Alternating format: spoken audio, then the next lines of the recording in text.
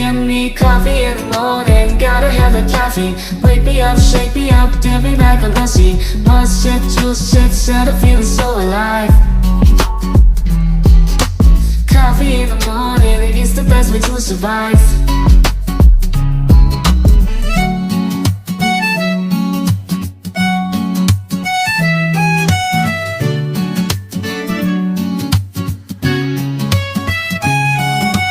Woke up in the morning, sleepy eyes yawning. Jumped out of bed, started the day, opened the curtains. Felt the cool breeze, the sun shining on my face. But something was missing, I needed my job to chase. Give me coffee and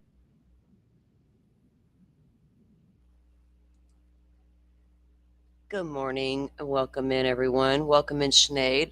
Good to see you as always. Hope everybody had a great weekend. We're going to get started here on day 5 of the Lori Vallow trial.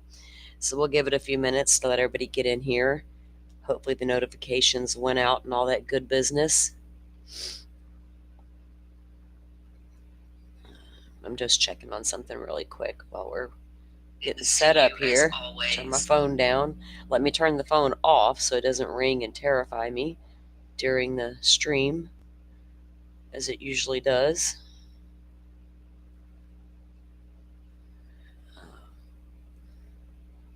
Okay, sorry, I was reading a message from my son. Yes, hit that like button, please. Good morning, Brightwell. Welcome in. Got a notification this morning from YouTube saying that my videos are getting a lot more views, and of course the stream is, and it's all a part of you guys, and I appreciate that. Every time you are here and every time you do watch a video when I do drop one or a short, I appreciate all of that because it just helps get what we're doing out there. I don't know why it continues to change my layout every time I turn around. Okay. So are you guys all geared up for day 5 of Lori? We're going to look over a little bit this morning of Nate did I had compiled the witness list, right? But Nate did a little piece. I think it was 2 days ago he dropped it, but a little piece about the witness list and where we are with this week. We already got through 1 week, and how many actual witnesses will Lori call, right? So don't know how much longer this trial is going to last. I'm thinking, gosh, I can't even imagine it going no more than another week. All right, look at there, Sinead, an OG for sure. Congratulations on that. 3 months. Yes, ma'am. We'll be doing another members only live here soon. Been thinking about what I want to do and getting that squeezed in with it'll be on the weekend. With everything we got going on. We do have another Kohberger hearing coming up this week. What day? I had that wrote down on one of my notes. I think it was yesterday's note. I'd have to look real quick. It's coming up this week, though, so we got a lot going on as usual. Karen Reed starts tomorrow, guys. I think they were having to do 2 more juror alternates today, if I'm not mistaken about that. So, with that said, I was wanting to cover the Karen Reed trial, but I want to finish. I'm going to see Lori through. So Miss Shorty will be doing recaps over. She's got the week off. She'll be doing recaps over on her channel at night, on the trial for Karen Reed, giving us updates. And I'm going to be over there every night getting those updates until I can start covering it once Lori's ends. I'm grabbing her link now to put it in chat for you guys, in case, for those of you who may not have it yet. We had Ms. Shorty on Sunday talking about Karen Reed, trying to get us all there, whoever isn't caught up like I am. So that was a good show. If you guys want to go check that out from yesterday, that live was all about Karen Reed. Now, Friday night, I was over on Miss Shorty's channel as a guest, and we had a big show on Brian Kohberger. So also go check that out if you're interested. But for now, we'll go catch her recaps during the trial until we can get to covering it ourselves over here. Welcome in, Asha. Good to see you.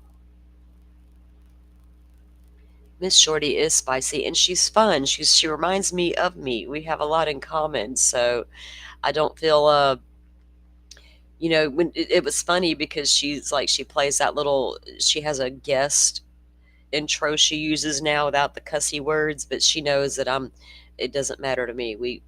She's a lot like me. We have fun over there. And I enjoy talking to her, her thoughts, her thought process, her intellectual, her thoughts about the cases. I love having good, intelligent conversations about these cases. Other than you know, the BS that's out there sometimes. So while we're waiting, guys, I don't think they're. Let me move my screen over here. And uh-oh, that didn't work out.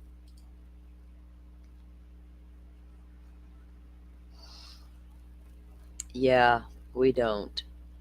Okay, let me get. Why is that doing that? Let me make that a little bigger. There we go. It has to be like that big so I can see it good. All right. I'm not sure what time Karen Reed's trial gets underway in the morning. I got to check later when I get a chance.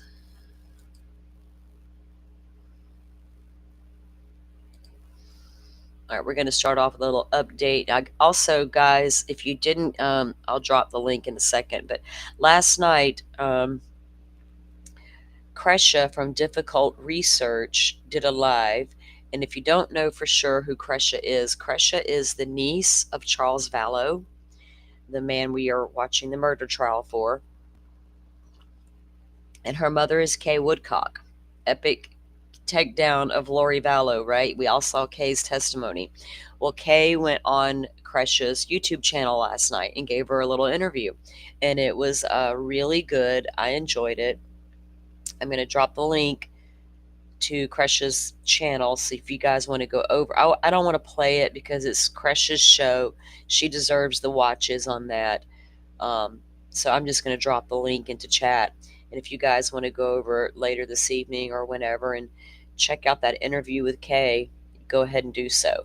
But what we do have here today is I have an interview with her husband, Larry, talking about Kay's reaction on the stand. And remember the comment, oh boy, in the beginning when she drank from the water bottle and said, oh boy? Well, her granddaughter heard her say that and looked at Pawpaw and said, uh-oh, Grandma just said, oh boy. So that must mean Kay's ready to roll. That's my take on that. So we'll look at that interview as well. Um, okay, we'll start with Nate's update on the witness list, guys. We'll start with that.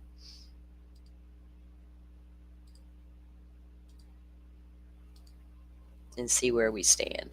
We know that the state has 21 witnesses. Here was the original list that they put out. You can see that they have several from the Chandler Police Department, Chandler Fire, Department of Public Safety, the Office of the Medical Examiner, the Office of the Inspector General, Banner Life Insurance, and civilians. Well, they went through 12 this week. Here's who is left. From the Chandler Police, we have Nathan Duncan, Jason Hunsaker, Nathan Moffat, Ariel Werther, and Cassandra Youngklin. We have heard from all of these people in the past in Idaho, except Jason Hunsaker. I don't believe we've heard from him. We've heard from Duncan, Moffat, Werther, and Youngklin. Then we also have the Department of Public Safety witness, Jeff Moberg. We have the medical examiner, Dr. Derek Baumgartner, and we have heard him referenced up to this point, but we have not heard from him in Arizona. Mark Sari, we heard him in Idaho. He's with the Office of Inspector General, and Robin Smith Scott with Banner Life Insurance. So we have 1, 2, 3, 4, 5, 6, 7, 8, 9 witnesses left. And I got to be honest, I don't think some of these will take very long to testify. Some may take longer, but I think that by this time next week, the state might be done or very close to done. That's just my pure speculation. I don't have an inside track, but I think that they're going to buzz through a lot of these witnesses, and then others, like the medical examiner, he might take a little bit longer, but that's who's left. Now on Lori's side, so once the prosecution goes through all of their witnesses, then Lori can call up her witnesses, we think. The issue is that Lori's team did not get out subpoenas. In fact, just this week, some people started getting subpoenas. One witness I know got a subpoena yesterday that told them to show up in court the day before. Somebody from Lori's legal office made a big old boo-boo, didn't they? Like, you don't subpoena your people in a day late. I was supposed to be there yesterday, Lori. But the prosecution state is still going on. The judge addressed this the other day in court and said, what do you want your witnesses to do? They're being told to show up at this time and that time. And she said, have them call my private investigator. So so you have that issue of confusion over the dates and whatnot. But the second issue is that the witness list was filed late, past the deadline. And so is the judge even going to allow them in, especially her expert witness, Lonnie Dworkin? The defense filing stuff late, but they want prosecutions to be sanctioned for doing stuff late. What can you do to the defense for doing stuff late? Be like, you don't get to make a defense, nanny boo-boo, you were late. General, Banner Life Insurance, and civilians. Well, they went through 12 this week. Here's who is left. From the Chandler Police, we have Nathan Duncan, Jason Hunsaker, Nathan Moffat, Ariel Werther, and Cassandra Youngklin. We have heard from all of these people in the past in Idaho, except Jason Hunsaker. I don't believe we've heard from him. We've heard from Duncan, Moffat, Werther, and Youngklin. Then we also have the Department of Public Safety witness, Jeff Moberg. We have the medical examiner, Dr. Derek Baumgartner, and we have heard him referenced up to this point, but we have not heard from him in Arizona. Mark Sari, we heard him in Idaho. He's with the Office of Inspector General, and Robin Smith Scott with Banner Life Insurance. So we have 1, 2, 3, 4, 5, 6, 7, 8, 9 witnesses left. And I got to be honest, I don't think some of these will take very long to testify. Some may take longer, but I think that by this time next week, the state might be done or very close to done. That's just my pure speculation. I don't have an inside track, but I think that they're going to buzz through a lot of these witnesses, and then others, like the medical examiner, he might take a little bit longer, but that's who's left. Now on Lori's side, so once the prosecution goes through all of their witnesses, then Lori can call up her witnesses, we think. The issue is that Lori's team did not get out subpoenas. In fact, just this week, some people started getting subpoenas. One witness I know got a subpoena yesterday that told them to show up in court the day before. But the prosecution state is still going on. The judge addressed this the other day in court and said, what do you want your witnesses to do? They're being told to show up at this time and that time. And she said, have them call my private investigator. So so you have that issue of confusion over the dates and whatnot. But the second issue is that the witness list was filed late, past the deadline. And so is the judge even going to allow them in, especially her expert witness, Lonnie Dworkin? Lori wanted to have him brought in to tell the judge what he could do or discrepancies. I'm not really sure what she wants him to tell the judge. And the judge had floated the idea of possibly holding a hearing today to talk about that, but that didn't happen. So we'll see what happens. But Lori's list for her witnesses are herself, which I think we all kind of want her to take the stand. She did not in Idaho, but remember, if she takes the stand, she cannot ask herself the questions. Someone from her team has to, and they have to be pre-written, so she can't just give a monologue. She can know what the questions are for sure and prepare herself, yes, but she can't know what the prosecution's going to ask her. And they can ask her whatever she opens the door to with her defense, they can follow up with. So we'll see if she takes the stand. She just might. She just might. Any and all individuals who have spoken with any witness, that is extremely broad, and I don't know what that means, and the judge is not going to, I don't know how that's going to work. Custodian of records for any and all exhibits. I was on the list. I've been struck from the list, so I will not be testifying. Vicia, Gabrielle Bonilla. Vicia was Tylee's one of her best friends. Gabrielle Bonilla, who I believe was the bishop of Lori and Charles. Joseph Ponsgratz, who was the landlord of the home. Ashlyn Rind, who was a friend of Tylee's, she testified in Idaho. Barry Cox is Lori's father. Zach Cox is Adam Cox's son, who was referenced the other day. Adam Cox, who's already testified, so I don't think he'll be back. She might call him back.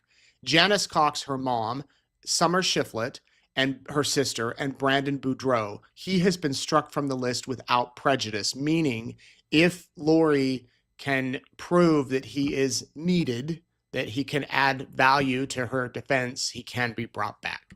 So that is her witness list. Will she go through all those, or will it just be her? I guess we'll see. What do you guys think about her witness list? Calling Tylee's friend is terrible. You know, she's going to open the door to bringing in what happened in Idaho. That's the only way it can come in. If Lori opens that door, right, and it's like when the judge asked her when she wanted to continue to question Nancy Joe about specifics of what her and Charles discussed, and the judge is like, "You sure you really want to go there?" And Lori's like, "Oh, I'll take lunch and think about it." She thought better about it. So it'd be interesting to see what she would ask Tylee's friend, right? What kind of questions could you ask a child?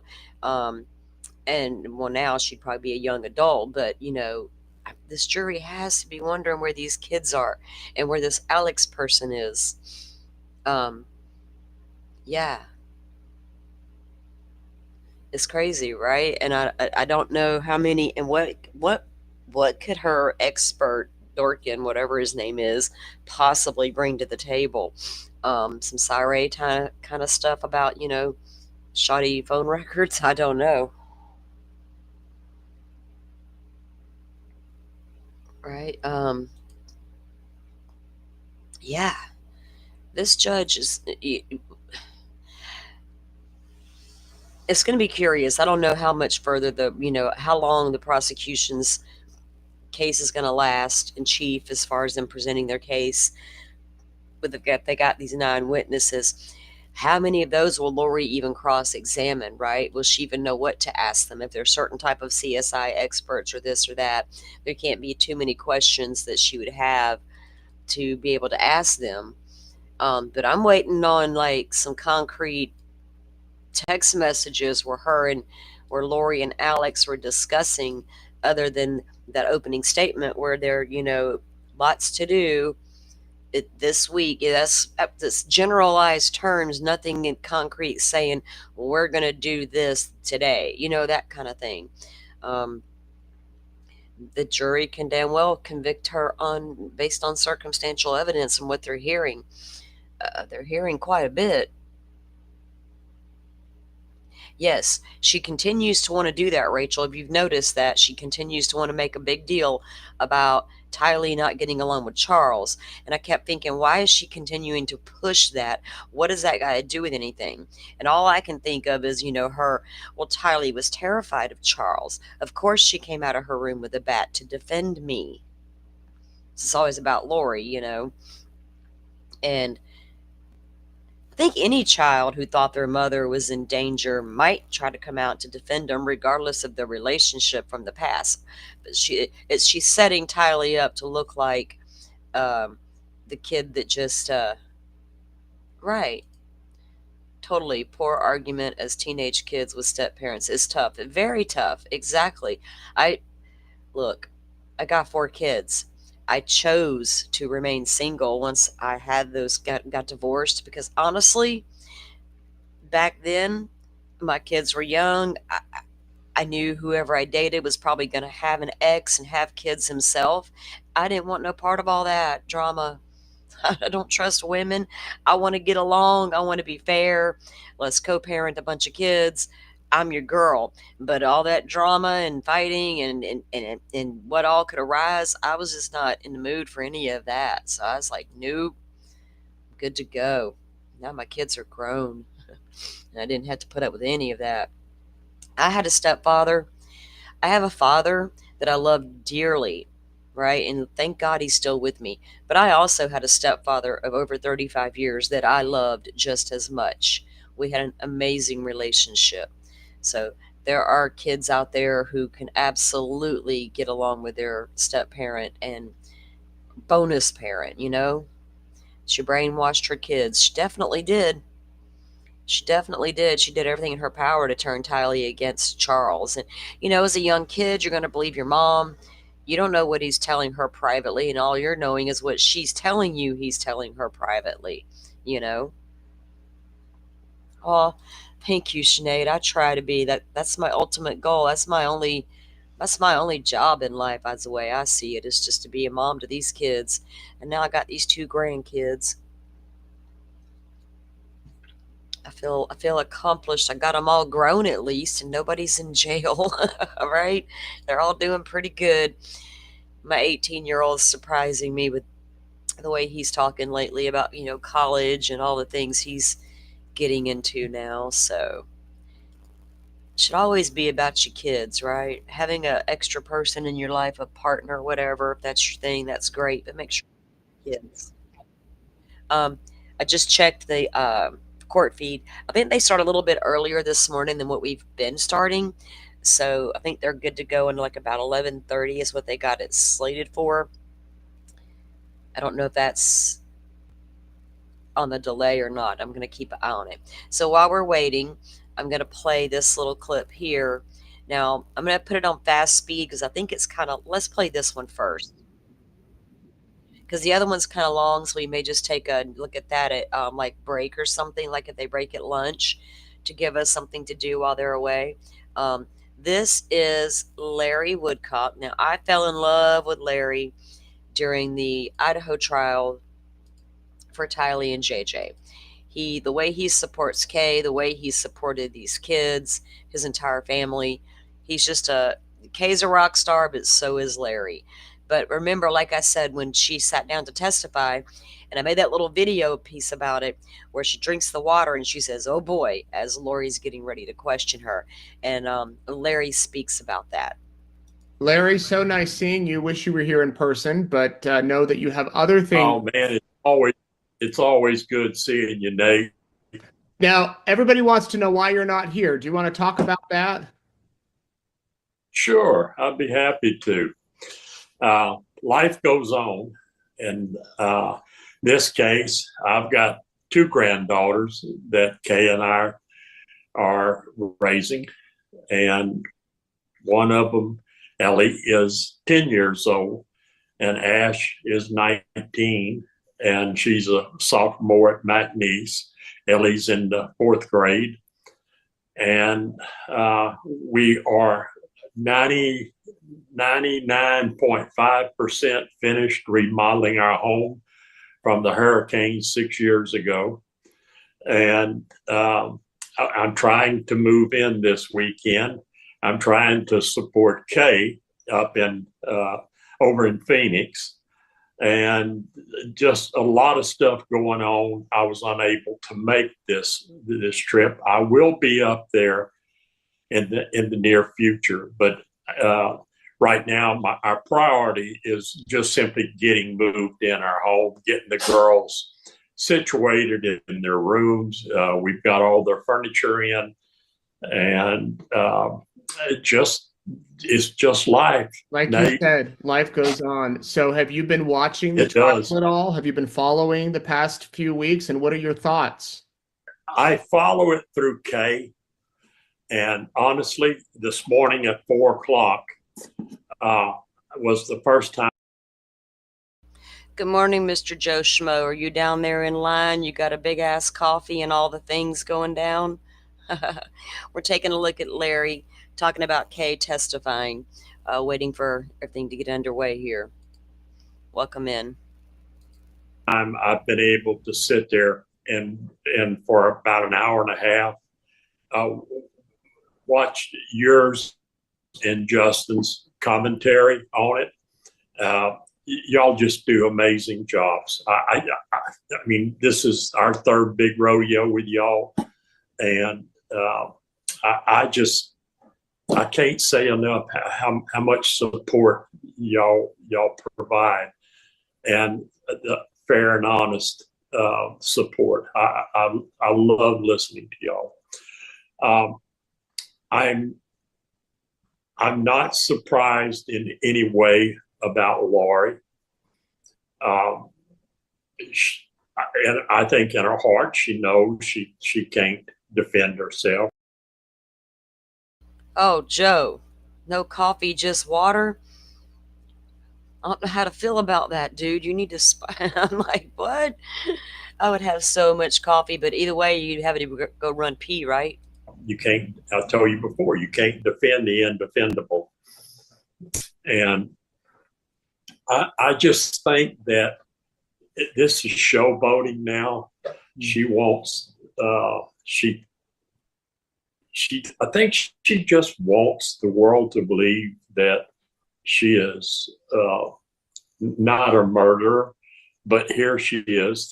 She's been convicted on 3 murders, and I don't know what she wants, but I know this here, that she'll never walk out of a prison alive. When she's Never. in prison, it'll be in a black bag. Plastic bag. Did you watch Kay's testimony yesterday, and what did you think of that? That was I finally found it. It's in its entirety, and I seen snippets of it, and I'm telling you, Kay has waited 6 years, Nate, 6 years to confront Lori, and then in the end, it absolutely proved that Lori was not going to, in any way, provoke Kay. And when I heard Kay say, "Oh boy," I knew then Lori was in for it.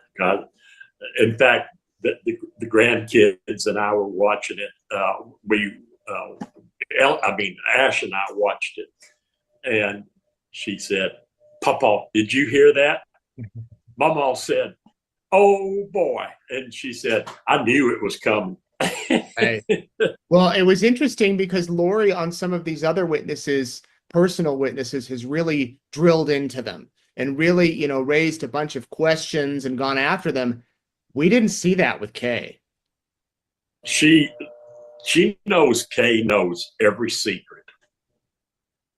And the last thing she was going to do was rattle that cage. It wasn't going to happen. I'm telling you right now, it was not going to happen. And I'm so proud of Kay. She answered the questions. She was thorough. Kay's not a highly emotional person. She never is. And I knew when she started crying on the stand that it was getting serious. And I think, and I know Lori knew that too. And I think Lori just knew maybe not to poke the bear. And I think she learned that a long time ago. Right. And just proud of Kay. Oh my God, she just did amazing work up there. Yeah, out of all the witnesses, other than Adam Cox, she probably knows Kay the best. Y'all think she knew better than to poke that bear? Because I think she did. Larry's right. I think Lori knew not to poke that bear. And we could all see how she shifted during her questioning from Kay compared to the way it was with Nancy Joe. I'm so glad that Kay finally got her chance, right? Joe, I made it to 4 o'clock this morning, but you know what I told myself?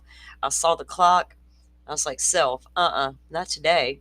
I went right back to sleep, which amazed me. And then I didn't get up till 9 o'clock. And I thought, oh shit, I'm late.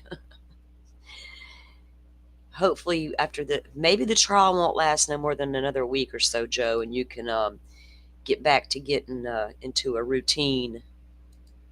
I would think. Oh, absolutely. Well, actually, I think that Kay actually knows Lori better than Adam.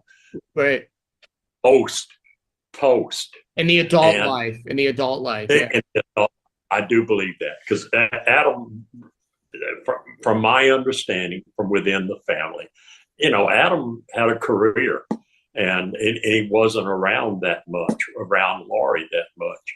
Right. And so I think the closeness that Kay and Laurie had for all those years, Kay knew her as good as anybody. Right. And like I said, I'm just proud of her. She did a magnificent job. Larry, did the interview with Dateline with Laurie, how she acted, did that stick out to you, or was that common for how you knew Laurie, how she interacted with Keith for those 90 minutes and kind of filibustered? And is that common, Laurie, or has she changed since her interactions with you years ago? I think Laurie has definitely changed. Laurie was never one to be aggressive as far as conversations and so forth. I mean, she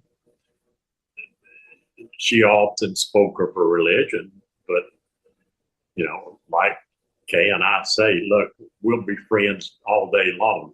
Don't mess with our religion, and don't mess with our family, and we'll get along fine. And so, does it surprise me, Nate? I don't think it did. I think what somewhat surprised me is her flirtatious ways with in the interview, and I think that was handled correctly.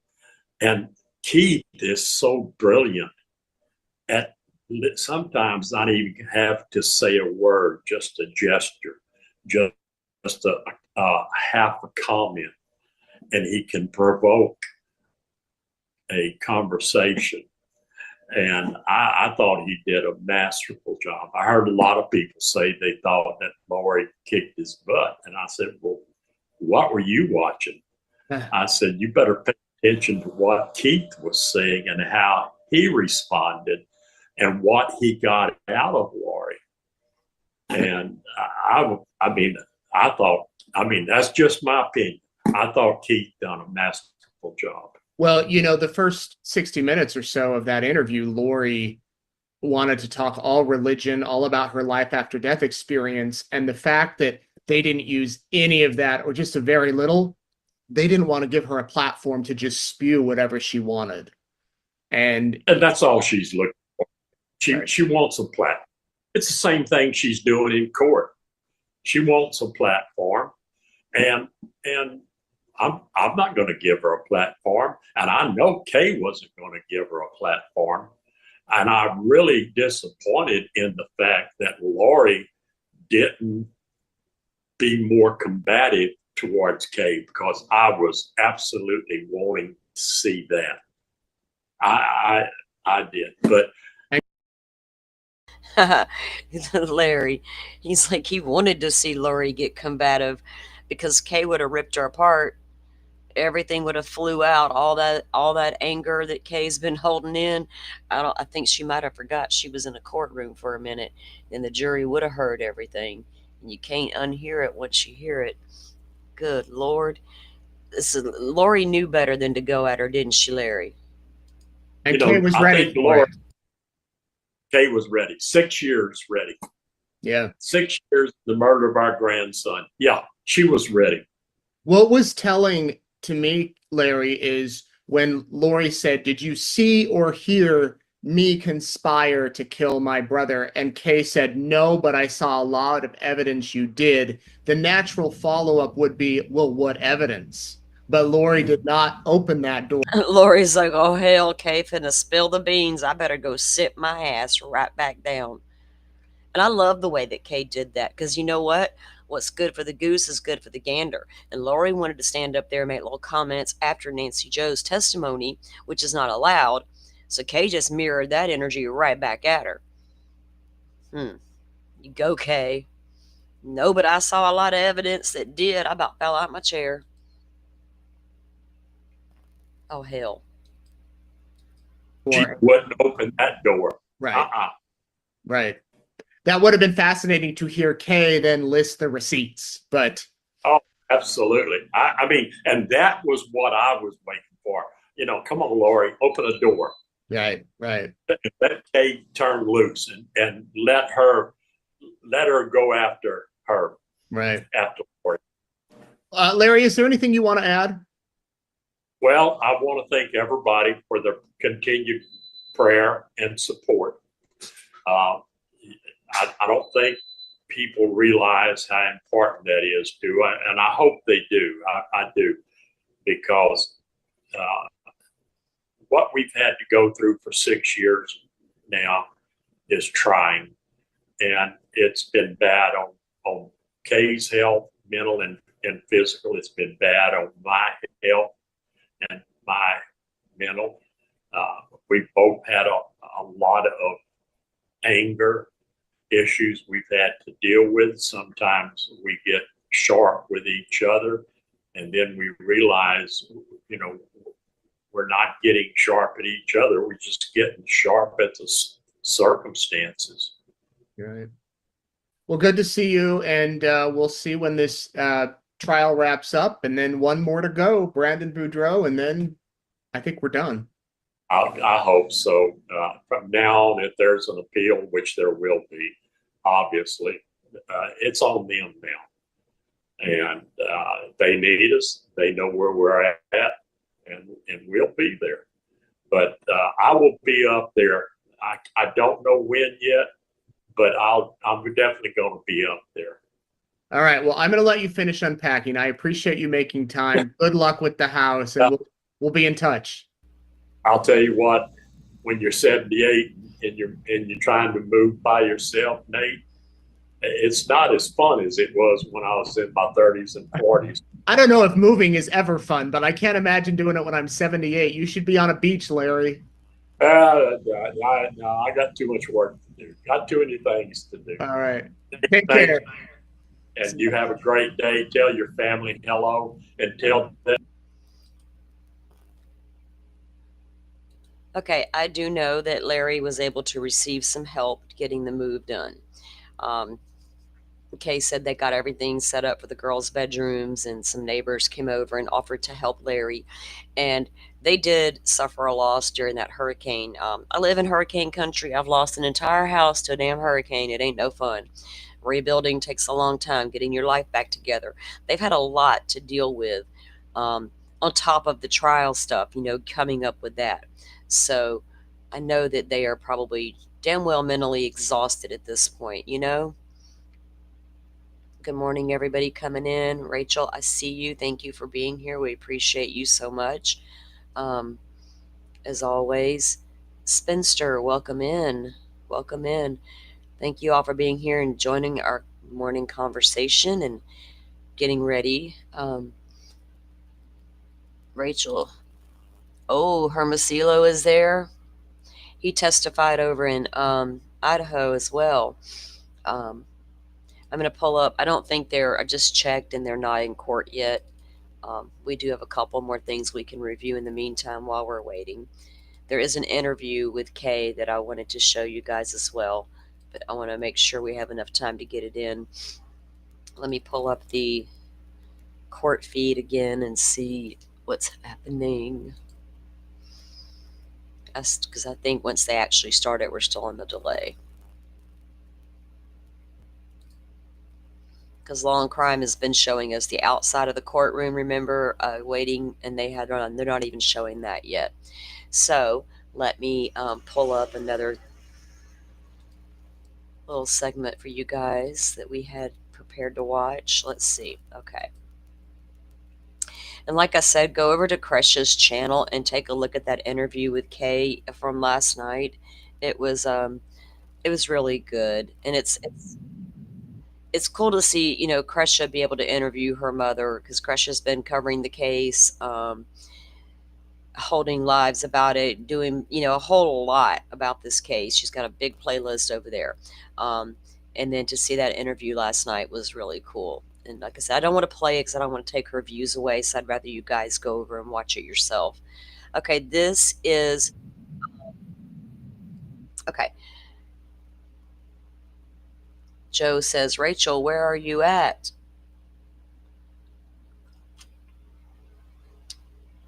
How are you getting your information, Miss Rachel? Are you boots on the ground like Joe? Oh, okay, he sees. He thought you were there, Rachel. No, I think Rachel's over there in another part of the country. Hello, Carlo. Welcome in.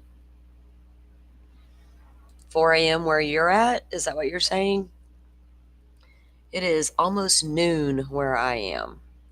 It's so crazy how we can all get in here and be on different time zones and everybody's awake at oddball different hours, right? All right. So this is like I said, this is an interview with Justin Lum. I'm going to speed it up just a little. And I'll keep an eye on the court feed as well while we're waiting.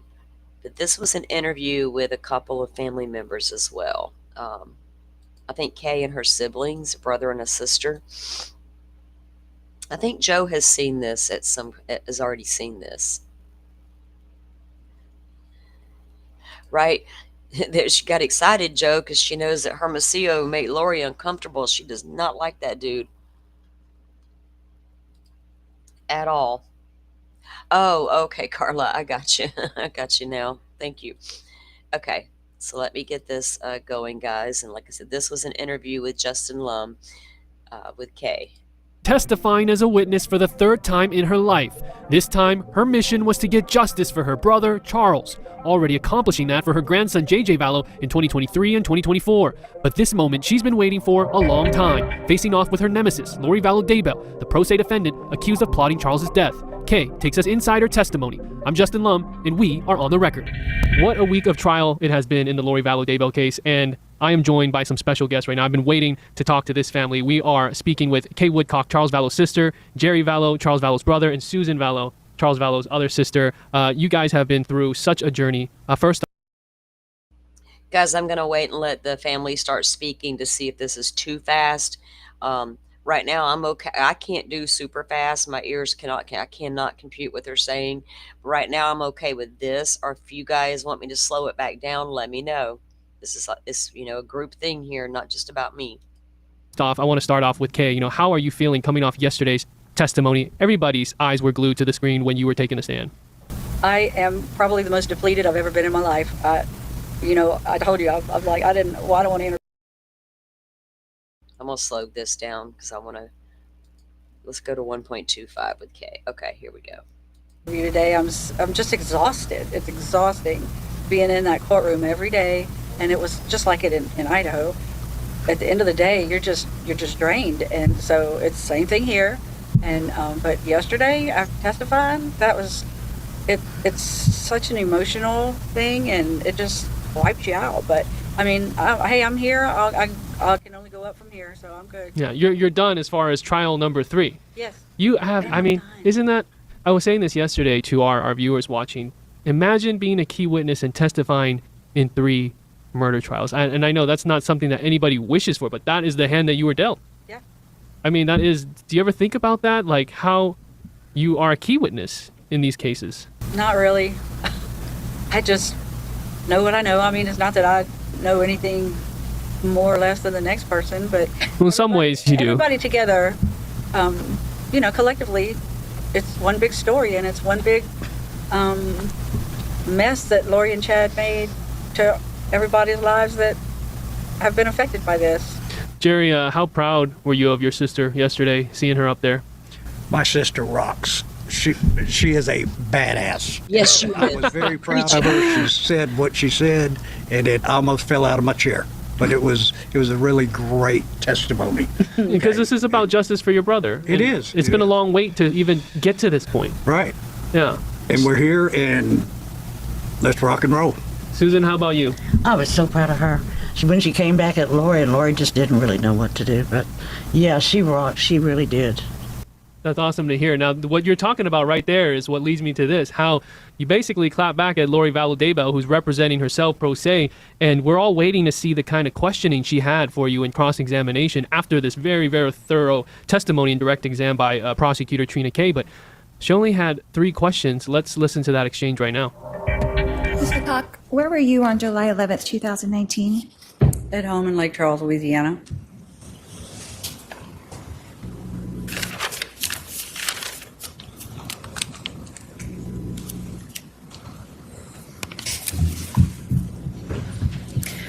Were you aware at all of the relationship between Charles and Tylee?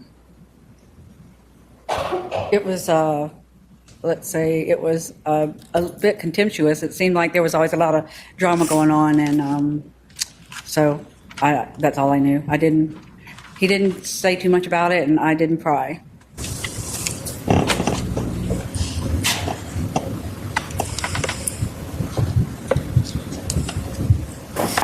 But you knew that there was some kind of contention going on with those two for I can't a while. hear you. I'm sorry. You did know love that there that was some kind of part. contention going on with those two for a while. Yes. Okay. And you weren't really aware of the events that happened that morning, were you? The morning of his murder? Of July 11th? No, I wasn't. Okay. Because you didn't tell me. Get her, Kay. Ms. Wicock, did you see or hear or personally witness me conspire with Alex Cox to kill my husband, Charles Vallow? No, but I saw a ton of evidence that did. Thank you. No further questions. Wow. So what we just saw there, that last bit of the exchange is The way her brother laughed, he's like, yes, sister. Get her, sister. I love it. Lori Vallow Daybell says, thank you, no further questions. But she had asked you if you personally Oh, good Lord. Don't start this stuff. What the hell just happened? I got good signal. All the things are happening good. What's going on here? Lori's like, I'll mess with y'all today. Lori, honey, you ain't got shit on us. Hold on, guys. Let me see here. Timestamp 5:56. Sometimes I have to do it this way. Bring it right back up and it'll come right back on. I don't know what the hell.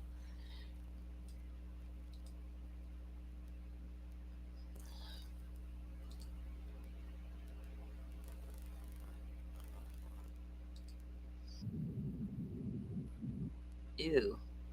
Sorry, I'm saying ew because something popped up that shouldn't have popped up and somebody I don't care for. Like, ew. Why are they even there? Okay.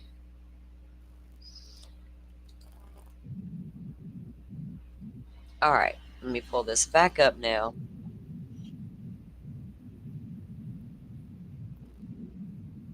All right. Let me get the screen back up.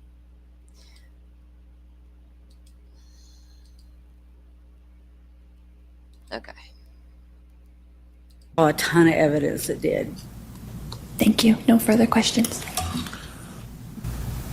Wow. So what we just saw there, that last bit of the exchange, is Lori Vallow Daybell says, thank you, no further questions. But she had asked you if you personally saw her conspire with Alex Cox to kill your brother, Charles Vallow. And you just said, no, but I've seen the evidence. Yeah. I mean, was that something that just came to mind, or did you foresee that happening because she had asked some witnesses that question at the end of cross? That just popped out of my mouth. I didn't have no forethought. I just said it, and after that, I was talking to Trina, and I said she could have objected to a lot of that. I don't know exactly what, and she said, "Oh yeah, but she's pro se, so she doesn't know what she's doing." Because after you said no, you did elaborate there. Yes. You threw some back. It's similar to what Nancy Jo Hancock did. Yes. Saying don't flatter yourself. Right. I mean, but that she left it there. I mean, that was another contentious cross-examination. But what was it like for you seeing Lori Vallow Daybell? Really, you've seen her in court, but this is you face to face, just like this, and she's asking you the questions. This is something you've been waiting for. This is the first time I have spoken with her one-on-one since March, in person, March 28th of 2019. That's it. That's how long it's been. So 6 years, and I've waited and waited for this. And when I found out she was representing herself, I was over the moon with gratitude that I would be able to speak to her. And I mean, I was nervous, but it's hoping I wouldn't open up the door to Idaho, or that's something we had to be very careful about. But I just, listening to the last few days' testimony, I feel like those jurors have to feel that there's something more that went on here. Yeah, I think that is not happening. necessarily here geographically, but in this whole story. Because I said the last time I saw JJ was in May 18th of 2019, and I bet I don't know. I think I putting myself in their place, I would be wondering, well, wait a minute, where's JJ now? I think the jury's definitely wondering, right, where is Alex Cox? Where is Tylee Ryan? Where is JJ Vallow? Where are the people that were at the home July 11, 2019? And I've heard her use these names sort of in present tense. And then I've heard witnesses, and maybe this was you, using their names in a past tense. Yeah. And I don't know what they're picking up on or how much they know. But I think at some point, as more evidence comes out in this trial, they're going to wonder why maybe they're not in the courtroom, right, why they're not called as witnesses, and then how much more does the door open? Because it almost really opened the other day when Lori wanted to keep on cross-examining Nancy Jo Hancock and we went to lunch. I truly feel that if they wouldn't have broke for lunch right there, she would have opened it, because she had to know that were talking about her the whole evening long. That's Lori's ego. That's Lori's narcissism. And that was so close. So I was, man, if I wish the judge would have broke for lunch then. Just 5 more minutes and she would have sunk herself. And maybe she learned from that. I don't know if her counsel told her, to not keep that witness on cross too long, because we saw her not even cross-examine her old friend Christina Atwood. There's some witnesses that she's just decided not to cross at all. When we get into the really technical stuff with police, there are some moments throughout court where the jurors are really trying to pay attention because they're being taken through this whole crime scene. I want to ask you two, what's that like, being in trial and you're seeing photos of your brother, you're seeing body camera footage, and it does bring up trauma, I bet, as you're going back to the crime scene. It wasn't a pretty sight to see, it really wasn't, but it was just hard to see. It really was, for me, Susan, and Kay, and everybody else. Yeah. But I'd seen them before, but not in such graphic detail. Yeah. And it was upsetting to me to see him sitting there laid on the floor dead, and it wasn't nice. I mean, he shot him in the chest, and he fell down, and he gets shot again. That's what the evidence is showing. The prosecution keeps hammering that home of how the projectile went through the baseboard and how it's very clear that Charles was flat on his back for the second shot. And then we even talk about the baseball bat and how there's no real conclusive evidence to prints that match Charles. And the whole narrative by Lori is that there was this huge fight. And I wonder about July 12th and on 2019, as you guys are learning about this fight, how did you wrap your minds around that the narrative was that this was self-defense at the time? I thought it was BS because it was a setup, and it was an ambush. Ambushed and executed. And that was the plan, and I think that's what they did. Larry truly believes, and as time has passed, I agree with them that we think Lori shot him when he was down. Alex said, "Here, you need to take a shot." I agree. And think about it, Wow. but I don't know. I don't know. Yeah. That's just our speculation. The only person. Can you guys agree with that?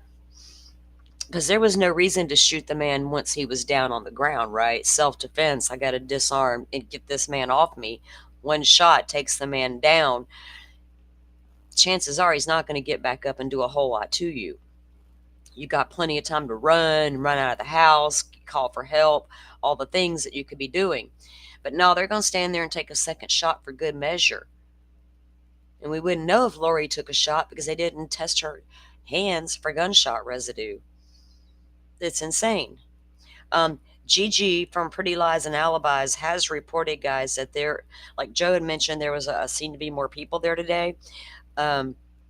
She's the one that was reporting that Hermosillo and Wheeler are sitting with Colby Ryan, who is Lori's son.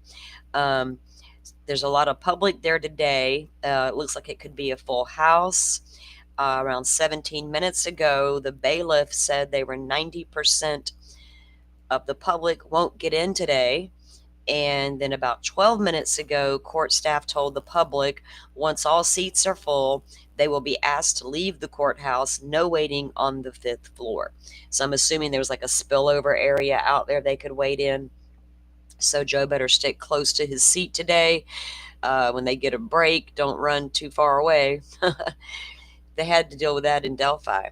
So I don't know if it's the pace of the media, if it's just more media there today, or if it's just more public. You know what I mean? I'm not sure. Still alive is her. Yeah. Out of that whole scene. Yep. And at some point, like we were just talking about the jury, when do they wonder about everyone else involved? They don't necessarily know that Alex died in December 2019. Right. Just the trail of death. I mean, it's overwhelming when we get into Idaho. And I told people this yesterday. I said I never see Kay get too emotional. It's been rare and occasional throughout this saga where you have cried. Yeah. And yesterday, when you went back to July 12th and finding out from Cole, Charles's son, that Charles was dead, and there was no information, and then Larry goes on Google. Larry is Kay's husband, and finding out the actual details. That's when you broke down. And what is it about that moment? It was just trying to wrap my head around it. And I mean, I'm the one that can handle an emergency situation. I don't react. I just keep my head collected and say, okay, what do I have to do? I have to take care of business first. And that's what I was trying to do. That's what I did do. I got to call my siblings, and so that's what I did. I started with the oldest and worked my way down, and called everybody. And it was a horrible time. I mean, it's whoever wants to tell anybody that, hey, I got some bad news for you. Charles is dead. That's all we know. And everybody's asking me questions, and there's no answers. You don't have the information. I don't have any information. Yeah.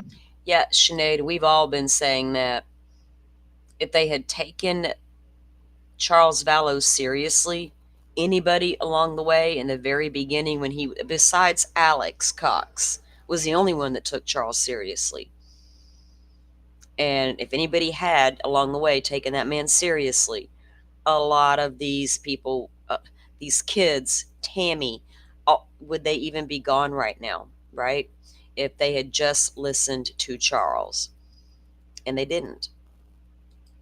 It's really sad. But I think after that, Larry and I called the Chandler detectives, but we didn't really learn that much. But I did, say, hey, we're going to be there at noon tomorrow, and who do we need to speak to? We need to talk. And anyway, it went from there. You said that in cross-examination to her. You said, you didn't tell me anything. You wouldn't tell me anything. Yeah. For whatever reason, she asked you, do you know about the morning of... And that it wasn't really a complete question. But. It was a... You know what it reminds me of? You know how a lot of times okay, there Charles was trying to get help, and he's being blown off and blown off. And then when you have women and young adult women who go missing, uh, families report them missing. Oh, well, they're just tired of their life and ran away from it. They'll be back, or you'll find them one day. It's like, when in America, unless a crime is right there with a body in your face, when do you take reports seriously enough to investigate them thoroughly enough, right? You have to. They got to, law enforcement needs to get away from not listening to families, because they know the people better than anybody. Could you be vindictive and just trying to start shit? Yeah, but it needs to be investigated. And then if you're over here filing and making false statements, then you're the one in trouble. Stupid question on her part. Like, what am I supposed to know? I was at home living life. Mm-hmm. And you literally told the court that you didn't know anything because everything you found out was on July 12th. Right. And you still didn't know a lot. Right. As far as the family dynamic between the siblings here, was Charles someone that you guys never really had to worry about? He's just doing his thing, busy guy, just living life. Yeah. Like, what? I've talked to Kay about Charles and his personality, but for you both, like, what was he like? You want to go first? Or Susan? No, you go first. Well, he was my big brother, my protector, taught me. When we were kids, it was just growing up. It was, we hung out a lot. We had a lot of the same friends. We'd go camping, fishing down the bayou and the river, and go play baseball. We'd always have plastic ball games in our backyard, and then we'd go to Little League or minor league and play ball, and it was always about baseball with us. But he was he was a protector and a fun guy to be around with. Lots of friends. Yeah, he has many childhood friends, and to this day, and a lot of them have reached out to us and reached out to me, and offer condolences, and it's They've watched this unfold. Oh yeah, it's amazing just some of the people that we've heard from, that like, oh, I don't remember you, or oh yeah, I do remember you. Hey, since I saw you last when I was 8. Yeah. So They came out of the woodwork. yeah. I heard from people I didn't even know that were Charles's friends. And they can find you through Facebook or whatever. And they did. And I got several calls, and I knew Charles and back when and this and that, and in college, whatever. But, And then when he was in college at McNeese, our university in Lake Charles, he was in Kappa Sigma, and I don't know. All I knew is they were always partying. So, and he had a lot of friends there too. It was. I went to a few of those parties. And I was still in high school, but so he's very likable and charming. Oh yeah. Oh yeah. And we hear the adjective is chivalrous, and the term gentleman. And even this witness Nancy Joe Hancock saying that he didn't have bad things to say about Lori. Even then, the night before he was killed, he wanted to make life good for JJ. I think that was the priority. No matter what was going on between him and Lori, he wanted to make sure JJ was in good hands. Now, you got the D-backs baseball shirt on right now. So, like, you've got the baseball love and experience, and you just talked about playing with Charles. Everyone that we've talked to about this case, and I think people will wonder, hey, this guy was a fit man, played baseball, semi-pro baseball, played in college, right? And if Alex Cox is saying that he got hit in the back of the head with the bat by Charles, I mean, I just want your take on that whole scenario. Alex Cox wouldn't have had a head left if Charles hit him with a bat. Boom. That was all the setup. That was phony. And we've seen the injury. I mean, I think it's described as a 1-inch cut. I've seen a close-up picture of it, and it was nothing. I mean, it barely split the skin. Well, it was ridiculous. If you swing a bat and just tap somebody with it, it's going to do...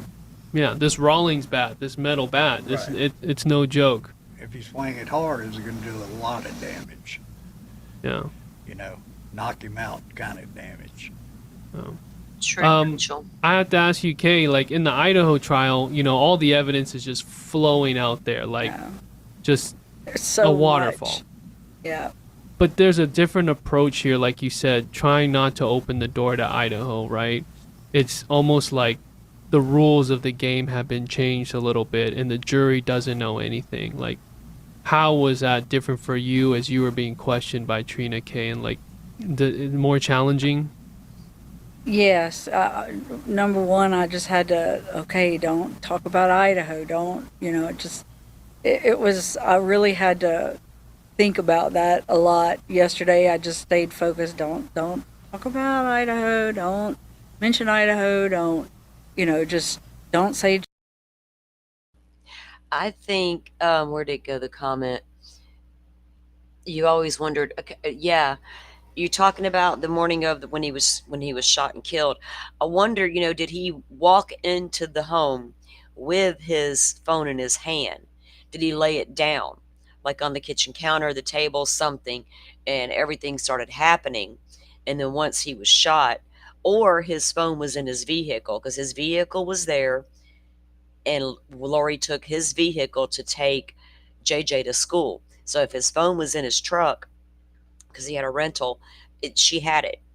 He had the phone there. She took it before the cops ever got there, and that's how she had that phone.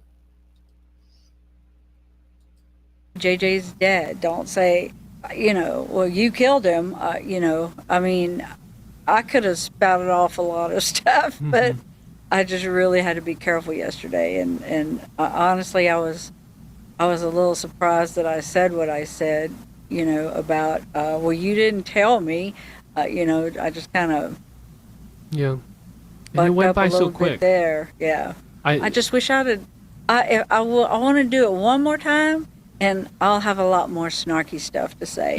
And were you surprised that she only had the 3 questions? God. I mean, I thought she was. was going to keep going. You know what I learned after my testimony? Some friends that were sitting on the front row with me, and they saw when Trina was questioning me, Lori was visibly shaking. She was shaking, trying to get her to turn the page on her pad. She was shaking. What? Yes, she was afraid, and I'm like, good.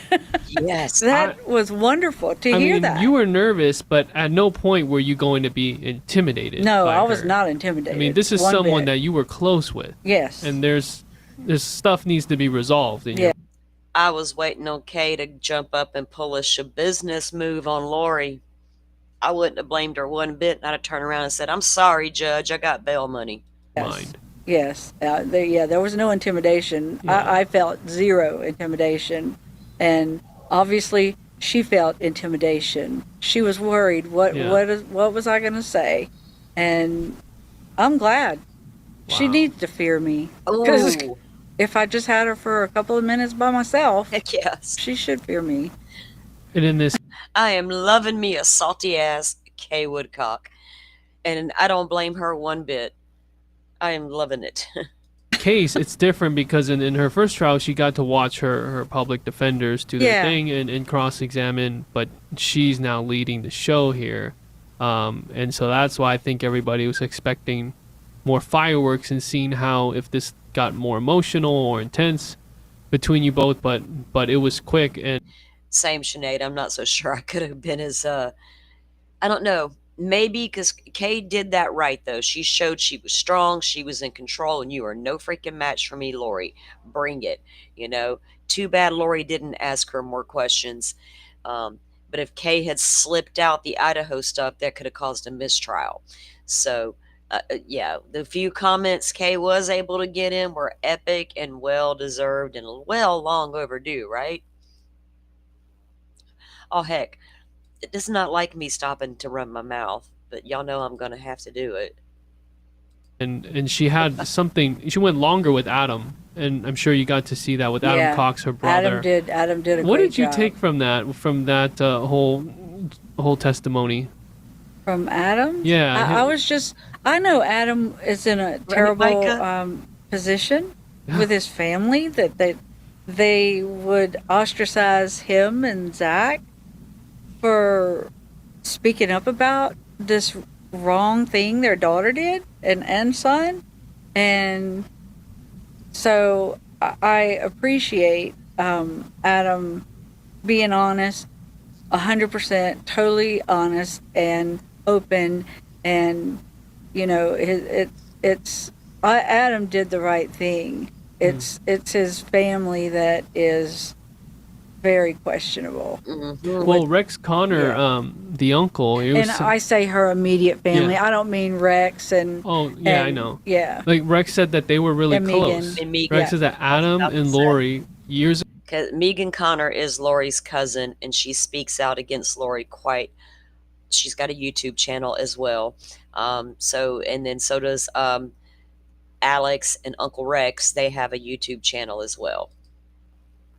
And then so does Kay's daughter, Crescia.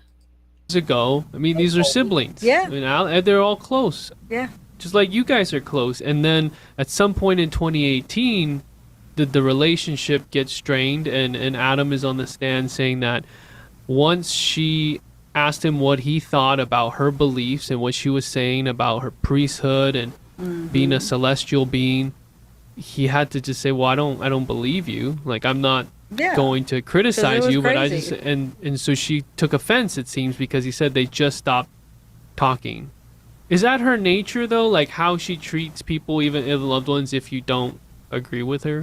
I never saw that, but what I did see over the years is it's like when Charles and Lori moved to Hawaii, See all those bracelets Kay was wearing? I wonder where I gotta message her. I want bracelets. We need bracelets, guys.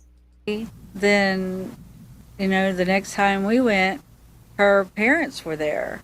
And I was like, why? It's like the family just followed her.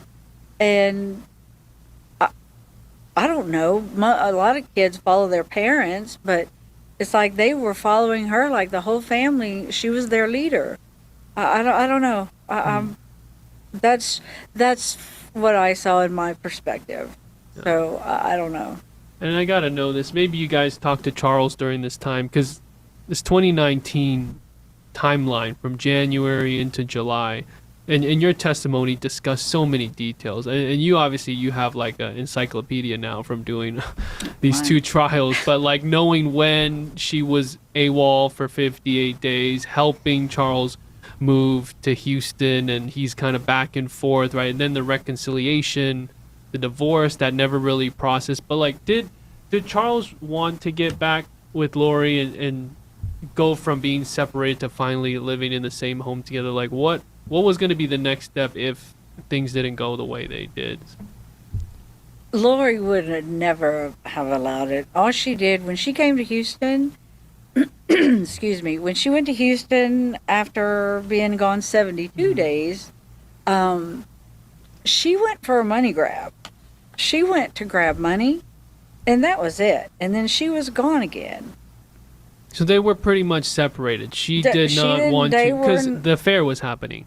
Yes, the already. affair was happening, and I have a bank statement showing where, because I knew when I looked at it, I didn't know what happened, but the weekend Chad Daybell was in Houston, and Lori was in Houston. There was a restaurant charge for, I don't know, $90 or something like that, and a hotel room charge, and I just knew that wasn't Charles and Lori. I knew it wasn't, and I don't know why I knew. I just did. And then as things have rolled out, that's exactly what it was. It was Lori and Chad.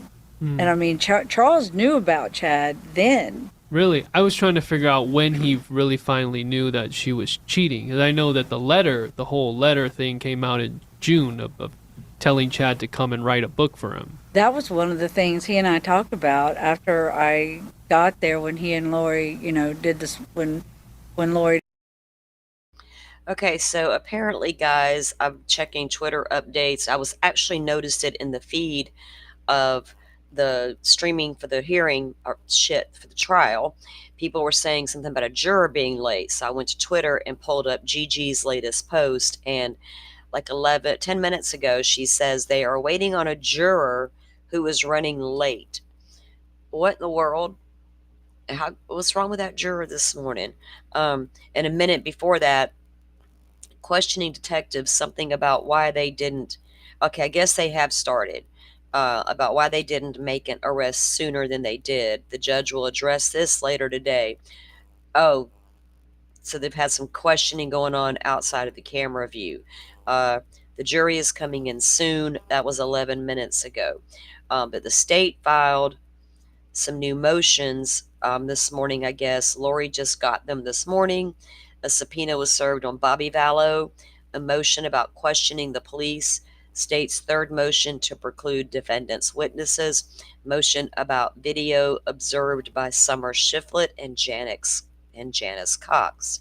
What video could that be? So this is part of the reason why they're late, is they're having some discussions about these motions that were filed, and apparently there's a juror late this morning. So there we go. We didn't come home, and that was just early February 2019. And one day we're talking, and he said, "Hey, she's sending videos to this guy," and I was like, "What do you mean videos?" And dance. She would get in her big room and dance. It was lined with mirrors, and she would record it and send it to this guy, Chad Daybell. And I was like, "Well, Charles, okay, you need to understand. I didn't see the videos. He described the video. Yes. Okay. And I was like, Charles, okay, she's either about to have an affair, or she's in the middle of one right now, because you don't send stuff like that. That's totally inappropriate as a married, as a married person. And no, All right, guys, not mean to keep interrupting, but I want to give you updates as I'm getting them. It appears, because I know last night, after Kay wrapped up her live with Kresha, I believe Joe was interviewing the juror from the first trial. Well, after that, I think Kresha's live ended around the same time Joe's did. Kay went over to his home, and so did Gigi, and I think they had dinner together. So I guess that's when the conversation between Gigi and Kay took place. But we had heard that Kay may not be in the court today, but Kay apparently will be in court after the medical examiner's testimony. She doesn't want to be in there to hear the details of that, and you can't blame her. Right, Tom, Sinead, exactly, it was Tom. He was having them over last night for dinner, so treating Kay to some dinner there. So yeah, I guess she had a discussion with Gigi. Now Gigi's been on this case, guys, all in deep in Lori Vallow's coverage. I watched a lot of her coverage back then. So I am keeping an eye on her Twitter feed, because she's got some good information in there. She says it's the most crowded that she's ever seen the courtroom since the trial started. So yeah, so it looks like they're trying to get underway there. So we'll let this continue to play, and I'll keep eye on the feed. he just didn't want to see it. He did not want to see it. It hurt him. It hurt his heart. And oh well, maybe not. So he was still. I guess he was still kind of doing like what I did when we couldn't find JJ. I wouldn't accept the fact that he might be dead, even when a detective told me in December they don't think the kids are alive, and I was like, wow, I won't believe it. I'm not December believing 2019. it. Yes. Detectives were already thinking the worst. Yes. And that had crossed your mind, even though it was a missing persons report at the time. But did it cross your mind? It never crossed my mind. Okay. The worst thing I felt Lori could.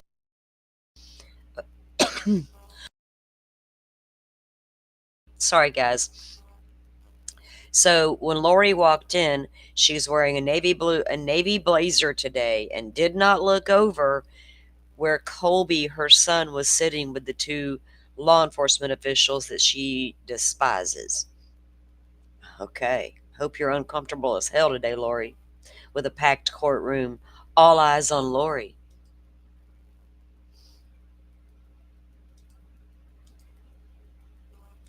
Goodness. I'm assuming the medical examiner will come in before lunch to testify if Kay's going to come in afterwards. You know what I mean? Could ever do to me, because she wouldn't hurt him. I just, that was the not even mindset. in my mind. But to me, the worst thing she could do to punish me would be to, since she was a single parent, she could have given JJ up to someone and then never told me where he was. She could have kept me guessing for years, for the rest of my life, and I would never have known. To me, that was the most cruel thing she could do.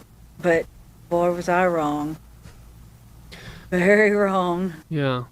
I know what you mean. It's basically leaving you without answers Yeah. for so long. And you're just going out of your mind Yeah, trying to make sure he's okay. Yeah. And then that percentage of thinking he's okay is just going down every day. Yeah. And then you obviously see her in Hawaii. You see the Yeah. video. That was just mind blowing. It really was. Who That was is January. That person? That Yeah. was it January 2020, or end February? of January 2020, where the That's video right. came out. That's right. Is that when you were like, okay, there's danger now because I don't see JJ on When, the screen or anywhere? No, I knew there was danger when Brandon got shot at. Okay. Then when October Alex 2019. died naturally, Y'all pay real close attention to what I don't think people really understood how deep it went, their fear, right, with all that was going on and happening around them. And I didn't even realize it till I heard Kay talk about this. Then it hit me and I was like, damn, I didn't even think about that aspect of it. So yeah.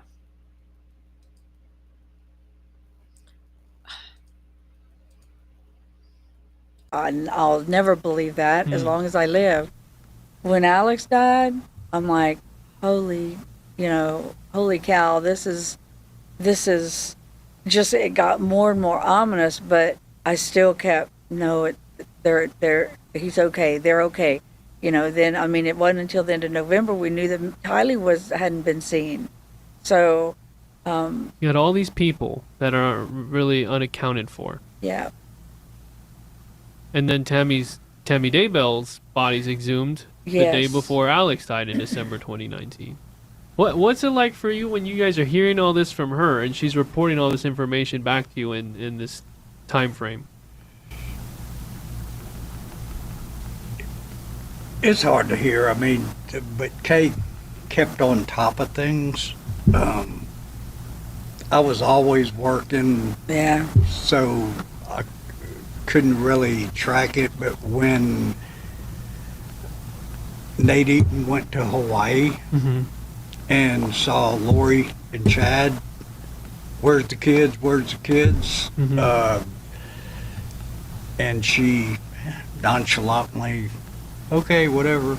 And that's when I kind of knew either she's hiding them in some cave somewhere or they're dead.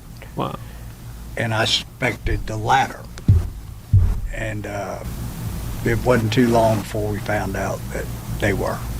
That was in February, March, April, May, June. Yeah, it was 4 months after that. Yes. But to see what she did to my baby sister really is beyond anything I've ever known. Because to look at her and see what she has gone through in the last 5-6 years, it's hard to look at.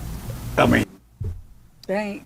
it's just, It's almost no, like, it hurts my yeah. heart I when see it. know. I was You just know? messing with you. It's just, Okay, so what I was referring to a few minutes ago about some of the things Kay's going to say, I think she actually said those on Cresha's live about what she had to do for her own protection during this time when everything was happening.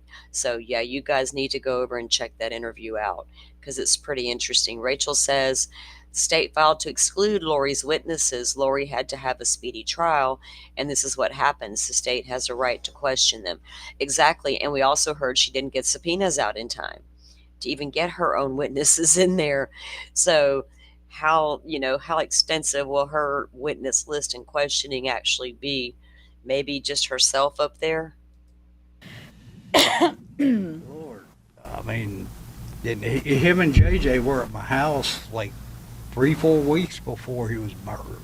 And JJ's in the my wife's china cabinet rearranging everything because he's a hyper kid. And she was in there with him. Me and Charles were talking, and he said, "Jerry, we're getting a divorce." And I said, "Well, I'm sorry, Charles. I really am." But we didn't go into detail. I didn't know all the stuff behind it, what was going on, because I guess the ego thing between brothers or something. I don't know. You weren't going to pry either. I didn't want to pry. How could you You're right. prepare for what he was telling the police back in January 2019 about being called a dark spirit and being threatened? I think that's at the time, and he confided in you early, but was he embarrassed about it, trying to figure out why this was happening, and how serious was Charles taking it? I mean, we know that he called the police because he was locked out of the house, but I mean, being called a dark spirit, you don't think that someone might take this literally and murder you or do any harm to you or your loved ones? Justin, I gave you the that email that Chad had sent Lori in January of 2019, where he labeled dark and light and numbers, and there were all those attachments to it about I don't even know, but all that I didn't understand it. I totally didn't understand it, so I didn't talk about it. And I know you asked me a few times, can I release this? And I was like, no, I didn't know. I didn't understand what all it was. Yeah, trying to grasp it. I think that was my challenge too, is how do I explain this and report this and lay down the facts of the correspondence and prove the correspondence between Chad and Lori via email, verifying the emails. Anybody could come up with a Word document, but obviously now it's all been proven that this was going on. This information was not just being exchanged on the internet, but in text messages and in these group meetings, and they're talking about death percentages. I mean, this is all now on the record through the Idaho case. But getting back to Arizona, I mean, we've got 12 witnesses that have your witness number 12. There's supposed to be 21. I mean, what do you expect to come in this next week or so? I have no idea. Just I'm there for whatever happens. I gave up trying to guess the next thing in any of this, so I'm just there for whatever happens. 5 civilian witnesses have gone, obviously including yourself. But in the Idaho trial, we did get a roadmap of there's just so many text messages that are probably going to come out via Chandler PD between Lori and Alex and Lori and Chad, and kind of Charles's concerns are being verbalized through text and emails. Have you guys been able to look at the jury and their reaction? I'm not good at reading people like that. I did notice.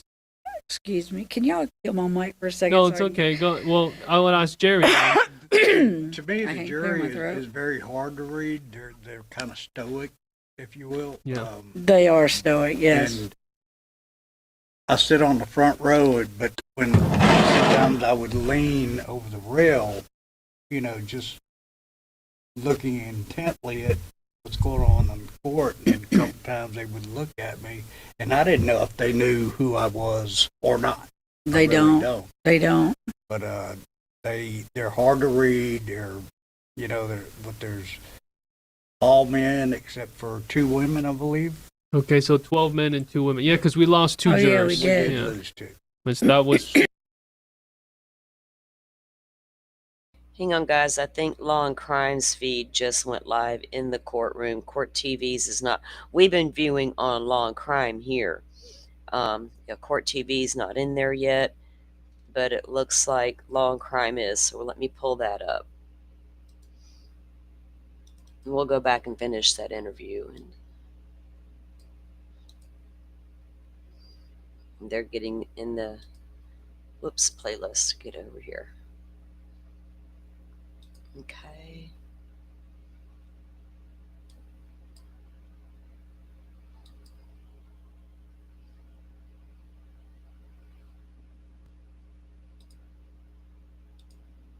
Why is it not? Hold on.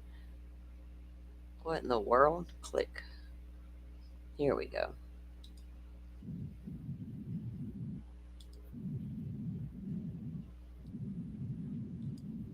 Let's make sure. I'm gonna start it so we don't miss what we only miss like a second.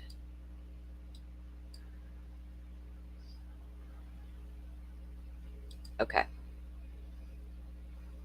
Everything's up as loud as it'll go, guys, and they haven't turned on the mic in the courtroom yet. All right, we're on the record. State of Arizona versus Daybell.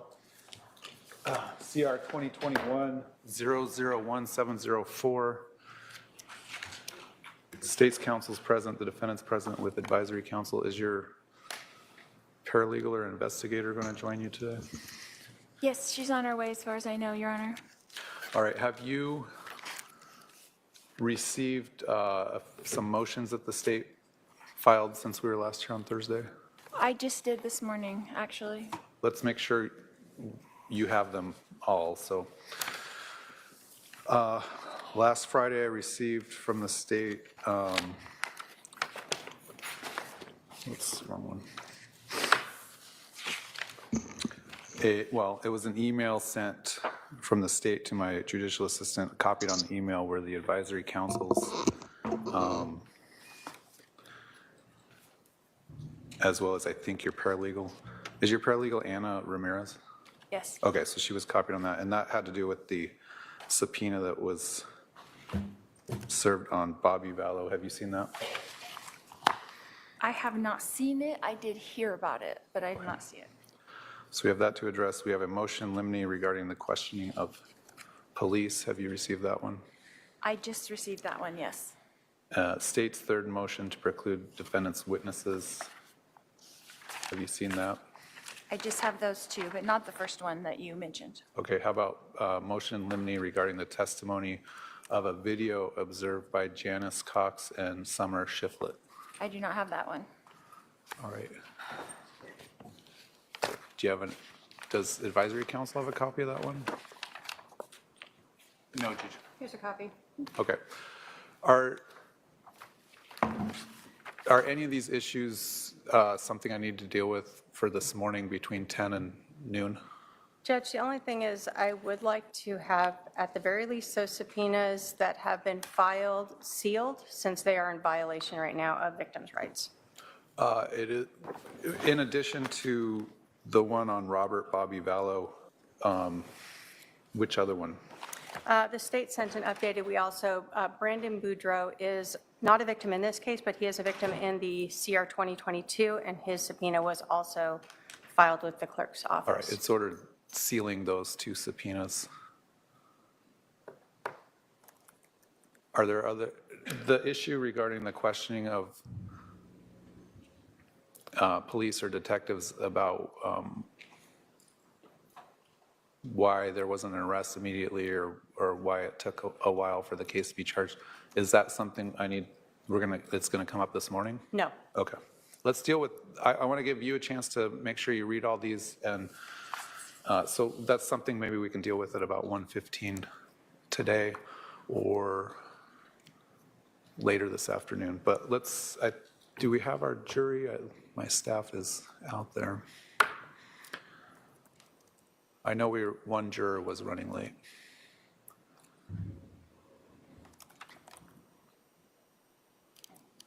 Do you want to have your next witness waiting in the back? Sure. Why don't we do that?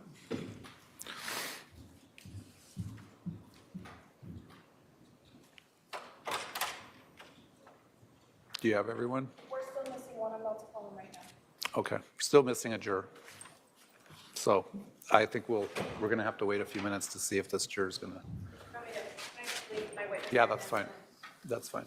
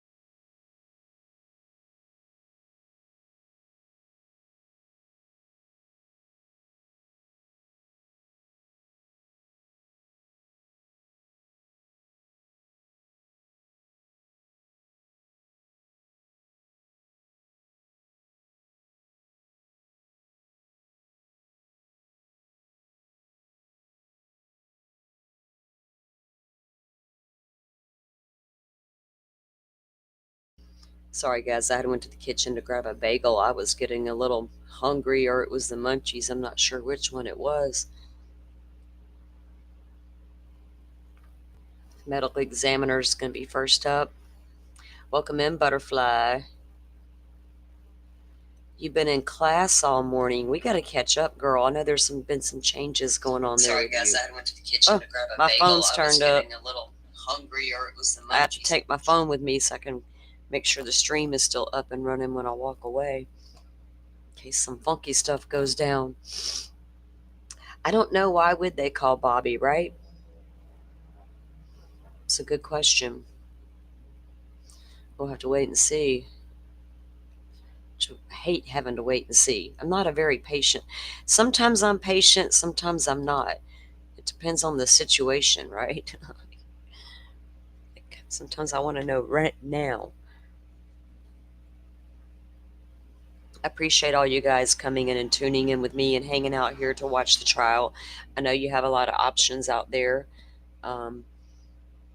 So I do certainly appreciate it.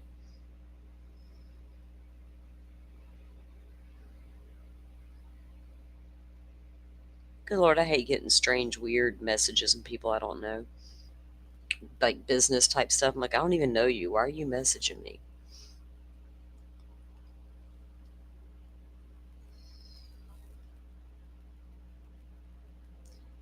Rachel says, I don't understand why Lori would want her family to testify.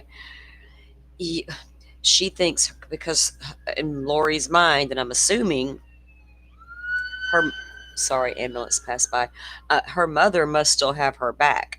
Now, Summer came out supporting Lori, but then as the trial progressed in Idaho, remember she came out with her little Facebook post about being wrong and accepting what her sister had done.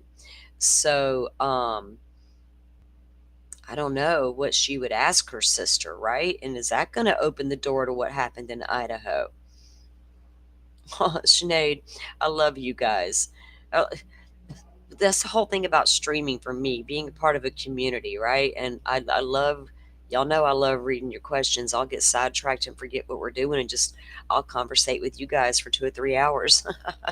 So I love looking at your comments because that's why you're here, right? Also, to be a part of the community of like-minded people into true crime and discussing all the things. So that's why I'm always reiterating this is like a group thing for you guys. And if you guys ever have any suggestions or want to see things done a certain way, or if you'd like it this way, it won't offend me. Email me, drop a note in the comments section. I was having a conversation with Firefly about moving forward on the way we cover trials. We cover them live.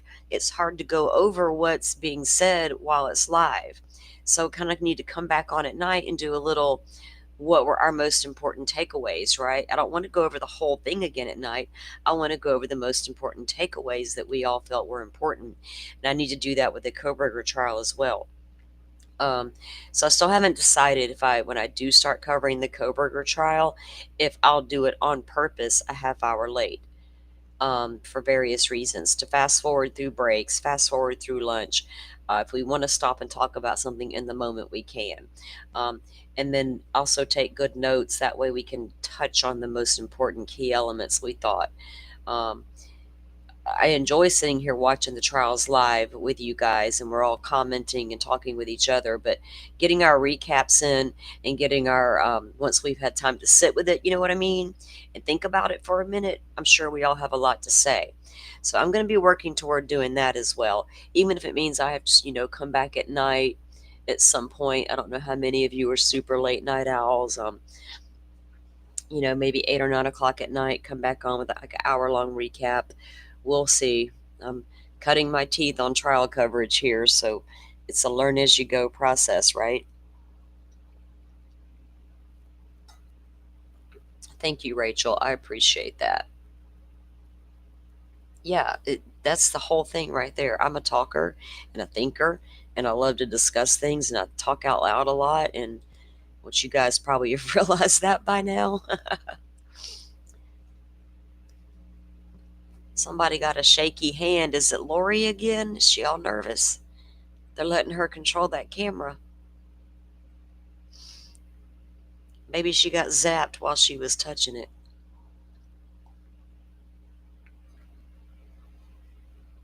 Too bad they didn't give Kay the zapper that day. Damn it.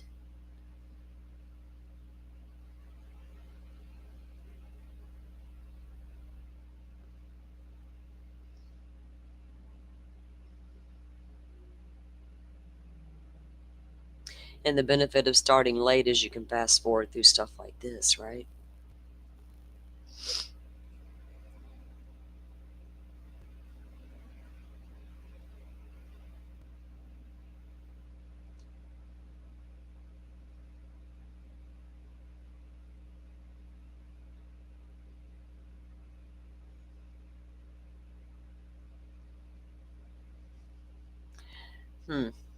Wonder what Joe's sitting there doing.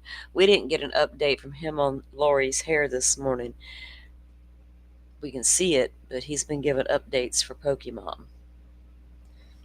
I'm going to go check Twitter thread just in case there's anything. Whoa, she's tweeting away. She's a tweeting fool in there. Okay, let's see. Oh. Okay. Yeah, 24 minutes ago, the medical examiner was the first one on the stand. And about 18 minutes. My staff said that he's coming through security right now.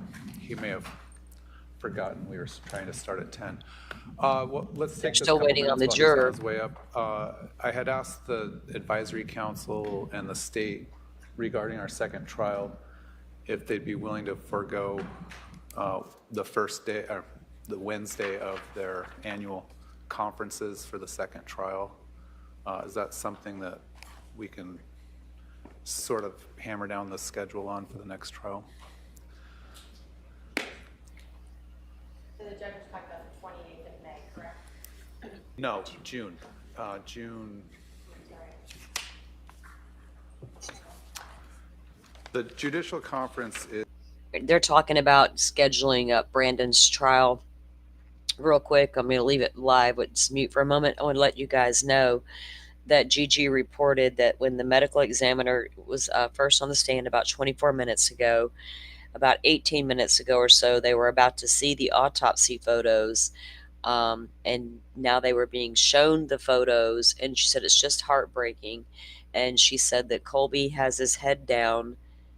He always said Charles was the man who was dad to him. Aw. That's a yes. Yeah, sorry, okay. Yes. So the remote questionnaire would be similar to the one we did for this trial. It would go out the week of probably May 19th. And we can set the cutoff date, maybe the 23rd, to give the parties a chance to go over it. And then we would meet to go over those remote answers on May 29th, the afternoon, 1:30 on. and then we would bring in the walk-in jurors and in-person follow-up voir dire for May 30th, and anticipate opening statements and starting the evidence on Monday, June 2nd. I'd like to go June 2nd through Friday the 6th. I'd like to go June 9th, and maybe part of Friday morning into the noon hour, the 13th. So 2 full weeks there. The next week will be dark. Then 3 days, June 23rd through 25th. And then June 30th through June 3rd. That's over 3 full weeks of trial. I think depending on how much longer this trial lasts, we'll be able to tell if that will be enough time or not. So I'm just putting that out there for planning purposes for everyone. Is our juror here yet? Yeah. I know for March 20th, you said the afternoon. Could I recommend the morning just because we have 3, you're going to, Which date? for the pre-screening on March 20, Not March, May. May 29th, sorry. If we go in the morning, if we have 300, I know we took most of the morning on, for this trial to go through 200 or 160. I just am concerned if we only do it in the afternoon of the 29th. Here's my issue is I was scheduled to be out of state, and I'm actually going to fly back early that morning to get this done. So we can start at 12:30 or something like that, but I don't think I can get back early enough.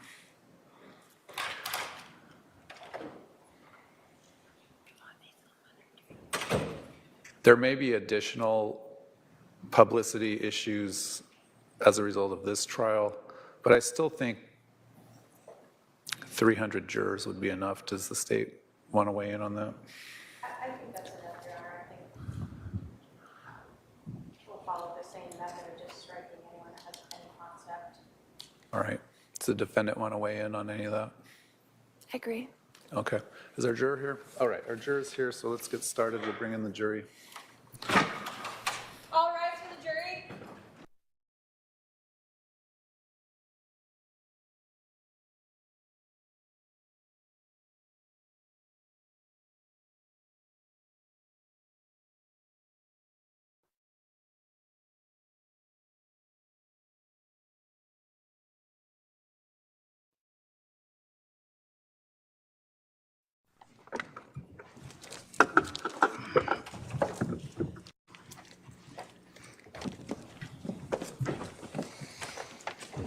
All right, please be seated.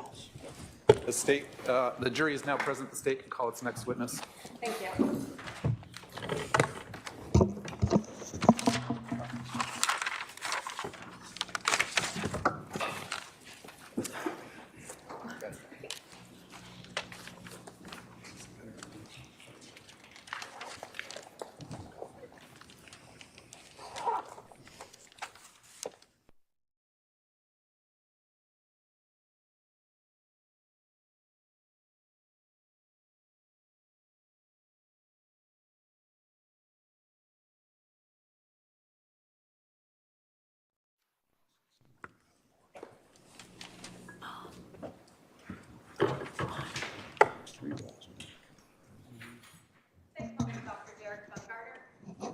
All right, sir, come on up.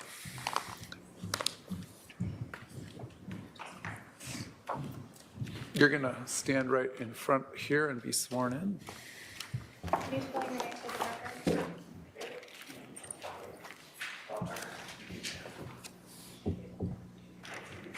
Please raise your right hand.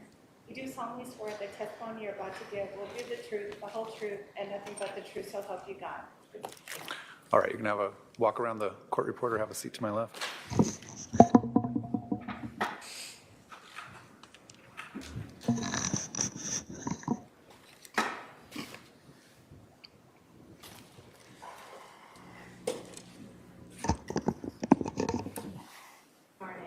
Good morning. Please introduce yourself to the jury. Hi, my name is Derek Baumgartner. I am a medical examiner at the Maricopa County Medical Examiner's Office. What do you do there?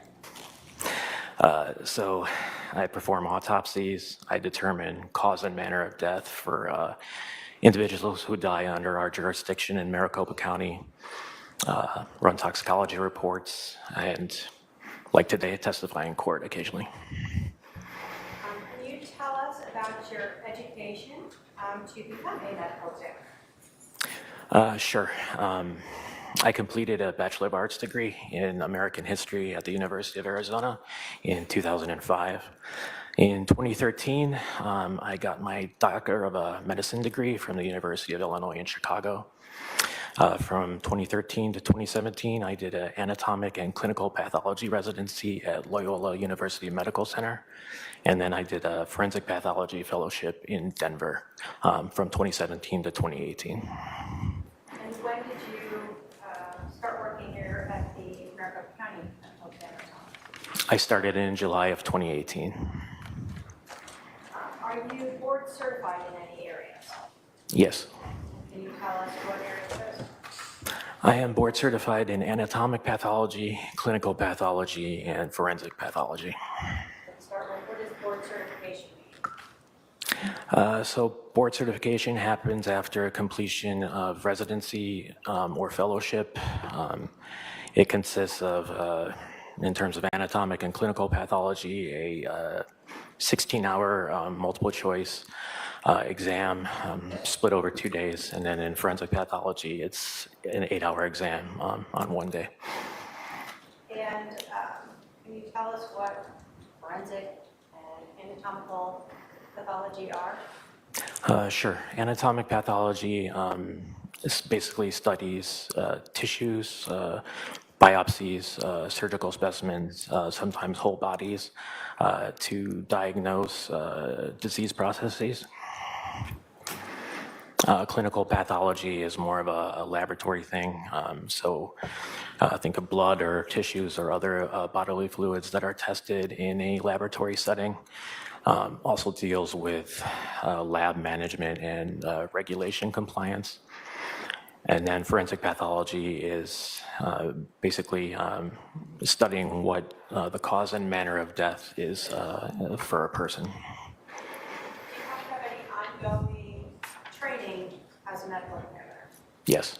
Is that something you do annually? Yes.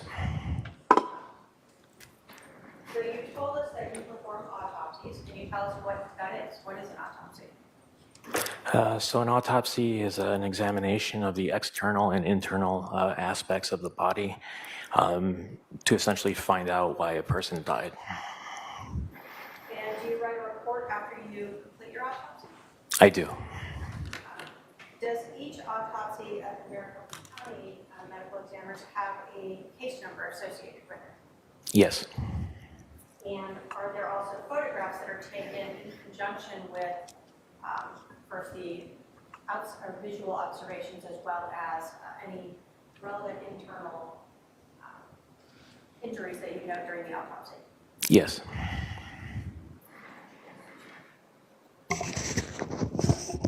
Thank you. I want to talk to you about July 13th of 2019. Did you perform an autopsy on a Leland Charles Anthony Vallow at about 8 in the morning? I did.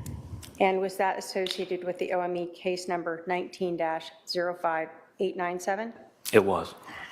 You told us that were photographs taken sort of throughout the process of your autopsy, correct? Correct. And if I can have my paralegal bring up to the witness 152 through 179 that have previously been shown to defendant.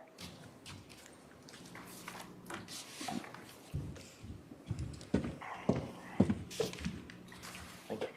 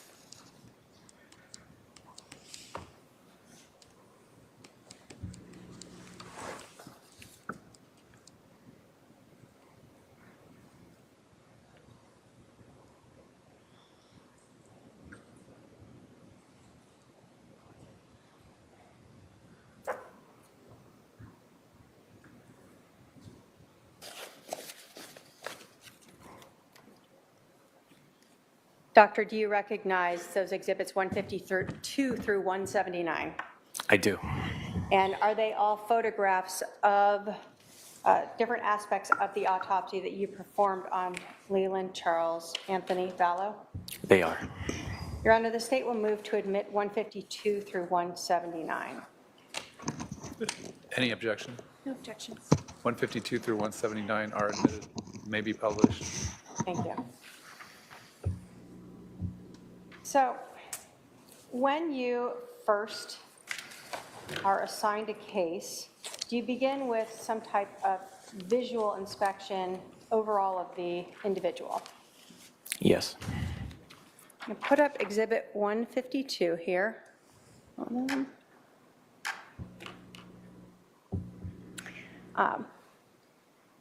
In every autopsy is a photo like this taken. Yes. Why is that? For identification purposes. And is that the OME number we were talking about that is associated and that we see in all these photographs? Yes. When you were first beginning this autopsy, do you take measurements of the height and weight of Charles Vallow? Yes. In this case, did you note those in your report? I did. Do you recall that information off the top of your head right now? I do. What was his height and weight? Height was 71.5 inches. Weight was 207 pounds. So just under 6 feet tall? Yes. As you were doing an external review of Charles, did you note any injuries to the front of his face? No. Did you look at the back of his head? I did. Did you note any abrasions or contusions? No. Can you tell us, what does abrasion mean? An abrasion is a scrape that takes off the top layer of skin. And a contusion? It's otherwise known as a bruise. It's a breaking of blood vessels that causes blood to pool underneath the skin and in the soft tissues. So, if we have seen photos of Charles Vallow laying supine on the floor of the residence, did you note any abrasions or contusions at the back of his head that would have been consistent with him being shot and falling straight back? No.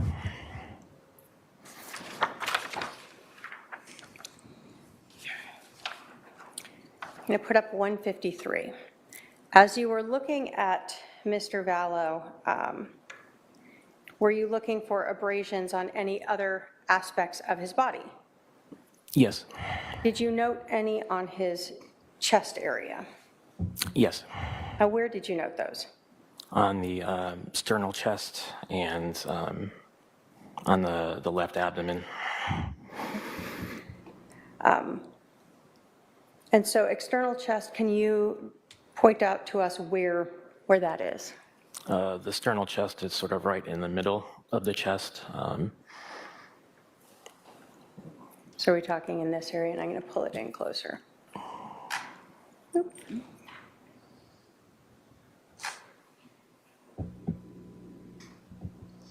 So if we see this wound here, where are we talking in relation to that?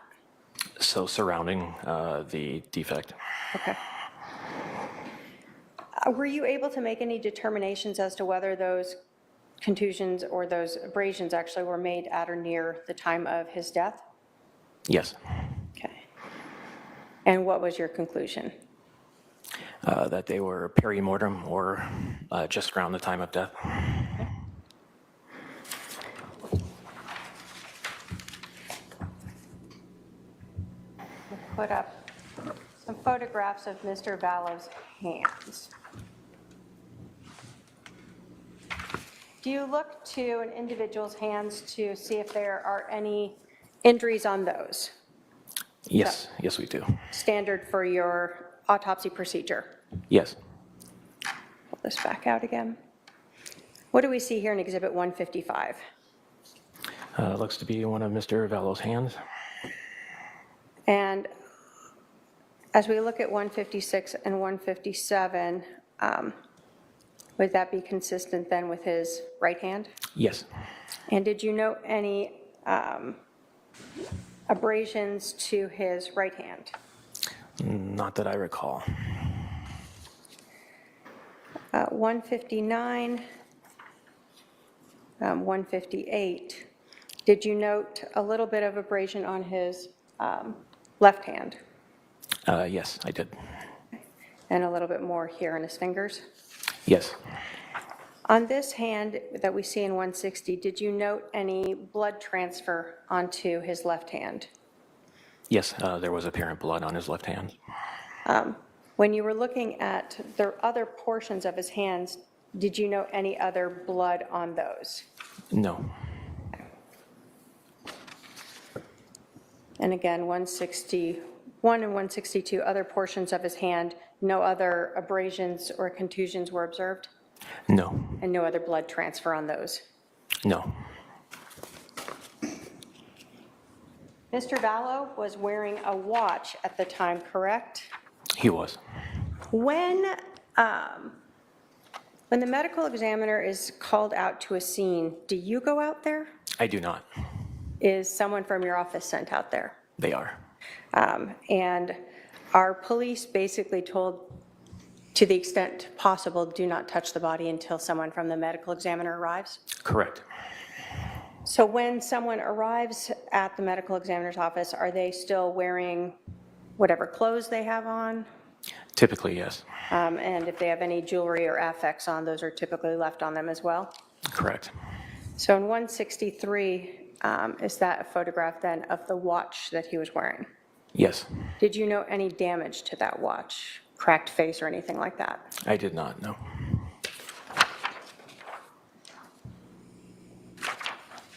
Put up exhibit 154, just so it orients better. What are we seeing here? These are Mr. Vallow's lower extremities. And did you note any abrasions or contusions on his legs? Yes. Where did you note those? On both knees. Were you able to make any determination as to whether or not those occurred at or near the time of death? They appear to be perimortem as well.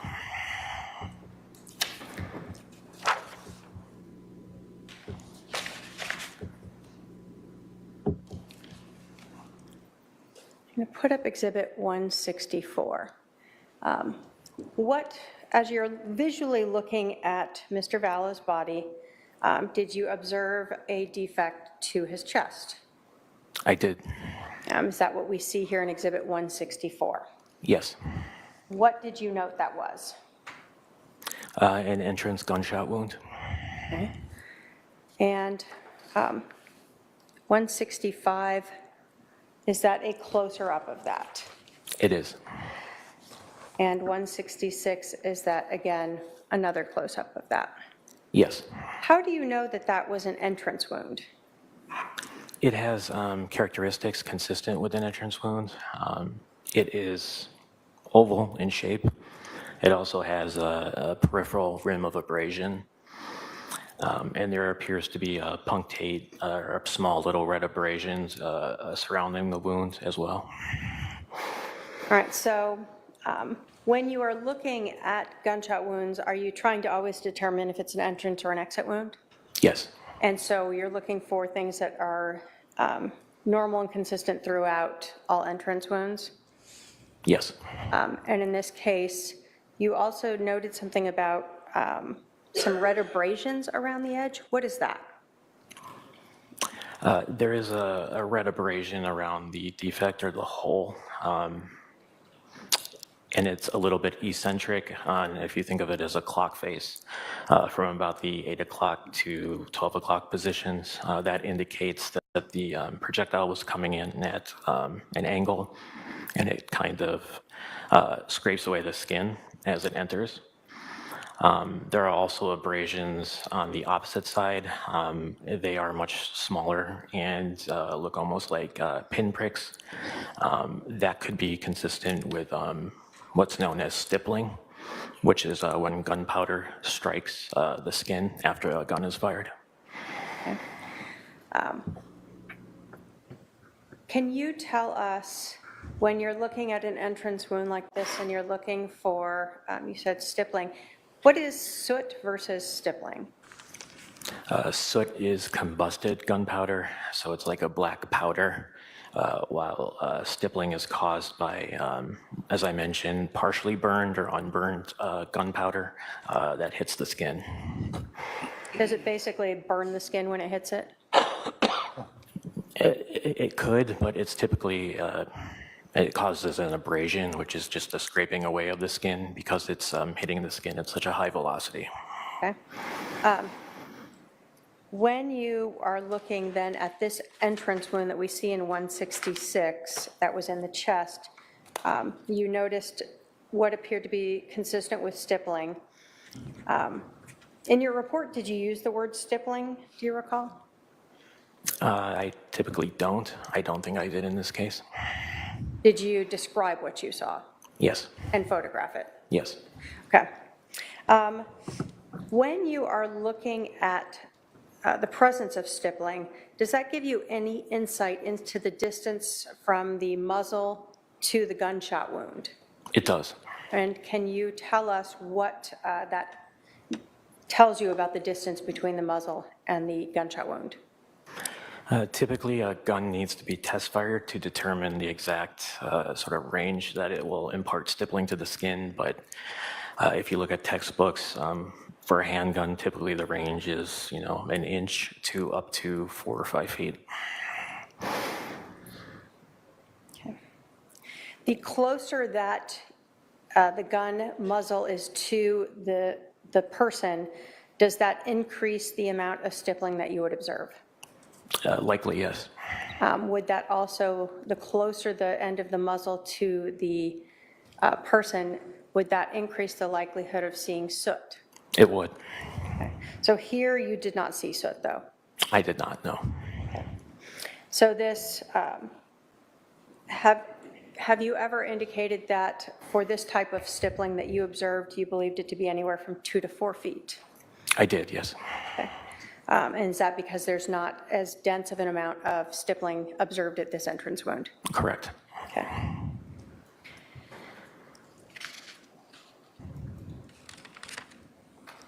Now, did you recover a projectile from this wound? I did not. So there was an exit wound associated with that? Yes. Showing you 167. Where was the exit wound associated with this gunshot wound to the chest? So it's on the thoracic back, which is like the middle of the back. I'm going to put 168 up. Is that a closer up of that exit wound? Yes. Okay. And put up 169. Is that again closer of this? It is. How are you able to determine that that's an exit wound? It has characteristics of an exit wound. Typically, exit wounds are not round like entrance wounds. They will sometimes be slit-like, as it is in this case, and typically they're a little bit larger than the entrance wound. Now, when you are documenting injuries, do you measure the distance from the head to the entrance wound as well as the head to the exit wound? Yes. In this case, what was the distance from Charles's head to the entrance wound that we saw in his chest? I believe it was 18 3/4 inches. Okay. And can you tell us, or do you recall what the distance was from Charles's head to this exit wound on his back? I believe it was 20 inches. So about 1.25 inches difference. Yes. When you are performing an autopsy, do you advise what the wound path is? Yes. What do you mean by wound path? The wound path is what the projectile encounters as it passes through the body. What was the wound path for this gunshot wound that entered Charles's chest and exited his back? So it passed through the skin of the chest, the sternum, which is the breastbone, the pericardium, which is a sac that surrounds the heart. It then hit 2 chambers of the heart, the right atrium and the left ventricle. and then it passed through the 9th thoracic vertebral body and exited the soft tissue and skin of the left back. So for lay people, it went through Charles's heart. Yes. Was that wound immediately fatal? Not immediately, no. Could Charles have lived for some period of time after this?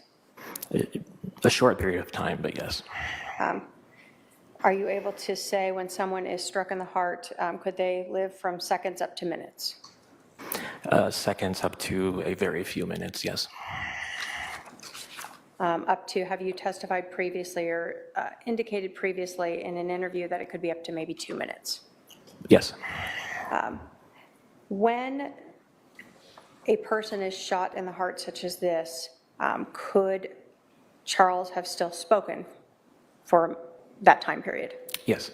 Could he have moved after that bullet went through his heart? He could have, yes. So would it be possible for him to reach up and touch where he was shot with his left hand? Yes. Given the abrasions to Charles's knees, is it possible that he fell to his knees after he was shot? It's possible, yes. Would those abrasions on his knees be consistent with someone falling to their knees? Yes.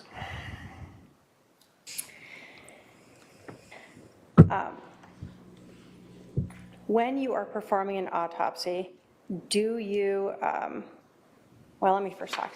As you were going through the description of the path, the wound path, you talked about the trajectory going through the 9th thoracic vertebral. Is that correct? Yes. I'm going to show you Exhibit 171. Can you describe for us what we are seeing here? That is a trajectory rod passing through the defect that was created in that 9th thoracic vertebral body. So this rod that you're using is helping to show the path of that bullet through Charles's body. Correct. And just to orient those of us who haven't seen a person this way, can you tell us, is Charles's head up here? It is. And so this would be down towards his legs at Correct. the bottom? Yes. Okay.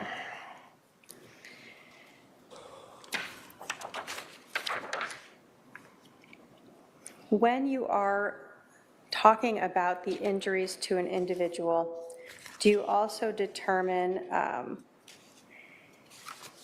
the trajectory of that bullet through the individual? I do, yes. So for this wound to Charles's chest that exited his back, what was the trajectory?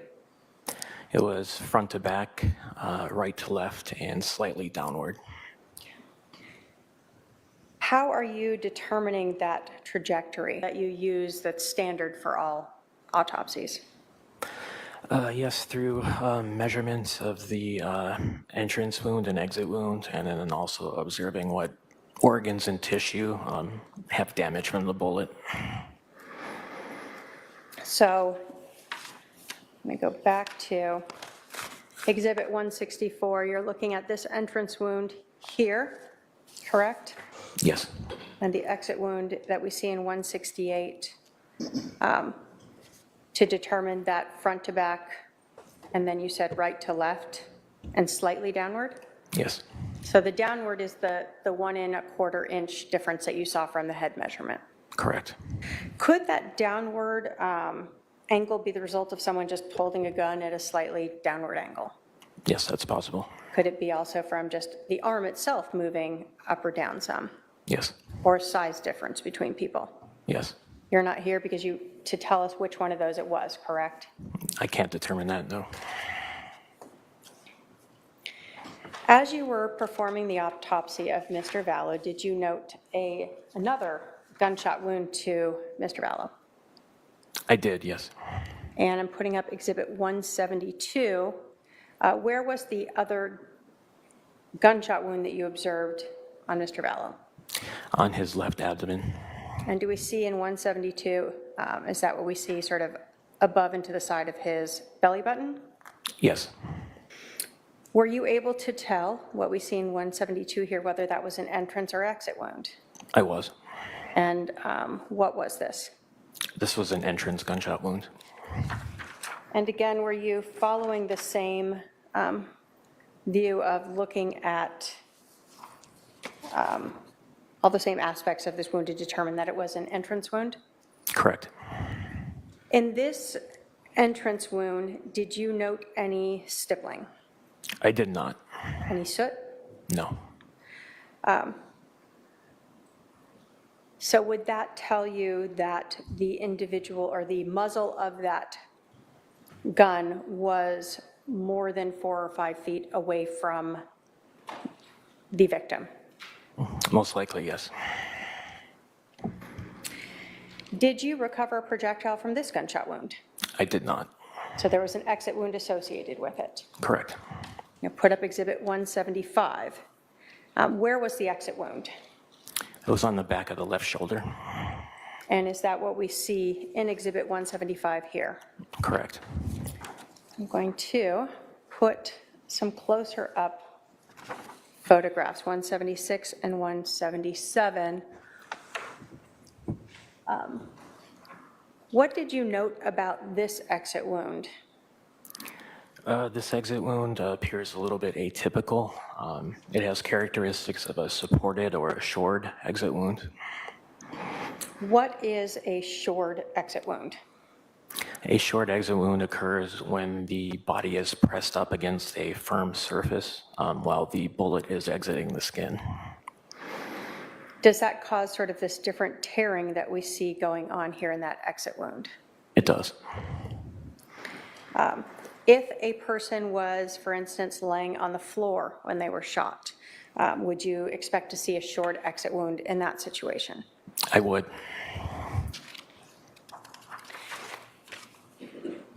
When you're talking about something pressed up against the skin, have you ever seen a shored wound from someone wearing a t-shirt? I have not. Have you seen other shored wounds in your experience? I have, yes. Approximately how many have you seen in your years of working? I mean, they're relatively rare, so maybe less than 50.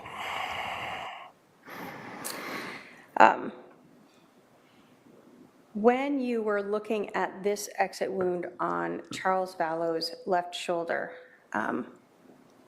was the injury itself what you would call sort of a typical shored wound? This is textbook worthy.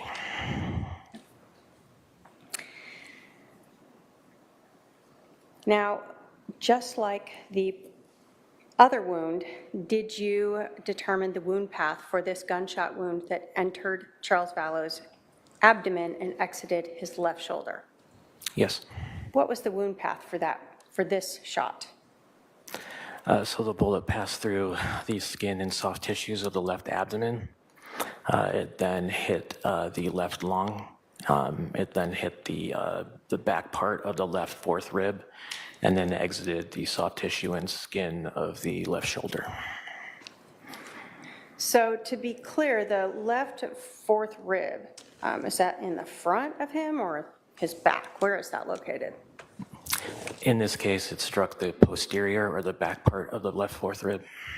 Is that sort of in the location where we see the exit wound right there? The exit wound is a little bit above the fourth rib.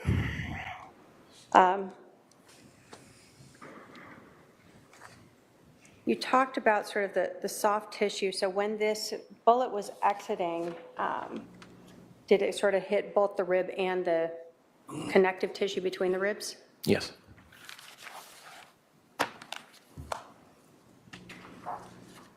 Did you also measure the distance from Charles's head to the entrance wound on the abdomen?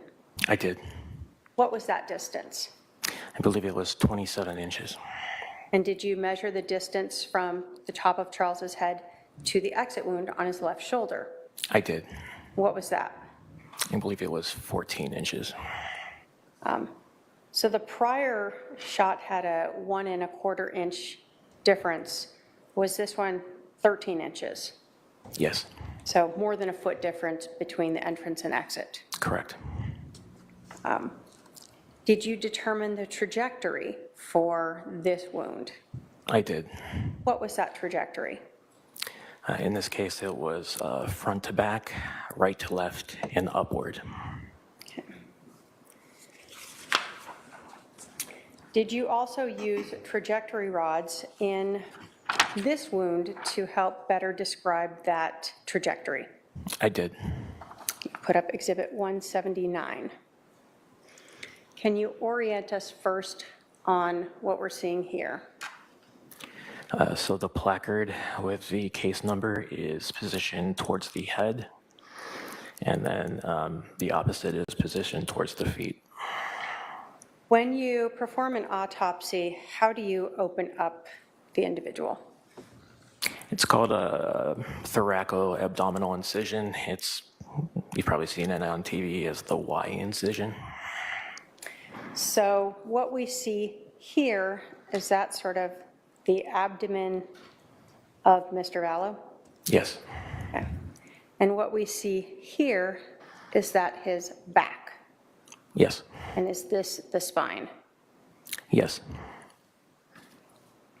So does this reflect then the entrance being down at this portion of the body and the exit in that up left shoulder?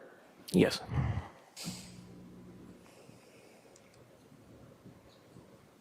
So in this case, were both gunshot wounds front to back? They were. Were both gunshot wounds right to left? Yes. The gunshot wound to Charles's chest was slightly downward, Correct. and the gunshot wound to Charles's abdomen was upward. Yes.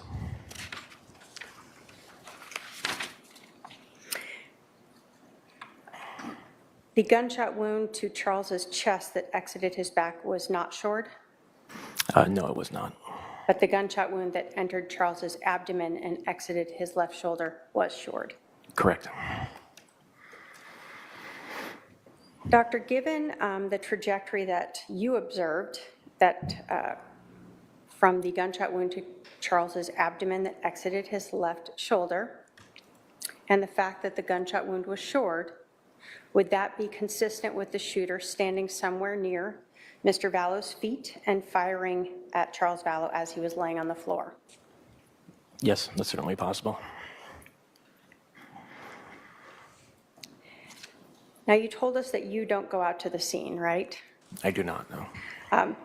So you would not have seen if there were any defects on the floor consistent with a bullet strike underneath Mr. Vallow? I did not. If you were advised that there was a defect on the floor that was consistent with a bullet strike underneath Charles Vallow's left shoulder, would that further support the theory that he was laying on the floor there, causing that shored wound when he was shot? It would, yes. When an autopsy is performed on anyone, is blood collected to be tested for toxicology? If we can get it, yes. Was that done here? It was. Were there any drugs found in Charles Vallow's system? No drugs were reported positive on toxicology. No alcohol found? No. Based upon your autopsy of Leland Charles Anthony Vallow, what did you determine was the cause of death? Multiple gunshot wounds. Thank you. The state has no other questions, Your Honor. Cross.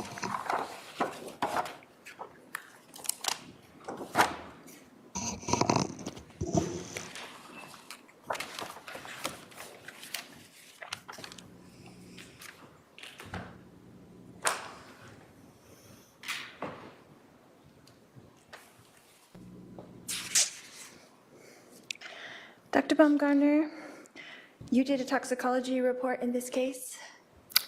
I sent blood for toxicology, yes. And what did you test for? What substances did you test for in that toxicology report? There are 16 or 20 substances that are tested.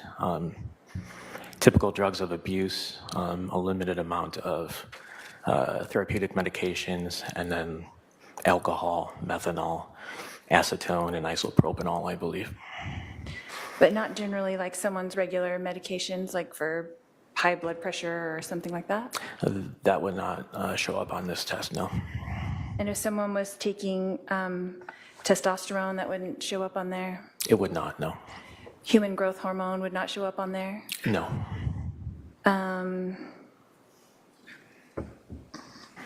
So just basically the substances that you mentioned Yes. are typically tested? And then if law enforcement were to ask you to test for something specific, then you would do that as well, is that correct? It depends. On what? The case type, what their request was, if it's even possible. Okay. So if they were to say, we want you to test for a certain something, you would say if you could or couldn't? Probably, yes. Okay. And is that typical in your experience? Is what typical? For them to ask for things other than what you normally, the normal 16 things that you test for? That would be atypical. Okay. So normally they don't ask you to do that in a common manner? They do not know. Okay. And so in this case, you did just test for the typical things and no other requests were made, is that correct? I believe so, yes. Okay.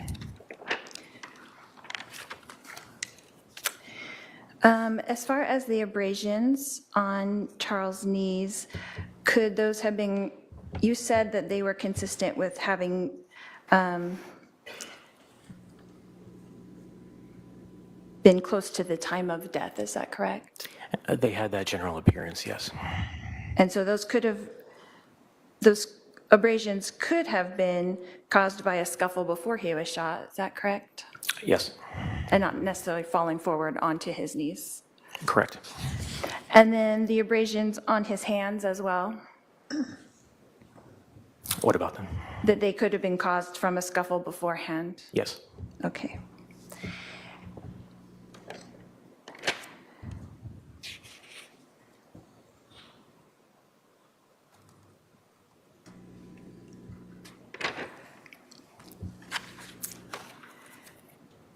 I know that the state asked you if it was consistent with him, with the second shot, the shot to the abdomen, that it was possible that he could have been shot on the floor, is that correct? Correct.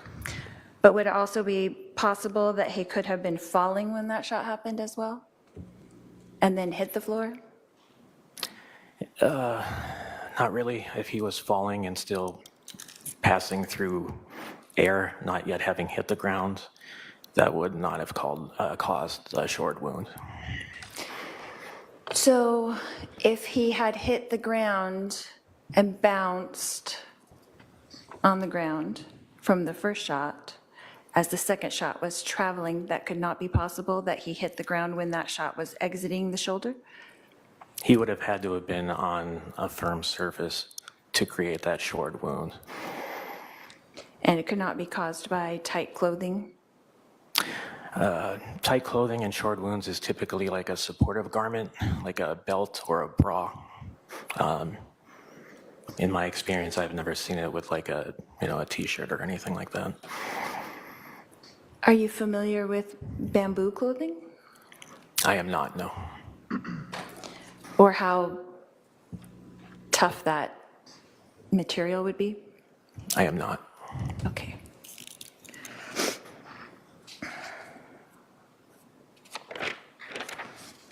That's all I have, Your Honor. All right, redirect.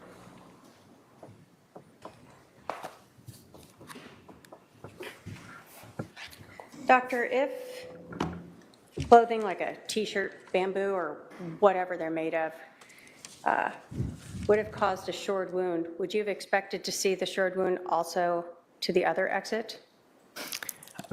Certainly if both the exits were covered with that shirt, yes. So if the person is wearing a t-shirt that covered his back and shoulder, Yes.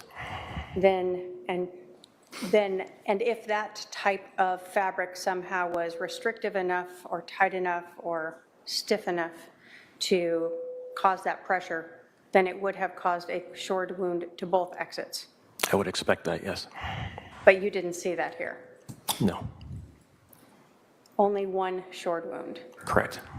The other exit, not at all. No. You were asked a lot about different drugs. Was there anything about Mr. Vallow's autopsy that indicated that his cause of death was anything other than the result of multiple gunshot wounds? No. Thank you. No other questions.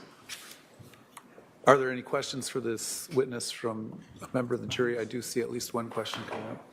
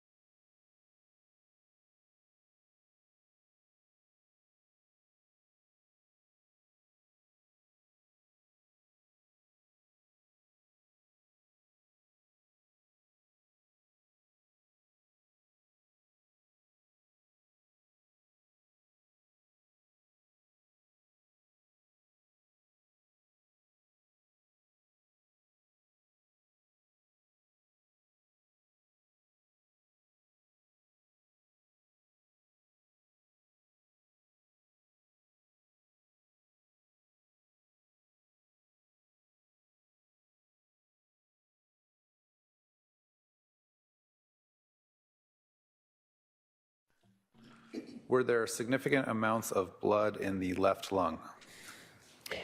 Not the left lung itself, but the left chest cavity. Does that suggest the heart was beating, still beating during the second wound or the second shot?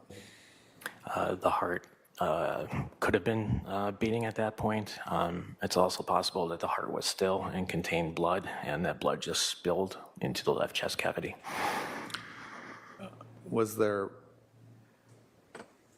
blood in the throat or mouth? There was not. Any other juror questions? Not seeing any follow-up from the defense based on that jury question? No, Your Honor. From the state? You were asked about the blood potentially in the lung versus the cavity. When someone is struck in the heart through the different locations that you saw in Mr. Vallow, where do you expect the blood to go after that gunshot wound? The left chest cavity.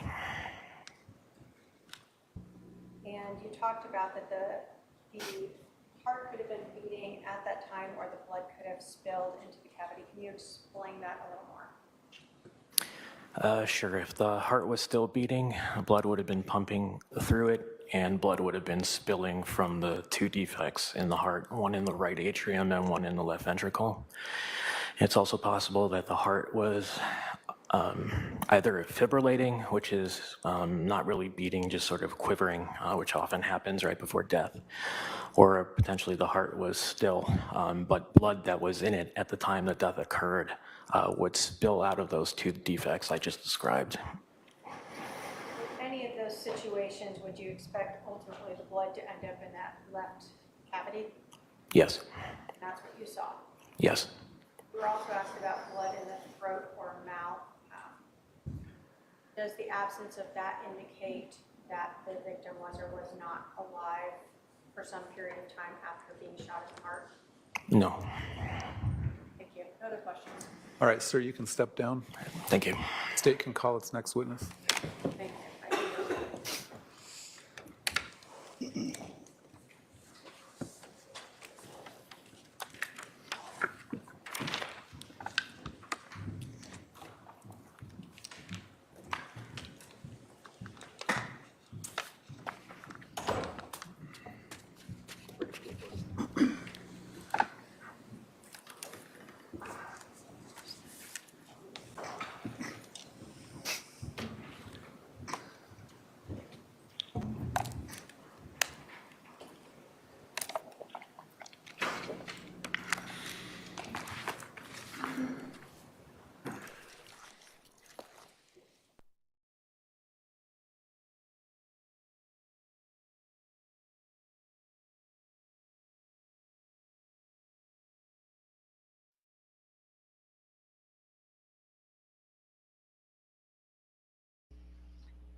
Welcome in, Miss Shorty, while you're getting your morning started. We appreciate you coming in and hanging out with us.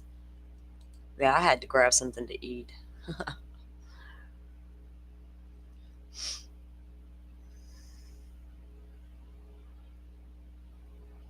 Yeah, I have questions about the first shot too. I mean, come on, right? I mean, a lot of questions. Mark, sorry.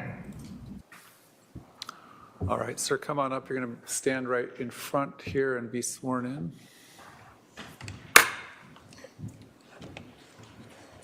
Yeah, come right up. Come right up here. Can you spell your name for the record? Mark, sorry, S-A-A-R-I. Thank you. Please raise your right hand. You do solemnly swear the testimony you're about to give will be the truth, the whole truth, and nothing but the truth, so help you God. I do. Thank you. All right, you're going to walk around the court reporter and have a seat to my left.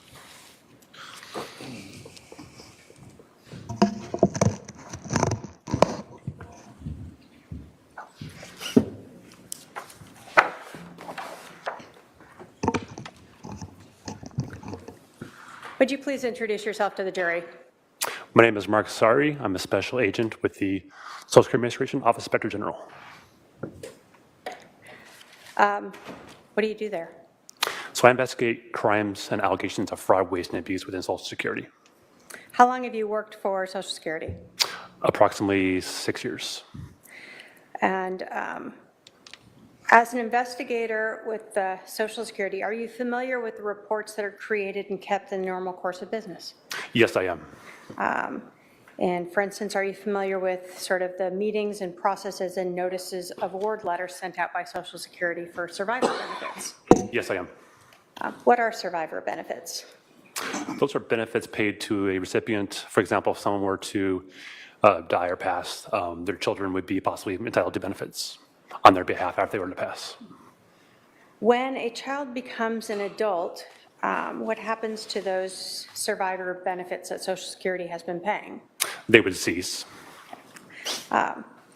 What if a child is taken to or adopted by or guardianship is given to another individual while they're receiving survivor benefits?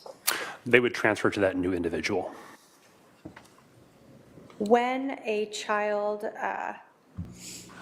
has a parent that passes away, are any benefits paid out to the mother of the child? Yes, they could be. How does that depend? What makes the difference on whether or not the mother gets benefits or not? So it's a benefit called mother, child, and care benefits. So for example, if a mother is married to her father at the time of his death, she would receive called a mother, child, and care benefit. So it'd be a dual benefit for the child as well as her benefit for herself. It'd be the same dollar amount that she would receive as well. So if the parents were not married at the time that one of the parents passes away, then does the other parent get any survivor benefits? They would not. If a surviving spouse remarries, what happens to those benefits given to, say, the mother of the child? They would then cease upon that marriage. Would the child still get benefits? They would. Okay.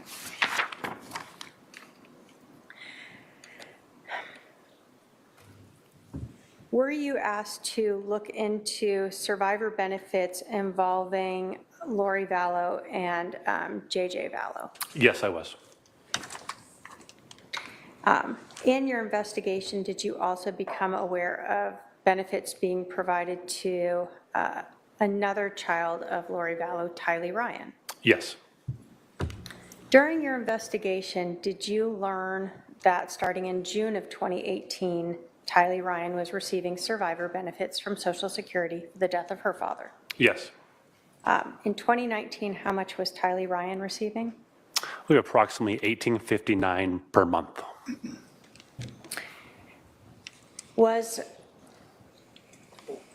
Is there a representative payee for a child who is receiving Social Security benefits as survivor? Yes, there is. What is a representative payee? So based upon a child being a minor, we would appoint a called representative payee. So that person would be the payee on behalf of that child. So they would have a bank account and they would pay money from us on behalf of that child to pay for shelter, clothes, money, that sort of thing, food, that sort of thing. So in the case of Tylee Ryan, was Lori Vallow the representative payee for Tylee Ryan? She was.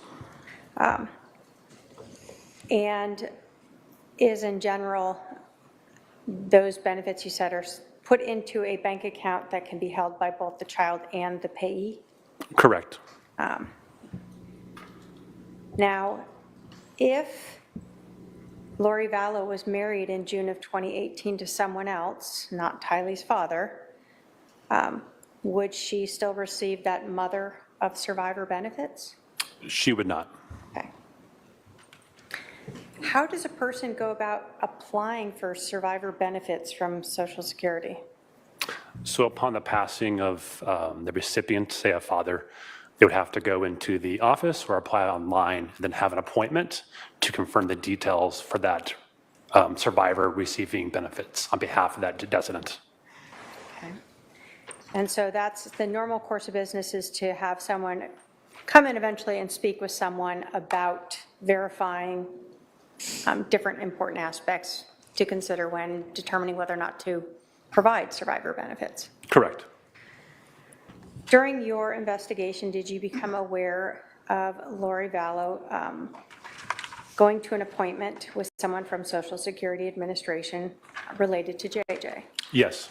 When was that? On or about August 12th, 2019. During that meeting, did Lori Vallow have to answer questions relating to her relationship with Charles Vallow? Yes. Did she have to, for instance, provide the date when she and Charles Vallow were married? Yes. When was that? The date of the marriage, and I have to be refreshed from a document for that. Sure. Let me see if I have the right one here. If I can have my paralegal approach.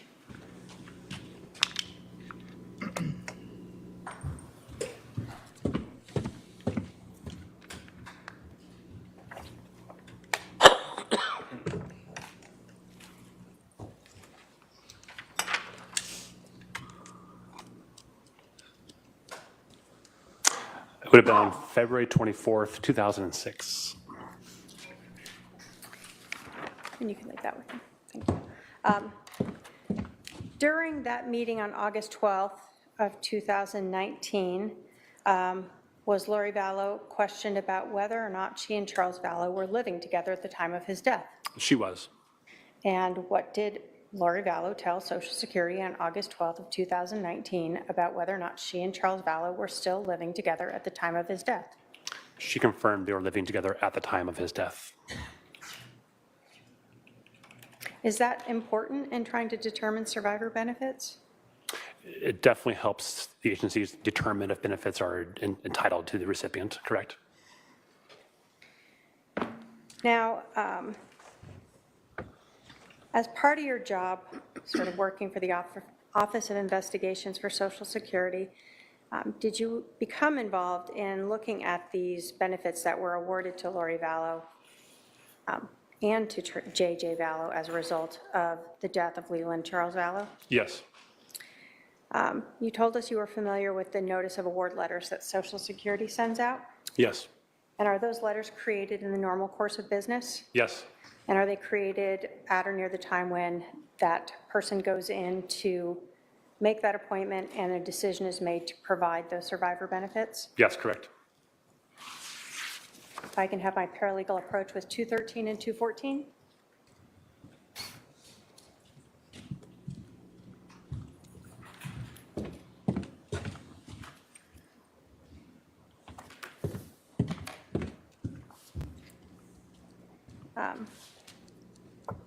Do you recognize what those two exhibits are? I do. And are those the notice of award letters sent to Lori Vallow regarding survivor benefits for both herself and for JJ Vallow? Yes, they are. And those are the documents you talked about that were created in the normal course of business? Yes. At or near the time of that decision? Yes. Your Honor, the state will move to admit 213 and 214. Any objection? No, No objection, Your Honor. 213, 214 are admitted. And if I can get those so I can publish them as well, Your Honor.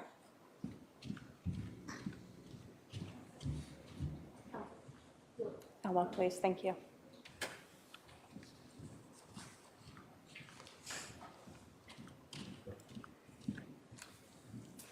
All right. I'll start with 213.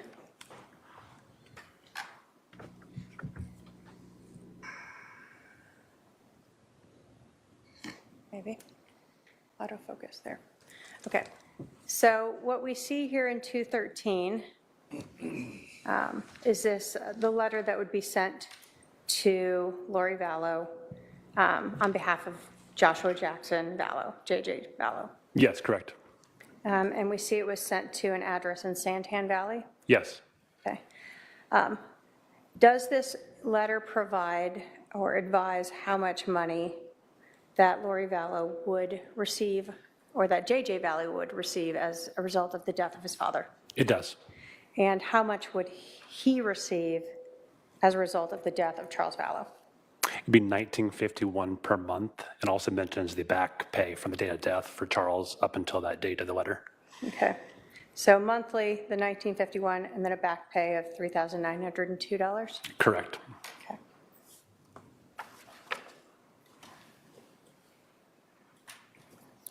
Exhibit 2014.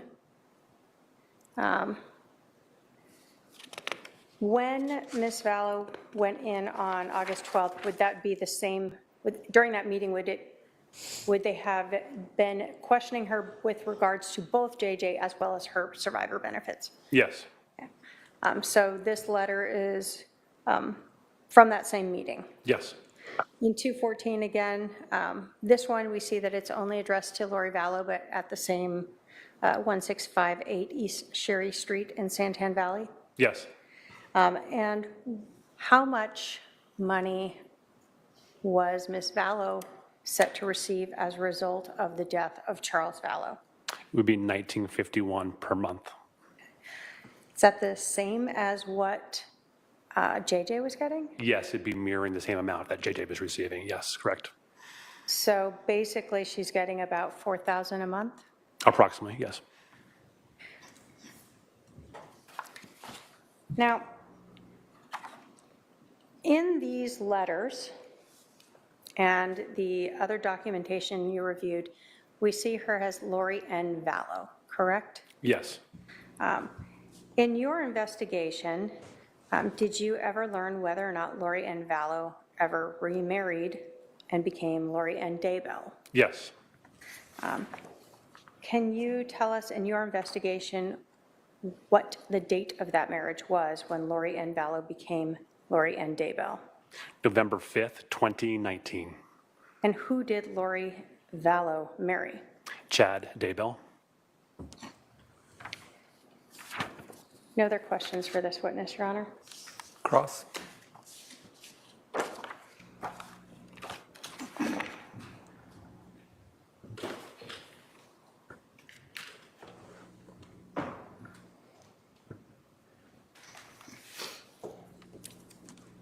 Mr. Surrey, does Social Security, as a surviving spouse, can you get benefits if you didn't have any children? I believe so, correct? Yes. Okay, so if you've been married for longer than 10 years, you get spousal surviving benefits, is that correct? There are some rules for that. I believe that is correct, I believe, yes. And so if I had been married to my husband for 10 years and his previous wife had been married to my husband for over 10 years, she would also get that surviving spouse benefit? What's your question again? Who's the she part? Didn't follow that part. Okay, just a previous person who has been married to my husband previous to me for more than 10 years. I mean, that's what Social Security does, right? I'm not sure. What is your question? I'm trying to. Okay, sorry. So if there were two spouses to a deceased husband consecutively, and they were both each married for over 10 years to that same husband, they would both receive a spousal benefit or could apply for and receive that spousal benefit. Is that correct? That's more of an administrative issue. I have to obviously I'm not aware of all those policies for that kind of issue, so I can't really answer yes or no to that question. Okay. So if it was explained to me when I was at the Social Security office that I could receive that. Hold on. I'm going to sustain the objection. Okay. But it is possible, you're just not aware of it, is that correct? I would have to ask an expert in our agency for administrative rules on that. Okay, and what is your expertise at Social Security? I'm a special agent. And so you just investigate, is that correct? Investigate crimes of fraud, waste, and abuse with Social Security, correct? You investigate fraud, is that correct? That's correct. Okay. But you're not really privy to what an agent might be telling a person as they come in to get Social Security, is that correct? What they tell an agent, an employee, or what is your question again? Yes, so you're not really privy to what the employees are telling the regular people that come in to the Social Security office? I'm not there for those appointments, correct? So you don't really understand what all benefits can be given? We with OIG investigate crimes of fraud, waste, and abuse. So we are the experts for that. And we also have experts internally in Social Security we look to for guidance on internal rules that are more complex, if that kind of helps you out. Okay. So you had said something about mother in care benefits. Is that correct? Yes. So, and it's the same dollar amount as the child in care benefits. Is that correct? There's two benefits, for the child in care and also for JJ. They're mirroring same amount, correct? But wouldn't the mother in care benefits be for the child? It would be if that individual had the child in their care, correct? Right. So, but a spousal benefit, if you've been married for over 10 years and you didn't have any children, you would still be entitled to that. Isn't that correct? My understanding is that you have to be a certain age to get that benefit, to be a certain age to apply for that. In this situation here, due to the decedent Charles dying, there was a benefit for the child only that was receiving, as well as child in care. So only two benefits were received for the child, also child in care as well. So my question is, how is that determined by the employee? Like if it's spousal benefit or if it's a mother in care benefit? It'd be up to the applicant to apply for the benefits. So if you applied for the spousal benefit and they gave you the mother in care benefit instead, how would you know the difference? You just know that that was the monthly amount you were getting? You would receive a letter in the mail. You also would be at the appointment very clearly told what you're applying for. It should not be any confusion at all what you're applying for at that appointment. Okay, so if you were told that you were getting the spousal benefit. Testifying. Yeah, it's sustained. If an employee told a recipient that they were getting a spousal benefit. Object again to testify. I'll allow him to answer that hypothetical if he knows. If an employee were to tell someone they were getting a spousal benefit and they received a letter in the mail saying it was a mother in care benefit, should they call the Social Security office and clear that up? It would be up to the applicant, if they received a letter in the mail, to contact Social Security and say, hey, this is the wrong benefit I'm receiving. So it would be up to the applicant to let Social Security know that benefit is not correct. So if the employee put it in as something other than they told the recipient, then it would just be up to the recipient to correct that. Is that correct? Social Security goes off of information that's provided to the agency by the applicant. That makes sense. So it's up to the applicant to be truthful and provide the right information to the agency. So do you have a copy of my application for either of these benefits? I'd have to ask the prosecutor for that information. Okay. Have you ever seen one, to your knowledge, that you remember? Yes. You've seen my applications? Yes, I have. And were they for mother in care? It was for survivors for JJ as well as for mother child in care as well. So the application that I filled out was not for spousal benefit. Is that what you're saying? Again, object Well, I'm sorry. he can answer if he knows, if he recalls the answer. Repeat the question, please. I'm saying, so of the records that you saw, I did not have a spousal survivor benefit application. The records I saw were an application for survivor's benefits for JJ, as well as for child and care as well. Were two different benefits that you were receiving. Okay, so is there an application for spousal benefit? I'm only aware of the two benefits you were receiving, which was for JJ and for mother, child, and care. So it could have been a mix-up of the employee. Is that what you're saying? They would have been relying on information you had provided at that application appointment, August 12th, 2019. And this is a filled out form application? Is that what you're saying? It's not just something you verbally give to the employee? I believe you could do it online ahead of time, but you were present, I believe, on August 12th at the office to go through line by line, I believe, with that application. So if I thought I was getting, if a person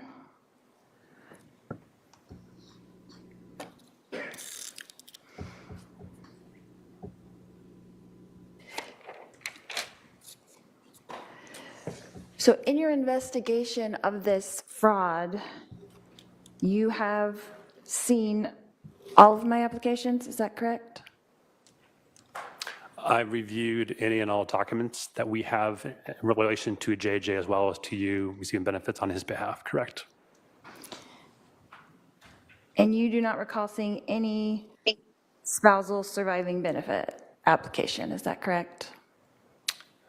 All that I recall seeing was, once again, the two applications, one for mother, child, and care, and one for JJ as well. And isn't that a redundant benefit? Which benefit?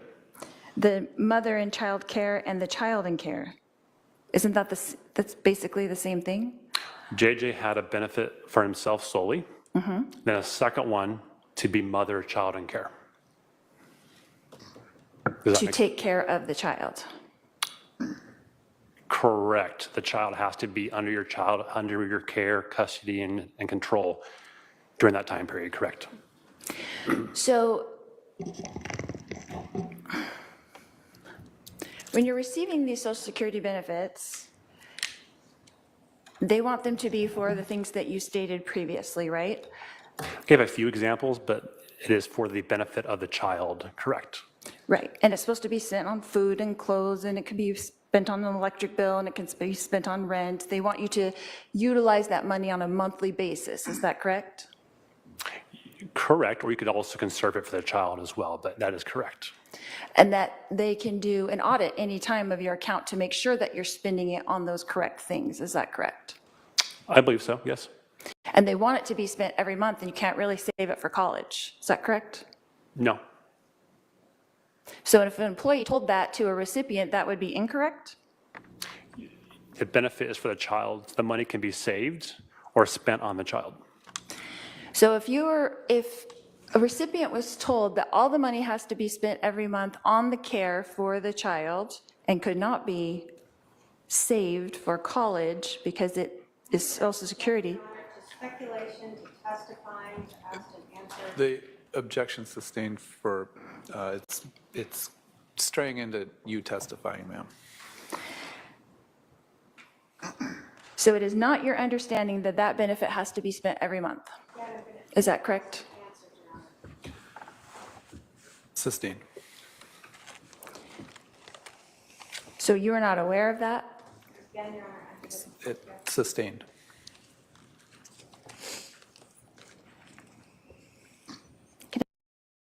Sorry to interrupt, but right now, under law, Lori was entitled to benefits once Charles died for herself and for JJ, just like Tylee was entitled once her dad passed. What they're not establishing here is she continued to get the benefits once the kids died. She never reported their death. So I'm a little concerned about this. Can I have a moment to confer? Go ahead.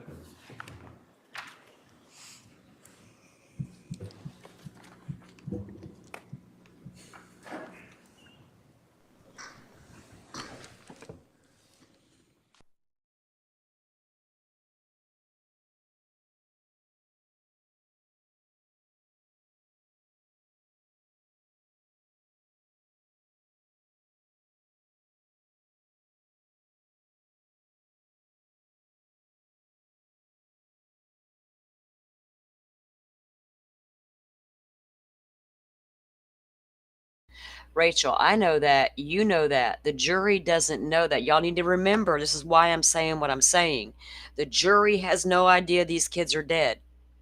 So they're hearing about some fraud she allegedly committed, but she was drawing benefits she would have been entitled to. Every person would have been entitled to.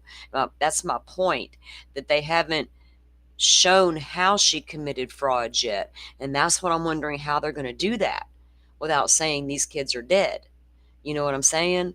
Yeah, I get it. And I get all of that. But the jury is not getting that part yet. That's what we have to remember. What we know, what the jury knows, are different things. That's where I'm like, ugh.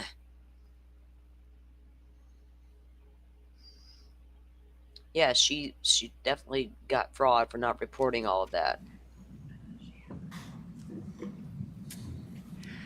Mr. Sir, you weren't present at the interview with me and the employee at the Social Security office on August 12th, were you? I was not. So you do not really know what was said? Is that correct? Correct. So you just saw the applications in the later time? Yes. What time about when you started investigating this fraud? In or about January 2020. And who is your superior? Is your question who my boss is, or? Yeah. I have a special agent in charge who's my immediate boss. Yeah. Sustained. Who assigned my case to you? That's my question. It's not really relevant, but you can answer, sir. Are you asking for the name, or what are you looking for as far as your question? The name would be fine. At the time, it was special agent in charge, Joe Rogers. He's now retired. And he was your direct? He was my ASAC at the time. And that came to you in January of 2020? Yes, correct. Thank you. No more questions. All right, redirect.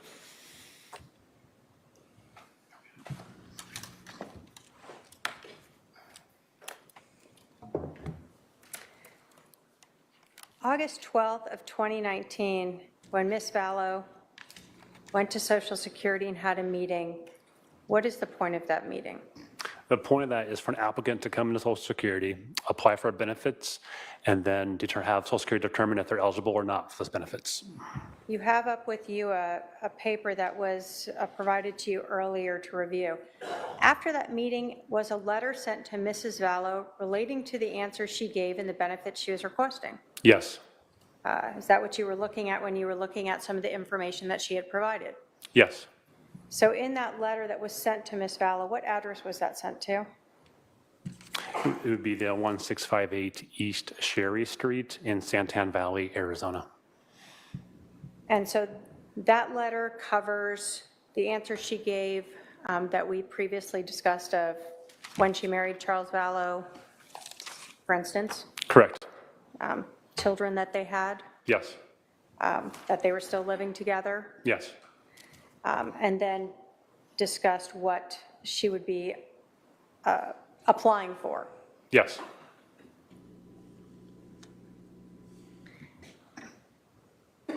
When you, in your understanding and having investigated these crimes, does Social Security just start deciding for people what benefits they feel they might want? Do they make decisions for them? Hey, No. you look like you might want these benefits. Not at all, no. So regardless of whether any of us understand why Social Security would give benefits for a child and for the mother of the child if they're still married to the spouse, that is what you can get? They would ask the applicant what they are applying for, correct, as far as for that benefit. So when a couple is married and they have a child together and one of those spouses dies, the other spouse may be entitled to benefits for the child Is that correct? Yes. As well as benefits for them as the mother of that child. Yes. So in addition to the initial letter after that August 12th meeting, then Ms. Vallow was sent the second two letters, Exhibits 213 and 214, that showed her how much she was ultimately awarded. Correct. One letter was sent to her specifically for JJ, Yes. and the other letter was sent to her specifically for herself as the mother in care of JJ. Yes. And that's the one where we saw it was her name for JJ. Yes. In your investigation, you did not see any surviving spousal benefits. I did not. All you saw in looking through reams of documents was that Mrs. Vallow was receiving those two benefits that we've discussed. Correct. You were asked about when you began investigating this case, correct? Yes. And would those benefits for Lori Vallow have terminated when she became Lori Daybell? Yes. Upon a remarriage, that mother child and care benefit would immediately cease. But the benefits for JJ would have continued. Correct. I have no other questions, Your Honor. Are there any questions for this witness from the jury? I see at least one coming down.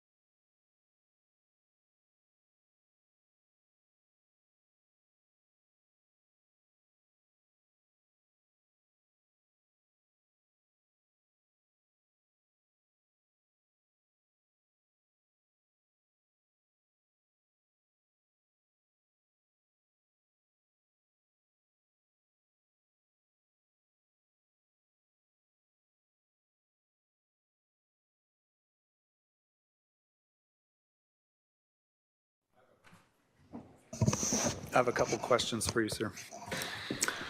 Were payments to Lori Vallow stopped after your investigation? They were, yes. And during your investigation, do you know if Lori Vallow notified Social Security of her new marriage? She did not. Based on those questions, does the defendant have any follow-up for this witness? Can I? Do you have any follow-up? Yes. Just Yeah, go ahead.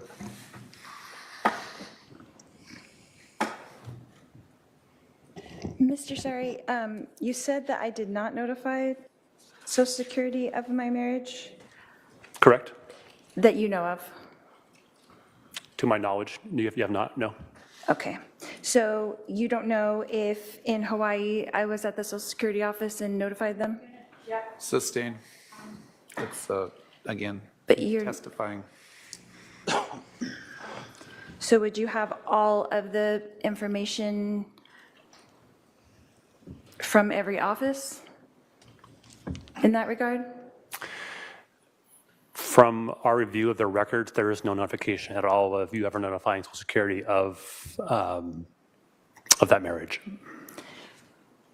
Of the records that you had access to, is that correct? From our review of these Social Security databases, which would encompass notifications, we have seen 0 notifications. And what would you have to do to put in a notification? An employee would have to go on the record and make a change or make a report of contact, that sort of thing. And so that would go into a major database, and then it would be available to you as well? We would have access to view and see if there was any changes made. There were no changes made after August 2019 on your behalf. So none were made in November, that, to your knowledge? There were none made. And is that something that you would be made privy to Yes. in the course of your investigation? Yes. So it's not something that you could have just missed? I did not miss it, correct? Okay. Redirect. Thank you. So, to be clear, does Social Security use computer systems to keep all this data? They do. They don't just have pieces of paper lying around that maybe you missed? Correct. So whenever anything is updated anywhere in the country, it's put into a database that you were able to access. Yes. And you did access it. Yes. And you reviewed everything that was in there. Yes. And you at no point saw any information to indicate that any changes were ever made to those benefits after August of 2019? Correct. And Social Security was not advised that Ms. Vallow had been married in November of 2019? Correct. Thank you, Your Honor. All right, sir, you can step down. State, have another witness we can start? I do. Go ahead. I may go get her.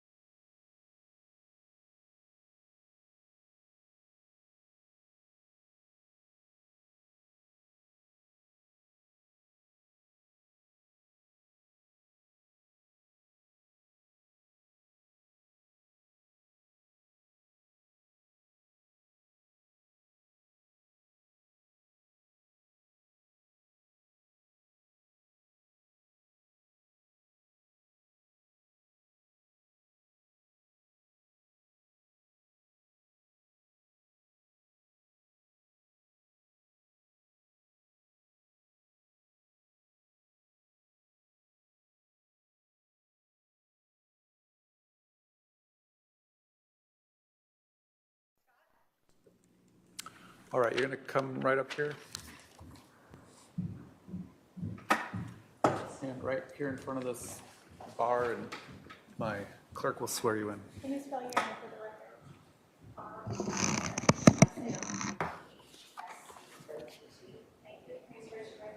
You do solemnly swear that testimony you're about to give will be the truth, the whole truth, and nothing but the truth, so help you God. You gonna walk around the support reporter and have a seat to my left?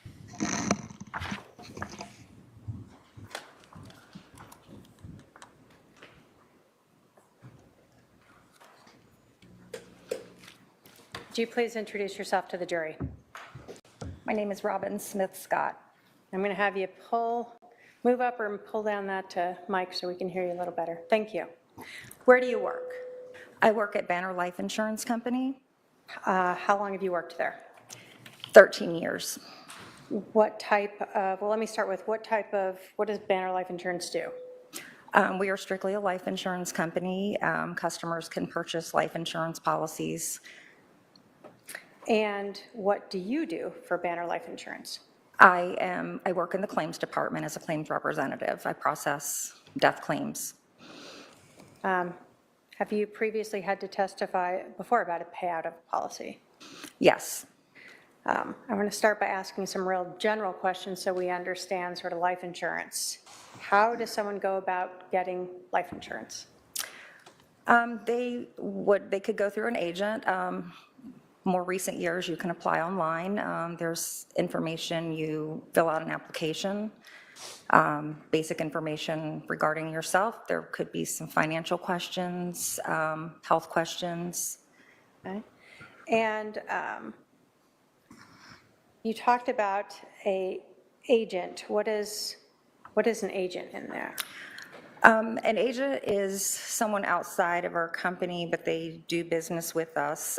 They'll generally try to, find the best coverage and possibly best prices through, different companies for their clients. When we're talking about life insurance, is there something called a policy owner?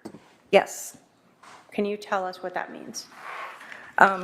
Pretty much exactly what it states. The policy owner owns the policy. They are the ones that basically can make any changes to the policy during the insured's lifetime, such as they can relinquish ownership. So basically do an ownership change. They can change the beneficiary. They could decrease the value of the policy, if they chose to. They basically have complete control of the policy. What's the difference between the policy owner and the insured? So the insured, the policy covers that person's life in the event of that person's passing. The death benefit would be paid to the beneficiary, but the policy owner, if that person is different than is not the insured, again, the policy owner is the only one who can make changes to the policy. So there are times where the policy owner and the insured are not the same? Correct. Can the policy owner and insured then be the same person? Yes. As well? Okay. And you said the policy owner is able to change the beneficiaries. What do we mean? What is a beneficiary? The beneficiary is who will receive the death benefit in the event of the insured's death. Okay. Can the insured, if they're not the policy owner, change the beneficiaries? If they do not own the policy, they cannot make that change. Can the beneficiary, if they aren't the policy owner, change anything about the life insurance policy? No. Can they,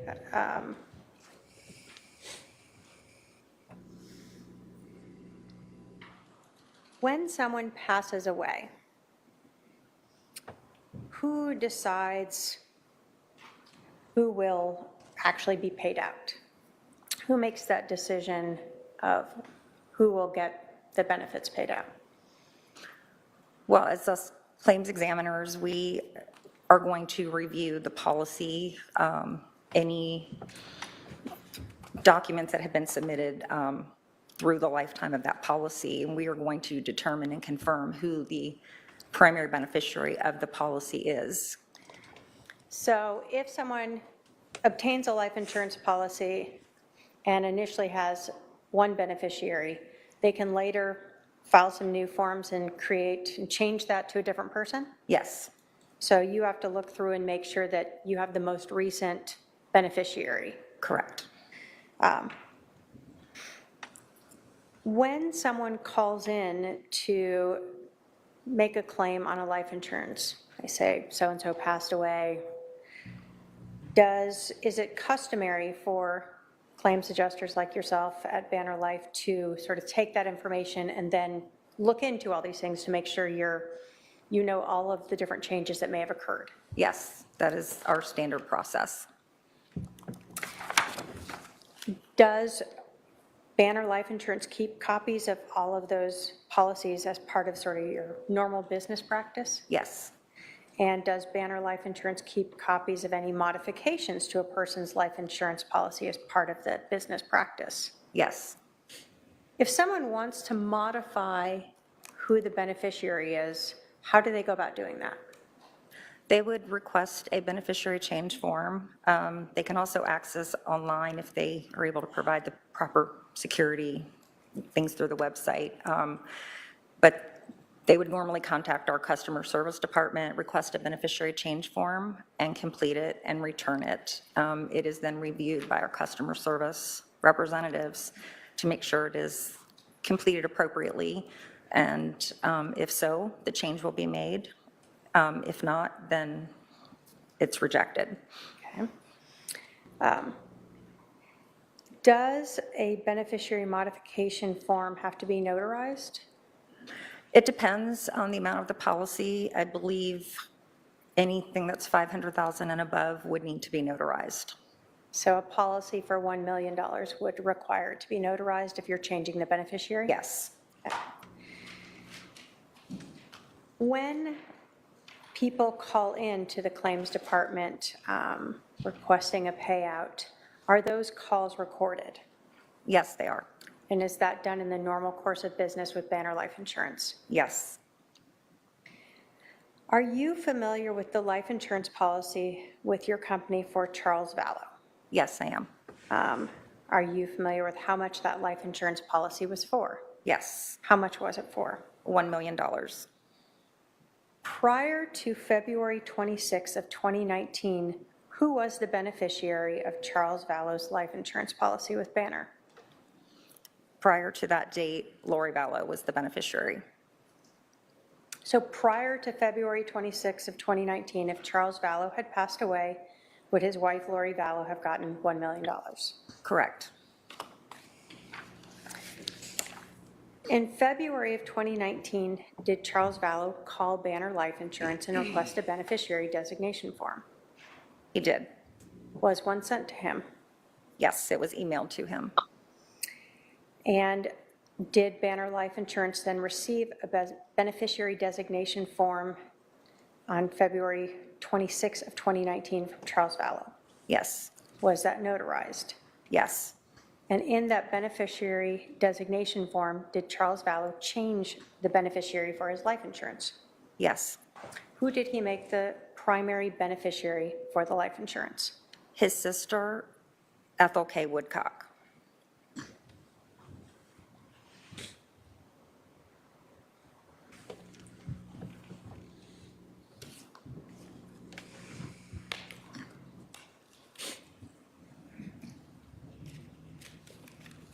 Your Honor, if I can have my paralegal approach with 215. Go ahead.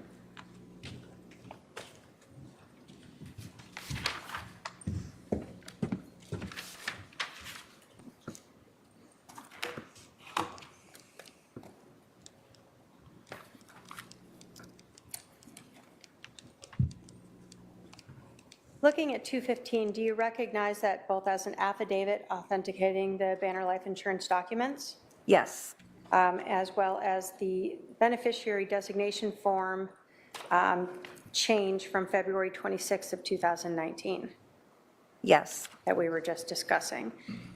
In there, is there also a CD? Yes. Does that contain a recording of your call with Lori Vallow on July 15th of 2019? Yes. Would you like to listen to that to verify that? Yes, please.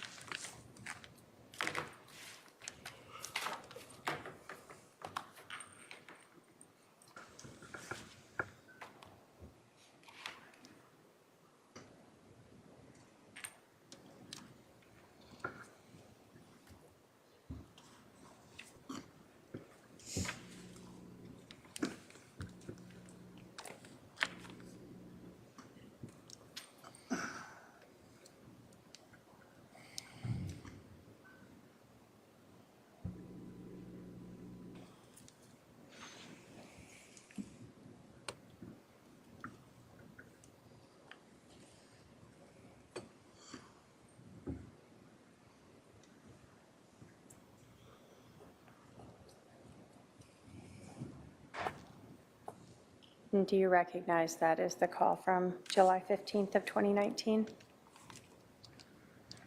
I do recognize the call. Your Honor, the state will move to admit Exhibit 215. Any objection? No objection, Your Honor. 215 is admitted.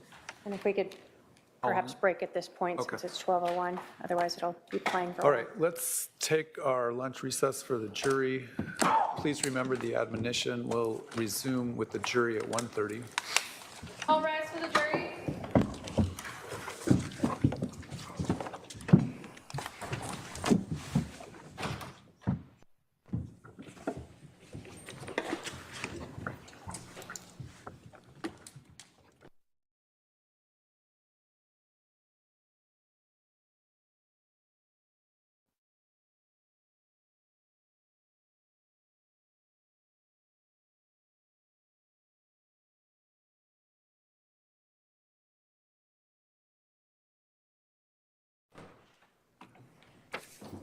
During, yeah, you can step down, ma'am. We attempted a sidebar during the previous witness. There were a number of questions. We had some technical difficulty with our headsets, so some of it didn't get captured by the court reporter. So for the record, on juror question form number 8, there were 3 questions. The first question was, were payments to Lori Vallow stopped after your investigation, which we did ask the last witness. Neither side objected to that question. The second question, if an applicant lied on an application, would an applicant have to pay back money they received? Both the state and the defense agreed that that question should not be asked, and it was not asked. The third question, did Lori notify Social Security of her remarriage or new marriage? The state did not object to, the defendant did object to that question as to its relevance. The state's argument was that it went toward motive. The court did ultimately ask that question of the witness. I think that's a accurate recitation of what happened at the sidebar. Does the state want to add anything or correct anything? There you are. Does the defendant want to add or correct anything? No, Your Honor. All right. Secondly, before I forget, I'm going to order that the clerk file the email that was sent by the state to my staff advisory council and the legal assistant for the defendant on Friday, April 11th at 4:35 p.m.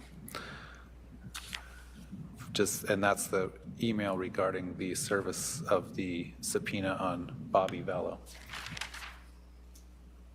Can we take up these motions that we referenced this morning at 1:15? Yes, sir. We have a time to read those over the lunch? I will try to, Your Honor. All right, so we'll address those at 1:15. Anything else from the state? No, Your Honor. Defense? Not at this time. All right, we'll be recessed till 1:15.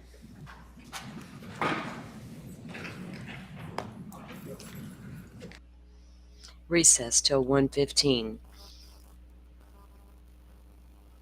I'm like staring at the clock going, okay. So Joe is on lunch break. Thanks for popping in, Joe. Anything exciting going on in there? I hear it's a pretty packed courtroom today as compared to what it has been. I was trolling your Twitter feed earlier, if you're still listening.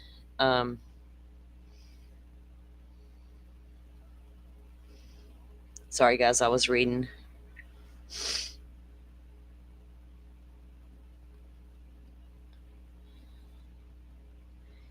Yes, so this morning we've heard from 3 witnesses so far: the medical examiner, the special agent from Social Security, and Robin Scott from the Banner Life Insurance Company. They did a pretty good job establishing the fraud as far as Lori not reporting her new marriage, right, while receiving spousal benefits. Still nothing with the kids yet. You know it's got to come up at some point.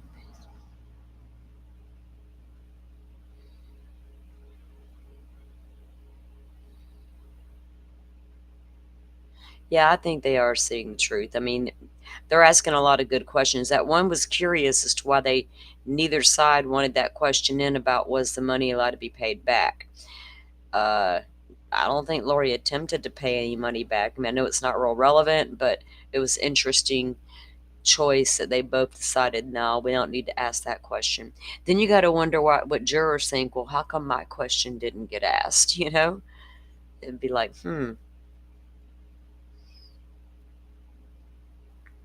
Yeah, we were hearing, I was trolling another Twitter feed as well and talking about how there was a lot more people in there today. And I know 2 of Lori's nemesis detectives and lieutenant are sitting over there with Colby, 2 men she does not like at all. Good. Make her squirm in her own energy. My favorite clapback is mirroring people's own energy right back at them. Love to see when that happens. Okay, so while we're waiting, let's finish watching that interview we were watching earlier, because there was still another piece to get to. We can get to if we have time before they get back from lunch. The jury was on the edge of their seats during the autopsy photos. I bet so were we. We're listening and paying attention, you know, to establish. They need to, they're not trying, but they are establishing how close Alex really was to this man he was afraid of, right? The whole bat swinging situation. We're paying very close attention to this trial and taking notes and discussing it as it's happening. It's awesome. And we'll look forward to, and guys, Joe will have his recap this evening. We'll drop his link in chat, but I think that Firefly, damn it, I did it again, Butterfly, if you're still with us, if you're not at work, if you can drop that in. Joe has got plans to go live every night with the recaps on his take with what all went down in court today. No, we've already seen that part. Let's get to the part we were at. We were finishing up this. Okay, this is the rest of the interview we were watching earlier with Kay, her brother and sister.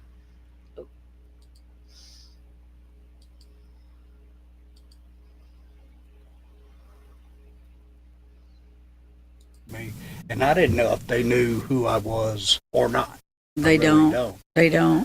But they're hard to read. There's all men except for 2 women, I believe. Okay, so 12 men and 2 women. Yeah, because we lost 2 jurors. Yeah, we did lose 2.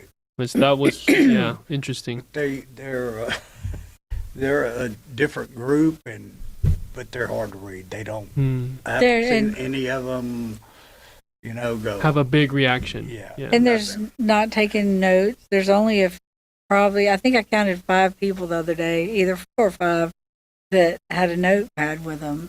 And in retrospect, in Idaho, both trials, each juror had a notebook, and then some people went into a second notebook.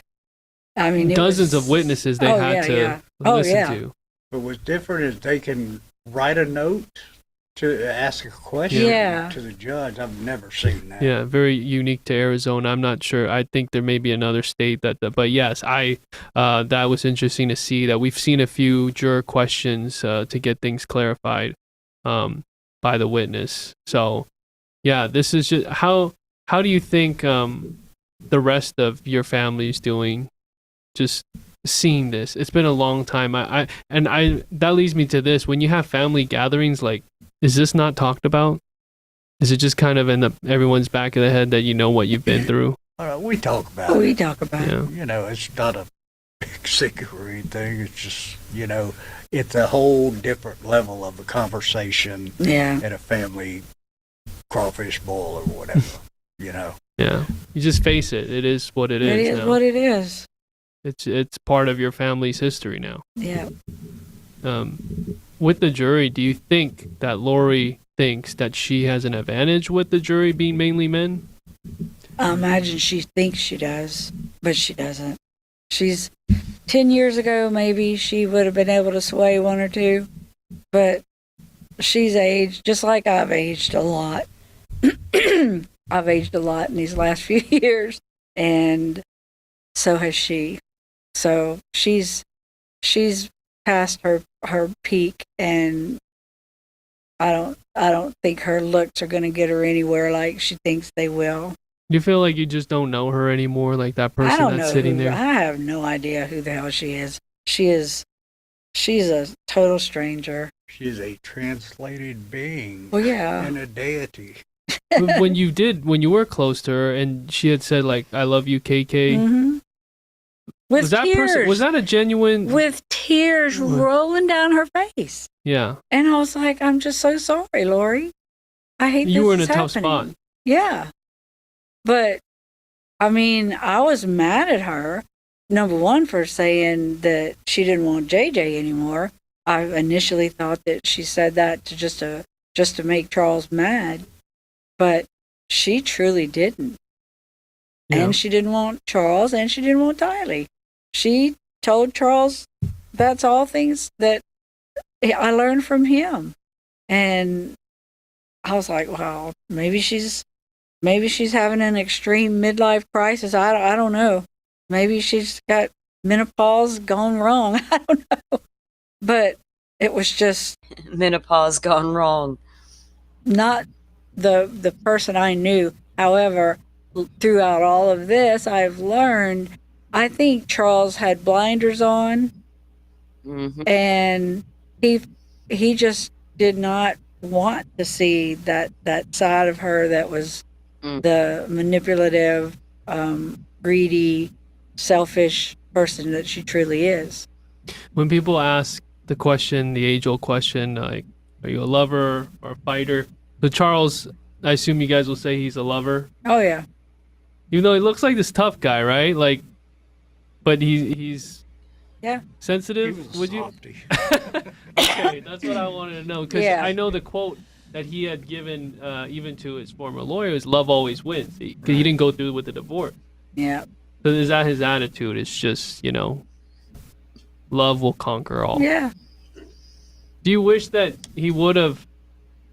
You say had the blinders on, but just taken off those blinders and snapped out of it? I tried, believe me. I tried. Just, Charles, stop, listen, look at things for the reality is right there.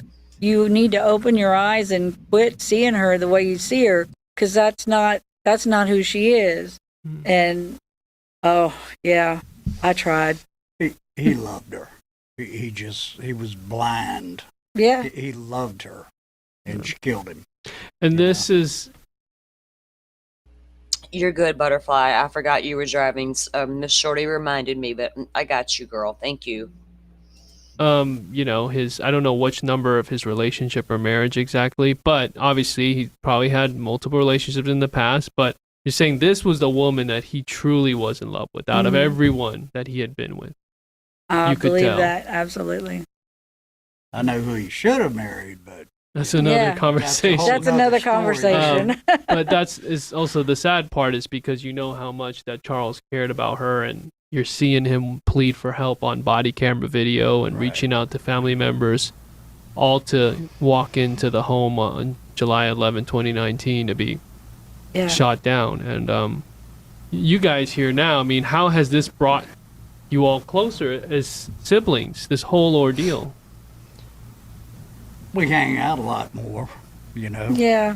We do, and it's more of a deeper relationship, We call each other more. you know. Call each other and more. we're older now, so we're not all raising kids, and you know what I mean. Yeah. The running around, the busyness you are with your children when you're raising them, and so now we're just older, and we just can take more time and talk to each other and visit, and you know, And drive to now I'm Houston and spend the night with he and Melanie, and you know, just to get away for a night, and Get Lucy.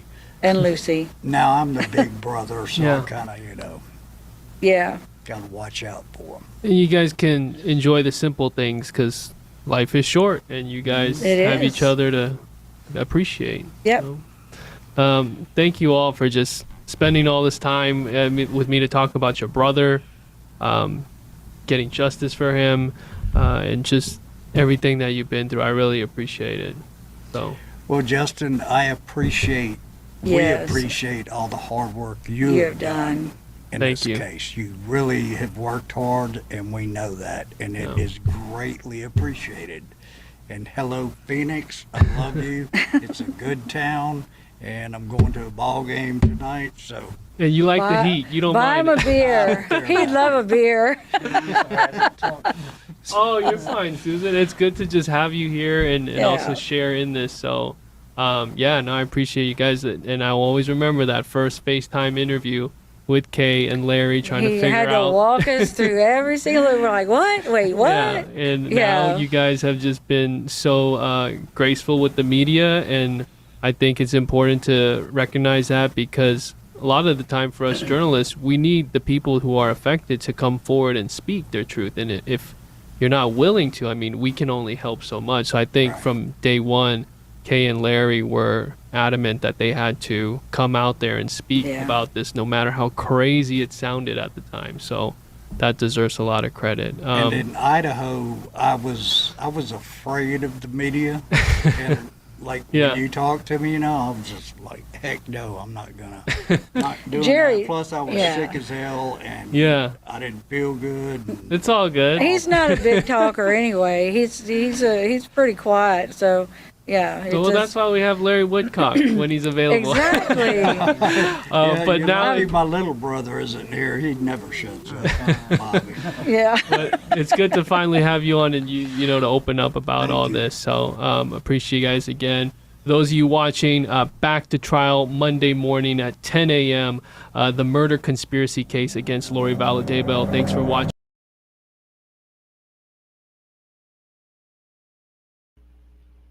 Wow. So that was a good interview with the family, you know. Hang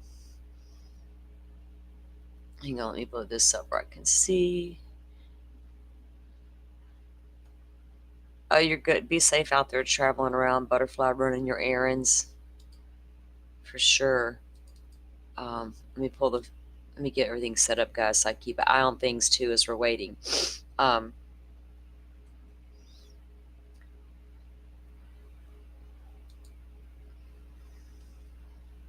Yeah, I just, with the way they're doing, you know, the witnesses that were up there, Lori's not going to have a whole lot she can question, you know, as the state's witnesses as to what, you know, how detailed will her and how long will her questioning be.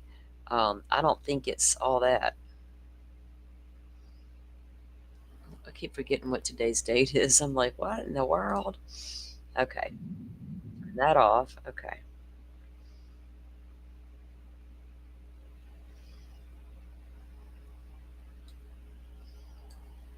Yeah, it was a nice interview. And I do encourage you guys to go over and take a look at the one that Difficult Research Kresha did last night. Let me drop her link again in case anybody new's coming in, because it was really good.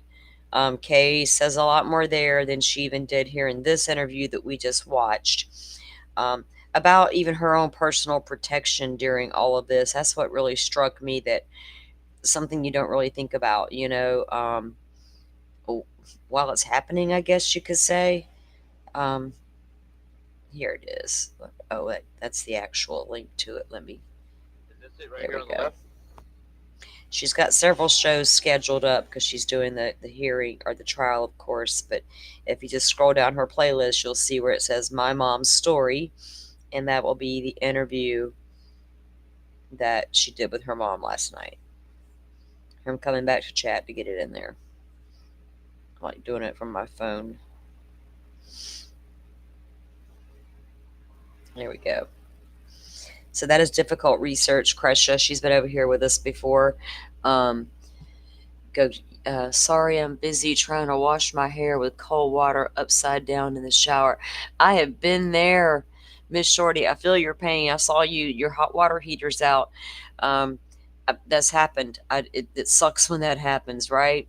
I've had to do it. It's way too cold to stand there in the shower and do it because you're freezing to death. You can boil water to take a bath, right? Getting that hair is a little different. Sometimes you have to get just to rinse it all out. My hair gets long real easy. It'll just grow, and it gets on my nerves. I was like 15 till I was allowed to get my hair cut, it felt like. But the other day I trimmed the back of mine off again, and I thought, man, no wonder my mom went completely short haired as she got old. You think all these older ladies have these short haircuts, and you're like, that just ain't me. Now I'm like, I'm so over this fucking hair all my life. Like, now I get why my mom whacked all her hair off. I don't want to whack it all off, but I sure don't like it long in the summer. I do too much outdoors. Joe says, I tried that once, but I hate getting water up my nose. Come on, Joe. You gotta try it again, man. Hold your nose, dude.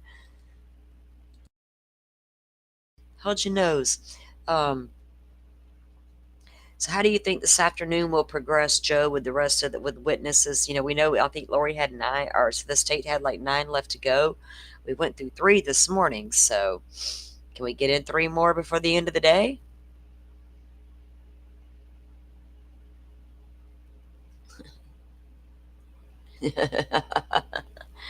Just your hair, Joe, not the whole head. Right? We women know there's an art to it, right? Turn that head a certain way, put your cup. Yeah, you can avoid getting it in your ears and your nose and your eyes. I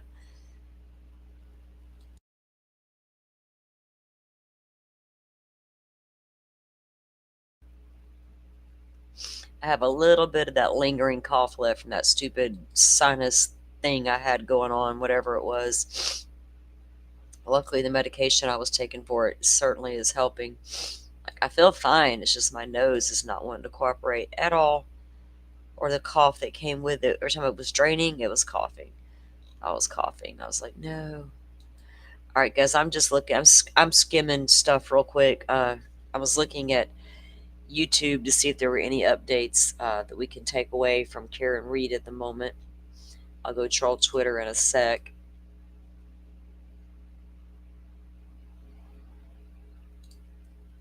And I also need to check to see if something else too.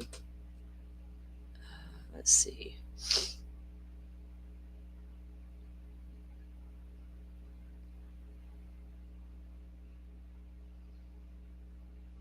Let me see what this is.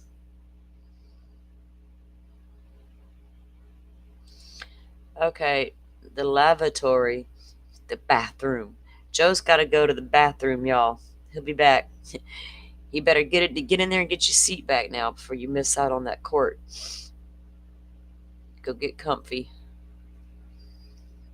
I don't know. Let me see. When was this? 6 hours ago. How long is this? Ugh, too long. News. Let's click that.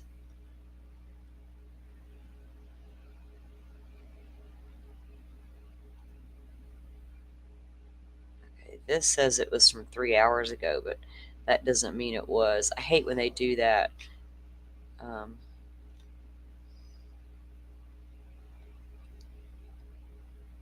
Yeah, see? Okay. What is this?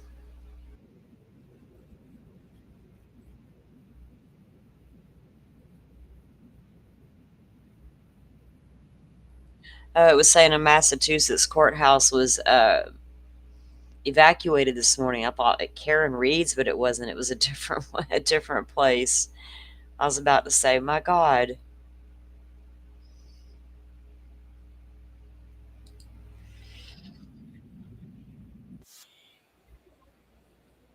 I have no idea what this is I just clicked on, guys, but we're about to watch something interesting. Let's see. Don't forget to wash your hair, Joe. Upside down. Okay, let's see. This is a news clip from a few weeks ago. It says prosecutors outlined DNA sleuthing that led to IDing Stephen Paul Gale as a rape suspect. Do you guys know who that is? I'm always interested in CSI type cold case stuff. So, curiosity's got the best of me. I want to see what it is.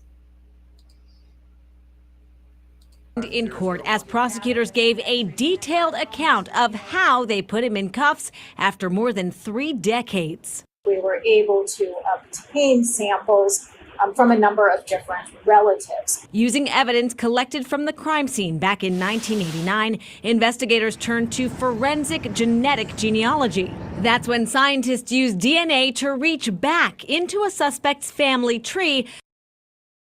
Not the IgG.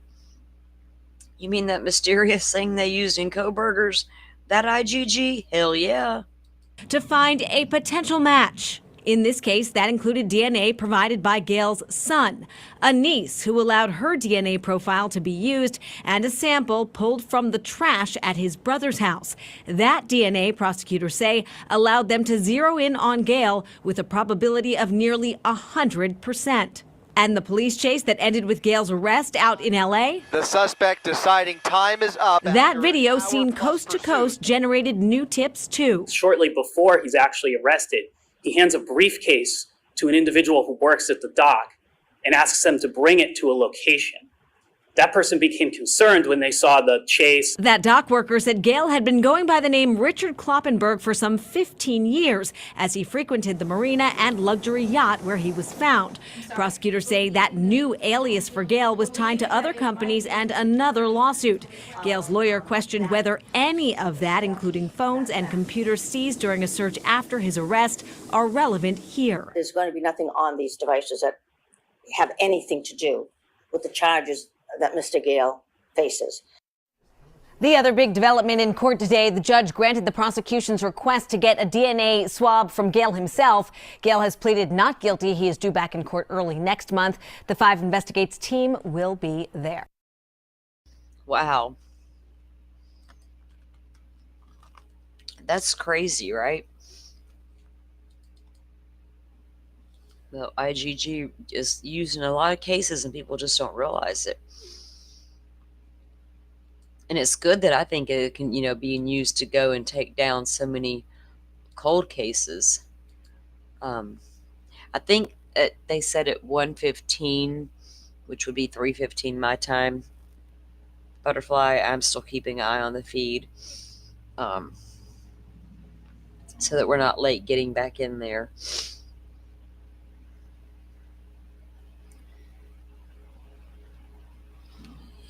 Because I keep double checking it.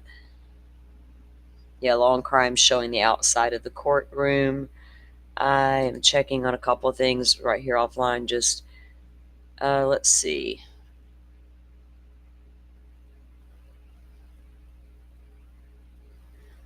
I was just looking at the Coburger docket to see if anything new had been filed. It looked like there's a couple, but there's just redacted stuff. Let's see if this is anything. Let me see.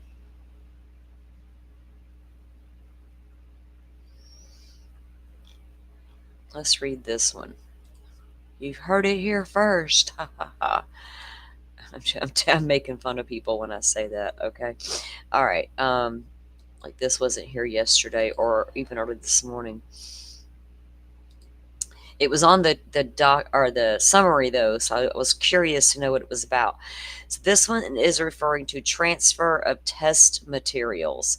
So I'm assuming that we had heard this before with another test item, that it's probably about it leaving one department or lab going to another for further testing. So comes now Brian Koberger through his attorney of record and hereby submits their response to the state's first supplemental request for discovery as required by Idaho criminal rule.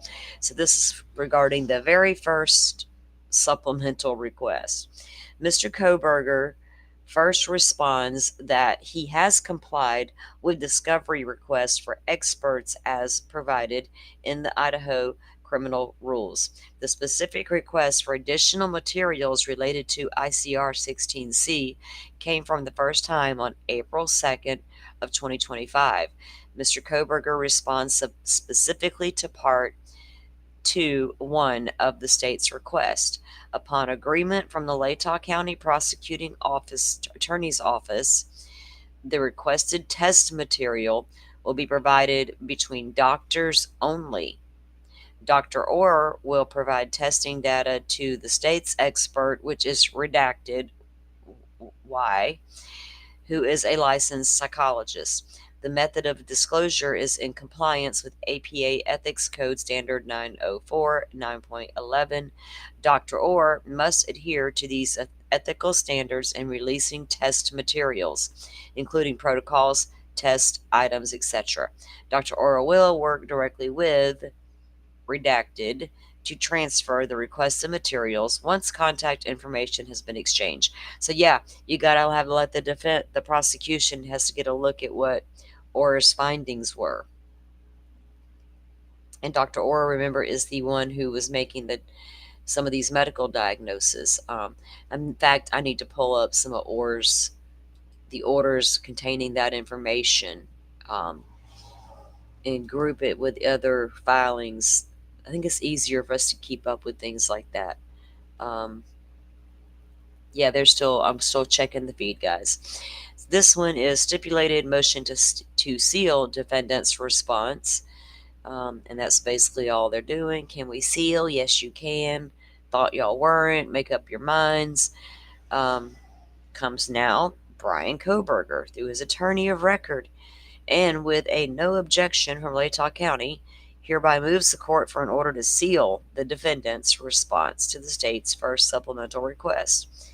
Judge B should be like, y'all ain't getting nothing else sealed. I wonder why they would redact the name of the state's expert. Like, I can't go look that person up now, look at their credentials. I don't like that. I like to go look.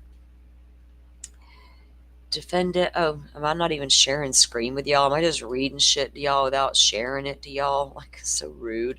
Okay. Defendant's response to state's first supplemental request transfer. This is a repeat of the other one. Or was it the same one? Yeah, that's the one we read. So that's all that's there is those three new ones. No rulings have come down yet on the court hearing. In fact, let me check the case summary real quick before we have to head back over to court. Now, he made some rulings that day in the hearing.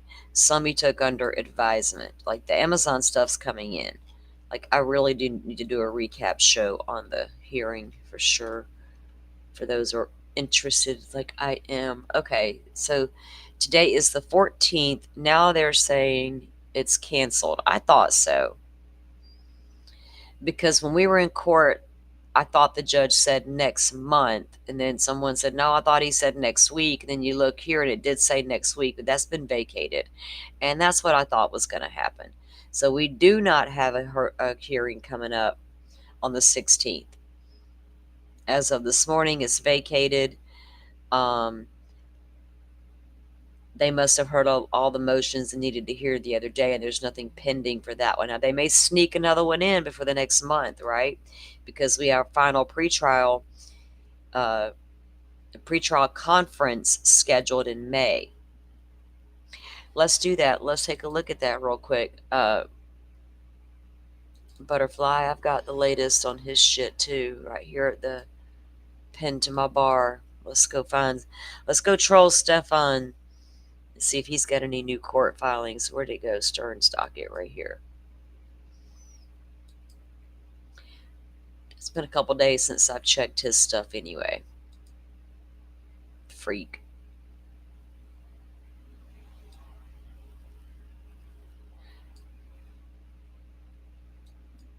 Okay, which one is it? Because he's got the 2 open cases and I always click on the wrong one first. Okay, so the first one coming up for trial is the CSAM, so we'll view that case real quick. And they're still not back in court yet, guys. I'm watching.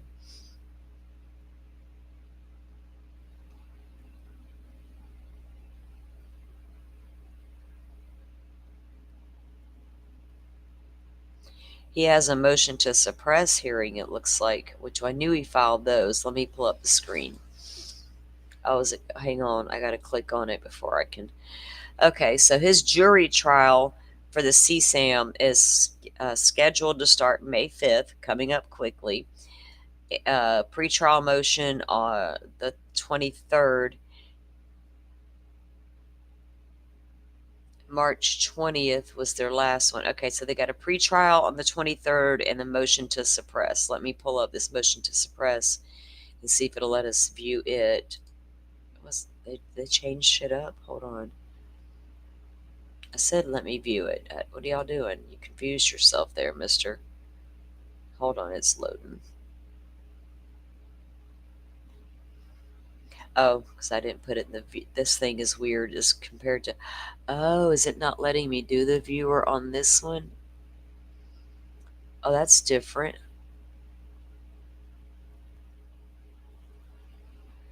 Yeah, they've changed something up here, Butterfly. Let me look at this real quick.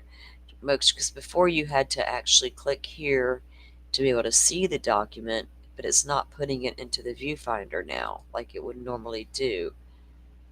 And I don't know why it's not doing that. It just takes you right back to the case summary. I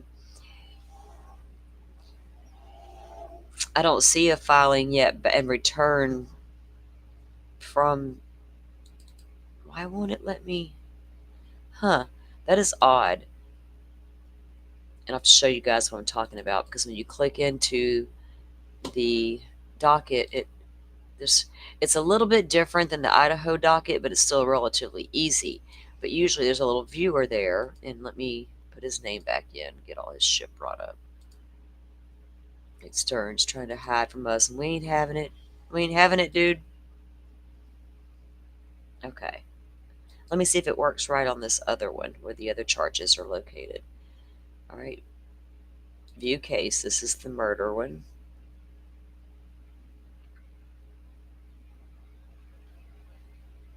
Ah, I got it. I think I know what I did different.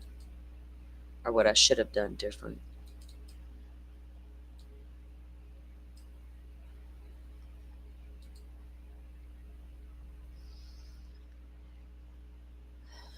I wonder, though, Butterfly, if he'll end up copping a plea.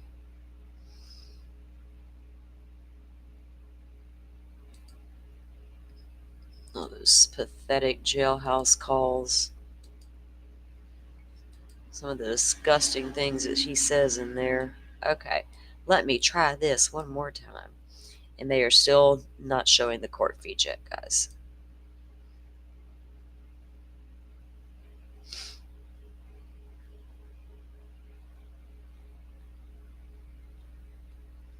Haha, there we go. Okay. It looks like now I just didn't go. There we go. Now it's got my stuff back in order. Okay. So, state did respond. You're right. Okay. Well, that was on there's 2 different. Okay. There's a new one that came after that. All right. So let me start at the beginning here. The first, exhibits entered into evidence. On the second, notice of provisions of state's witness list. We went over that. State's respondent to the defendant's motion to suppress evidence of unlawful. We saw that one, the unlawful search and seizure of the phone. State's response. I think I read this one. Let me pull it up, and I'll share this screen with you guys. Let me pull this one back out of the way. Well, thank you, Happy. We are glad you could pop in when you can. We certainly appreciate it. Be careful out there, Butterfly. Okay, so this one was the state's response to the defendant's motion to suppress evidence obtained from unlawful search and seizure. And this is to do with Stefan Stern's defense claiming his phone was taken illegally when it clearly had not been. He did offer it up to the police officer. Was she asked? He said yes. And all that's on video. Okay, so comes now the state of Florida by and through the undersigned assistant state attorney. Hereby states as follows. Procedural history. The defendant was arrested pursuant to an arrest warrant in the above styled case on February 29th, 2024. On March 11th of 2024, the state filed an information charging the defendant with 8 counts of sexual battery on a child under 12, 5 counts of sexual battery with a child 12 to 18, 7 counts of lewd and lascivious molestation acts, 40 counts of unlawful possession of materials depicting sexual performance by a child, 10 or more images. The state provided discovery to the defendant on March 20th, 2024, and discovery has been ongoing. On February 6, 2025, the defense filed defendant's motion to suppress the evidence obtained from unlawful search and seizure of cell phone. The motion alleged violations of the Fourth Amendment to the United States Constitution, Article 1, Section 12 of the State of the Florida Constitution. On February 26, 2024, redacted, Orange County Sheriff's, well, of course it's Maddie, Orange County Sheriff's Office by her family. That was say she was reported missing. The family contacted law enforcement at 4:30. There were 3 calls made to Orange County Sheriff's Office prior to deputies arriving. At approximately 7:35, Deputy Frank Joseph with the Orange County Sheriff's Office made contact with Jennifer Soto, the defendant, and members of Ms. Soto's family. All individuals were present in the lobby of the business building in which Miss Jennifer Soto's mother worked. A lot of you have seen that footage. I have it on my channel.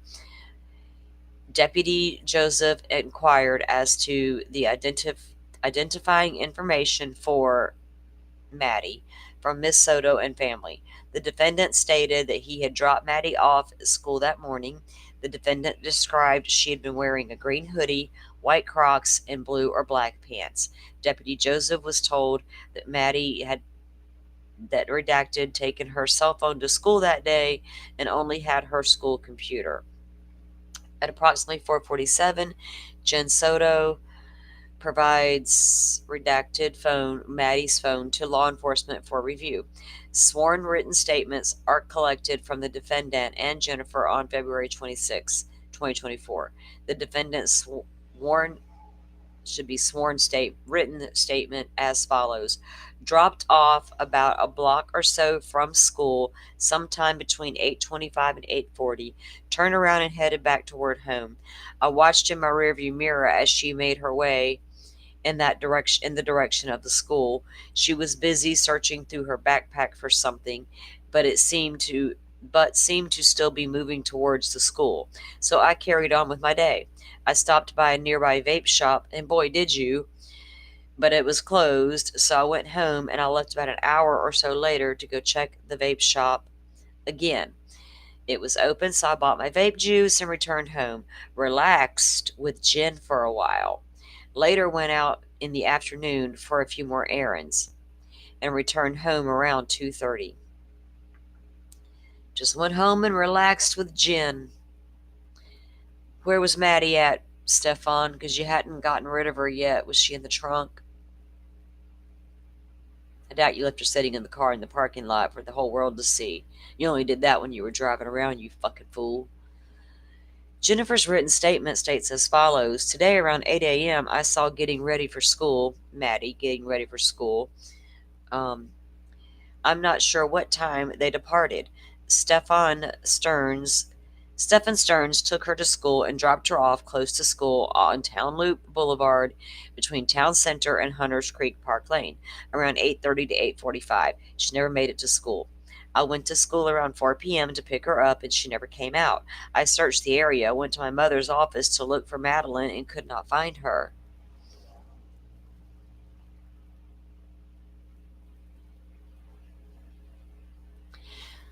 No, Jeff, this is part of his fucking story. He didn't drop her off. You got to know the whole. Yeah, okay. No, he said that is part of his cover up story. Because he didn't drop her off in the church parking lot. He dropped her off across the street from the church parking lot. But he wanted everybody to believe in the beginning it was a church parking lot. And they happened to see a person at the church parking lot video, but it's not Madeline Soto, you know. But yeah, no, I don't. He talks too much. He's trying to talk his way ever. I saw her rummaging through her backpack, like looking for her phone or her headphones. Her phone was at home the whole time. Well, thank you, Miss Shorty. You be careful out there. All you out there driving and listening, be safe. I used to be you. I used to love to drive around and listen to streams. So he goes into where he dropped her off. Okay, she never made it to school. I went to this was Jennifer's version. She never made it to school. I went to school around 4 to pick her up, and she never came out. I searched the area, went to my mother's office, and took her for Madeline and could not find her. At approximately 9:05, accompanied by law enforcement, the defendant drove his vehicle to the area he claimed that where he dropped Maddie. The defendant stopped in the middle of the roadway and got out of his vehicle. The defendant claimed they were standing in the area where he last saw Maddie. Now, see, because once he claimed he dropped her off at the church and they took him back out there and he gets out of the car, he's like, oh, actually, I dropped her off over here across the street from the church, which meant she'd have had to cross the 4-lane highway to get to the side of the church and then walk down toward the school. He's just a big old liar. And he tried to make everything sound so good. Jeff, it was normal that day. She was just fumbling through her backpack like any other day. Like any other day. During this, and he didn't take her to school on the regular, hardly ever, because Stefan wasn't a morning person. He even told his dad in an interview or on one of the phone calls, you know how I am, Dad. When I've got something to do the next day, I can't go to sleep, because I may not wake up at all the next morning to go to my appointment, so I just stay up instead. Like, you weirdo. We all have insomnia, but good Lord, I'm not staying up all night just to get to an appointment on time and then be irritable because of it. But you do you, Stefan. The defendant claimed they were standing in the area in which he last saw Madeline Soto. And I'm still checking the feed, guys, and it's not up yet. Let me refresh it to make sure. So we are not late. Oops, that was the wrong day. Right here. Get it together, girl. Okay, no. Okay. At 9:05 p.m., at approximately 9:05 p.m., accompanied by law enforcement, the defendant drove his vehicle to the area he claimed he had dropped Maddie off. The defendant, I read that part. Okay, sorry. During this time, law enforcement provided the defendant with Madeline's cell phone. Deputy Joseph made contact with a church in that area and went through the video surveillance. At approximately 12:30, Officer Tristan Clark arrived at the home of Jennifer Soto and was greeted by Mrs. Soto. Law enforcement was actively searching for Maddie, unsuccessful, but by all accounts, the defendant was the last person to have seen her. And they give the date there. On February 27, 2024, at approximately 12 p.m., Detective Francis Hunt with the Orange County Sheriff's Office conducted an audio-recorded interview with the defendant. Detective Hunt swore the defendant swore the defendant prior to asking his questions. The defendant reiterated that the last time he saw Maddie, he dropped her off for school the day prior. This is the day after. During this interview, the defendant told Detective Hunt that he did not recall the exact time of the drop off because he left his phone at home. It was also during this interview that the defendant stated that he, or that redacted, slept alone with him, which would be Maddie, slept alone with him in the upstairs bedroom so Jen could get better sleep. Wow. The defendant also told Detective Hunt that redacted at the residence as well when they left for school. At approximately 7:16, an audio recorded interview with the defendant is conducted by Maria Tagler and Louis Acosta. The interview occurred at 4012 Santa Maria. That interview is also on my channel. The defendant was not in handcuffs and was free to leave. He certainly was. The two detectives who interviewed the defendant were in plain clothes. The defendant stated that he redacted between 7:30 and 7:45. The defendant again reiterated that he dropped Maddie off from the school the day prior. The defendant, and that's redacted, their route on the day on the way to drop her off. He detailed their route. The defendant indicated he tried to go to McDonald's near redacted. However, he did not stop at McDonald's. The defendant estimated that he dropped Maddie at approximately 8:20, and then redacted, to 8:40. At approximately 7:37 p.m., after the defendant relayed all of this information, the following exchange occurred between Detective Tagler and the defendant. Detective Tagler: do you mind if I take a look at your maps real quick? The defendant replies, yeah, that's fine. Tagler says, thanks. The defendant unlocked his cell phone, handed it to Detective Tagler. There is some more clarification with Detective Acosta on the route the defendant took to reach the school and the location where he claimed to have dropped her off, which there was. Tagler has the following conversation with the defendant. Tagler: do you mind if I just take a picture of your history? Defendant: yes, that's fine. The defendant and Detective Acosta discussed what time the classes began in Hunter's Middle Creek Middle School. The conversation continued. Tagler asked, what kind of phone is this? Defendant: S23 Ultra, I think. Oh, you got expensive little phone. Detective Tagler: I don't know how to work this thing. Defendant: I'm sorry, I barely know how to work it myself. That does not surprise me. Tagler: I'm an iPhone person. Defendant: oh. Tagler says, is it okay if I go into your settings real quick? I just want to see if you're logged into your Google. The defendant says, I am not logged into my Google with that, actually. Remember, he done reset that phone like twice. So he didn't think his that he hadn't signed back in on his Google account yet. I am not logged into my Google account with that, actually. Is it okay if I check? He says, yeah. And they're still making their way back into the courtroom, it looks like. From outside the courtroom.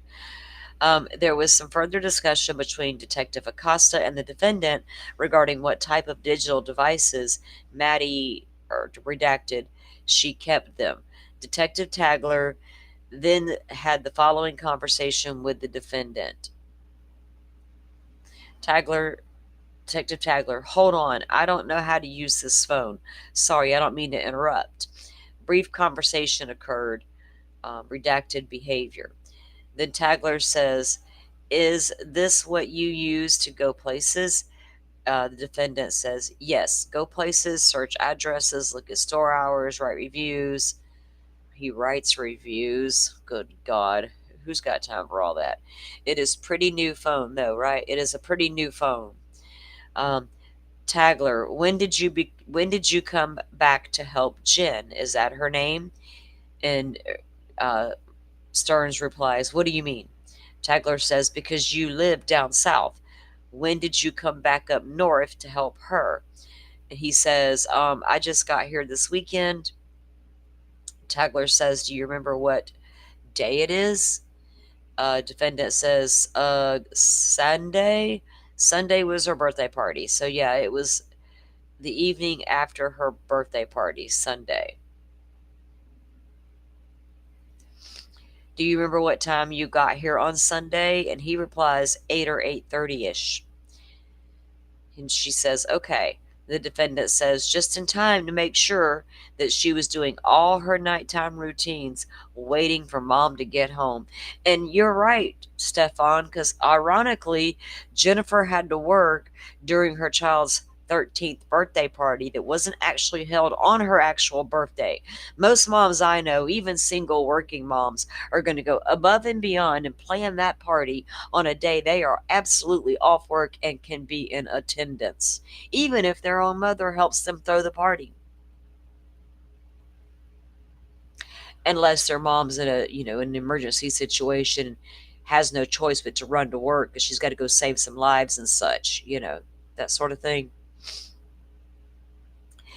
Maddie's aunt dropped her off at home that night. Guess who's at the house 15 minutes later?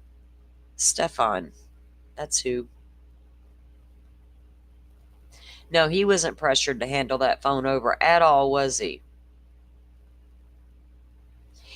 I've got all that, Rachel, somewhere. The Butterfly and I have deep dove all those. I've got like an 870 something page PDF, 22 page PDF, 65. I've got all these PDFs saved that we have went through, and a lot of the times and facts I've got to go back and pinpoint again because I've been covering so many cases in between. But we do have if we get to trial with Stefan, we will be doing a recap show and talking about a lot of that. But anytime anything new comes down, we try to bring it up and discuss it because we are following the case. Like I said, you guys, I have done some deep dives, some really hard stuff to read in some of those documents that first came out, but we did it, and it was not to dishonor anybody or disrespect Maddie, but it was to help other kids in Maddie's situation. For maybe somebody out there will see a red flag and go, oh my God, I know a kid in this situation, right? We're going to read, see, and hear a lot of ugly things in true crime that we may not care to, but I choose this genre, and we tried to do it as respectful as we could, but there was some pretty heavy things talked about in those damn documents because of this fool, what he did. So he got there just in time to make sure she was doing all her nightly routines, waiting on mom to get home. Mom needs to come home and get that beauty sleep herself. Okay, so the Tagler asked him, you live in Northport, right? He says, yeah, I split my time between the two places. And then Tagler asked again, is that on Snug Street? No. And what a name, right? He says, yeah. Tagler says, that makes sense. You have a lot of Snug Street on here.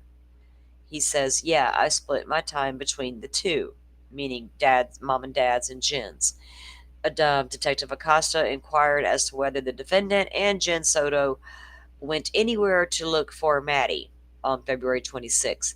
The defendant denied knowing whether they went to look for Maddie because he had taken Ativan the night before because he was so worried. Stop right there, dude. Stop it. One Ativan, and take it from somebody who knows, because I've, lost a child and may have been prescribed that medication at one time. The lowest dosage they have on the market available, which is what most people take, isn't going to knock you out, buddy. That's the whole point of Ativan. You don't even feel like you've taken a medication, but you're not having a panic attack. So quit lying to the world about how bad your Ativan affects you. Because if your Ativan was affecting you to the point where you were being knocked out and drugged and blah, blah, blah, you're doubling, tripling up on your Ativan, you lying fucker. Take that shit.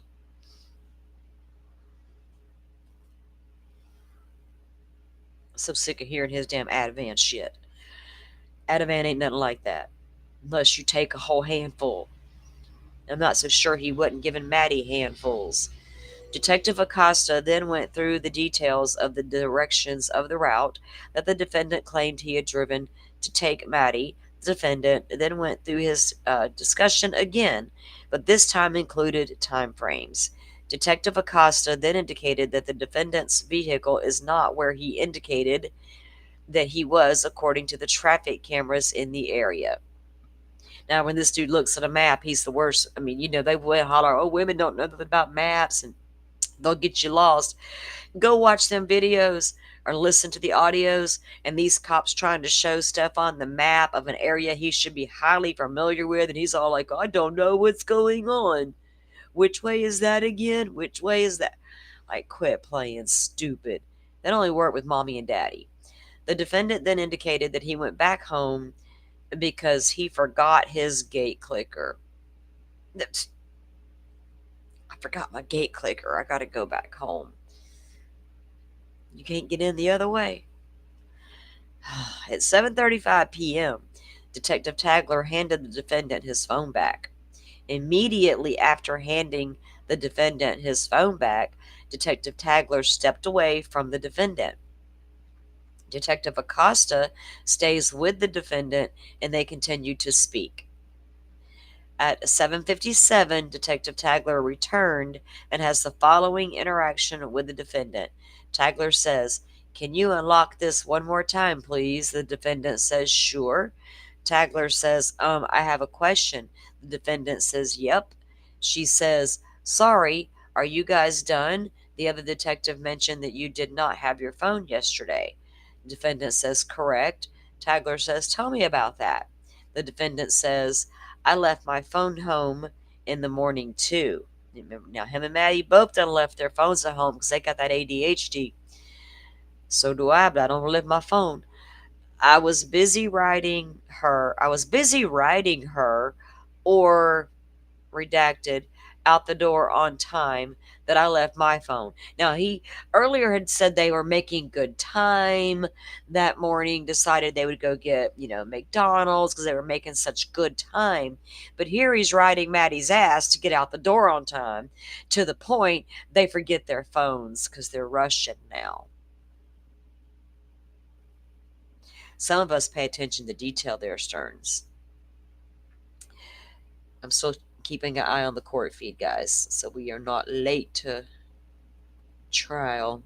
We don't want to be those people. Ugh. Thanks for hanging in here with me today and get your viewing in here. Okay. So then Tagler asked, "Do you have your phone when you went to did you have your phone when you went to the smoke shop?" If you guys have followed the case, a big deal has been made about that damn smoke shop. How many times he went there? Jen insisting that the authorities go look at the smoke shop for cameras, like that's going to prove.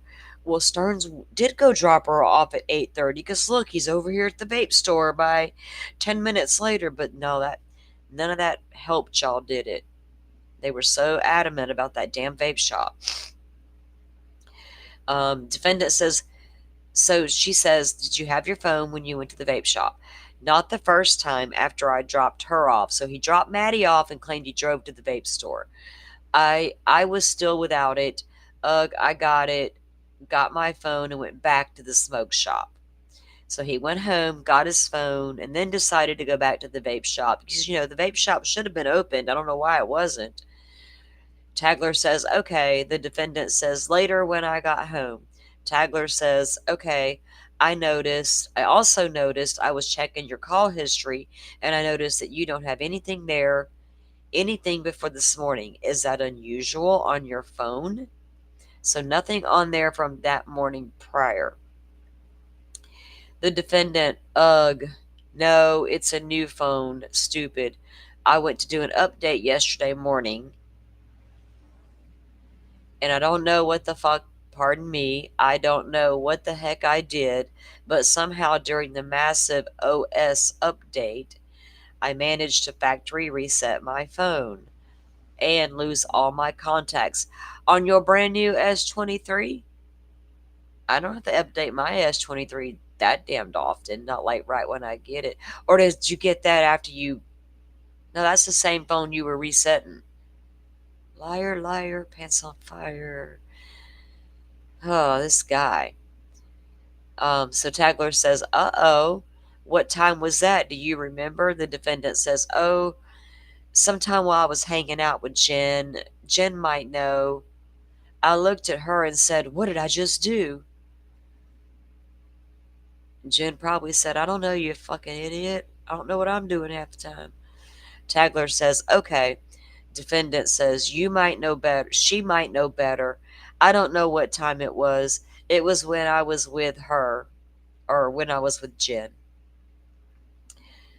So Tagler says, okay, I don't think I even have any more questions. Okay, so at approximately 7:59, Detective Tagler advised the defendant that law enforcement was going to hold on to the defendant's phone.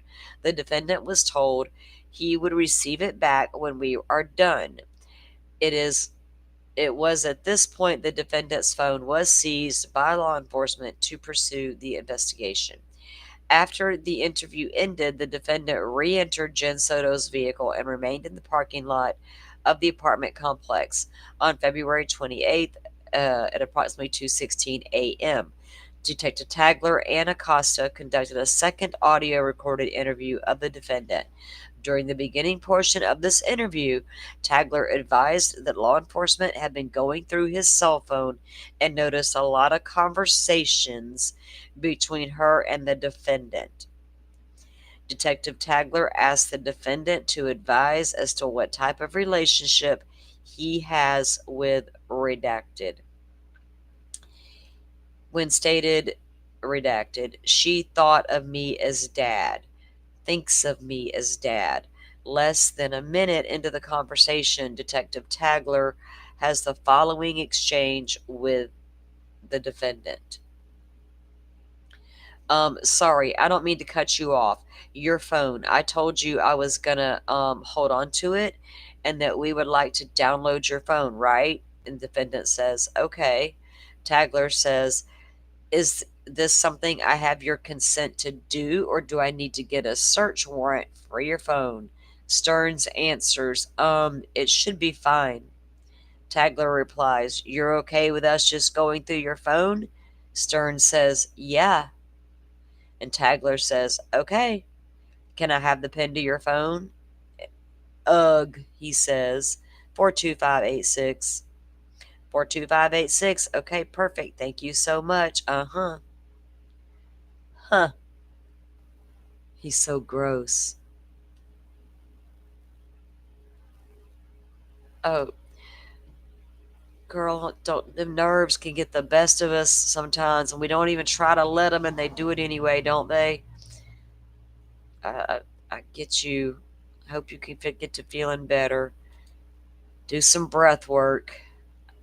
All that's pointless advice sometimes when you're in anxiety, I know, but as someone who's suffered severe panic attacks and stuff, I try to, a lot of things I try to do these days to help myself out of them if I feel it coming on.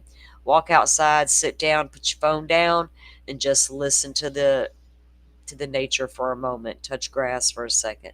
Yeah, consent again, butterfly. Not once but twice, right? Couple times there. Um, Let me refresh the page, guys, so we can keep a updated watch here. Again, I appreciate you guys all coming in and spending your day with me to do this. It means a lot. Oh, where'd my feed go?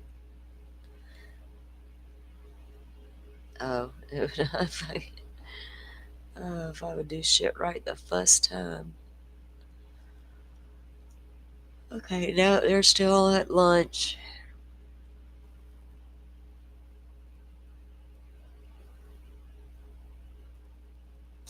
Yeah, well, they did eventually get the search warrant, Rachel. I have all the search warrants, all the documents. The only ones I don't have are the very, very latest ones. I just haven't took the time to get them yet because they're kind of standard. I've heard all the new phone calls and interviews. We've actually done a lot of those here on my channel.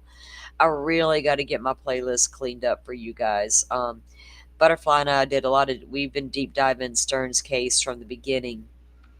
And we both done paid for PDFs and stuff like that to bring the information forward and read all the documents. And like I said, it was a lot, but anything, Maddie deserves justice, and this dude, he ain't getting that phone thrown out. Even if they did, that would only take away the CSAM on Maddie. It wouldn't take away the murder charge on Maddie, and it wouldn't take away those 3,500 images off that computer they seized out of the parents' storage facility. And those 35,000 children weren't even Maddie. And like the cop told his dad in an interview, his dad said, "You're never going to find all those kids, are you?" Cop said, "Unfortunately, no, we're not. Never going to know where those 35,000 children your husband was gawking at are at right now." Poor children. Oh, good. Thank you. We would hope you feel better, hun. We do. Oh, I try. Sometimes I'm not as good at taking my own, and sometimes I do. I've gotten better over the years. Even like this morning, before I even started any of this, I go outside with my morning coffee. I'm just sitting down. It's a beautiful day. I got to get in my sunshine. And I'm that person. If I don't go out there and touch grass and sit in silence for a little bit, I'm not in a good spot. And that's why I can't stand this cold weather. I'm so glad it's warming up. I'm a summer girl. They're showing the courtroom again, but they're not actually back in session yet. So I'm going to pull it up so we can keep an eye on that. We'll get back to that, stars. So yeah, that was just a filing about that. I'll get to the other filing in a minute and see what they said. I may have to do some little video updates on stuff like that. You know what I mean? To keep us caught up on certain things that we are following. Okay, here we go. Yeah, pull this up while we're looking. I don't know how long they've been kind of throwing this up there a few minutes before they ever start back lately.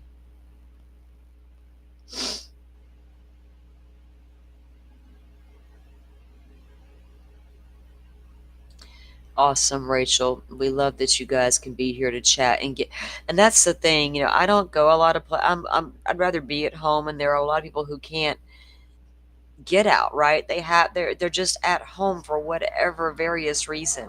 So finding that community, right, that you can vibe with and like-minded people, and just having people to talk to throughout the day makes a big difference for a lot of people.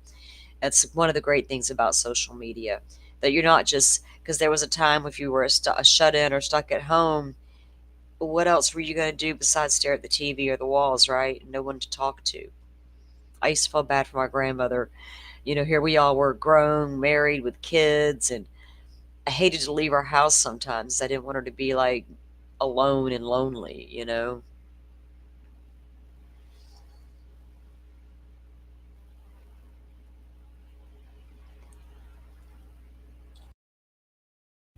thought I heard some movement in there. It's like, does somebody keep bumping the camera? Like, Joe, is that you? Joe's like, I'm gonna mess with everybody. Let's bump this camera.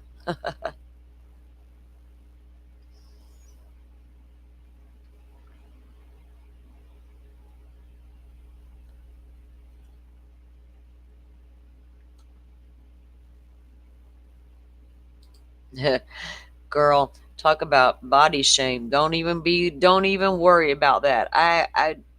I've seen parts of Stearns that y'all don't want to see. It was ugly.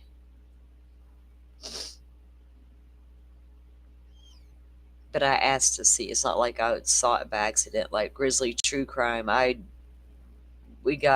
Joe got a big FOIA dump of photos for us recently, and there were a lot of them where we had already seen.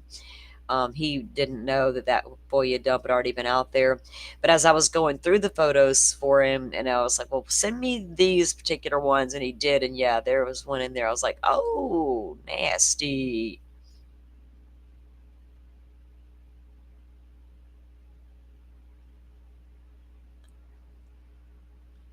Are you serious, Rachel?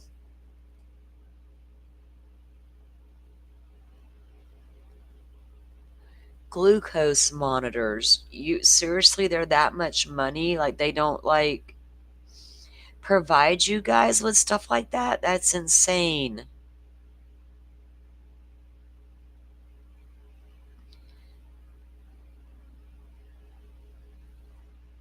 So you would think that would be like, oh my God, like a standard medical device that you guys would need, not like that's insane. I hope it works out, hun.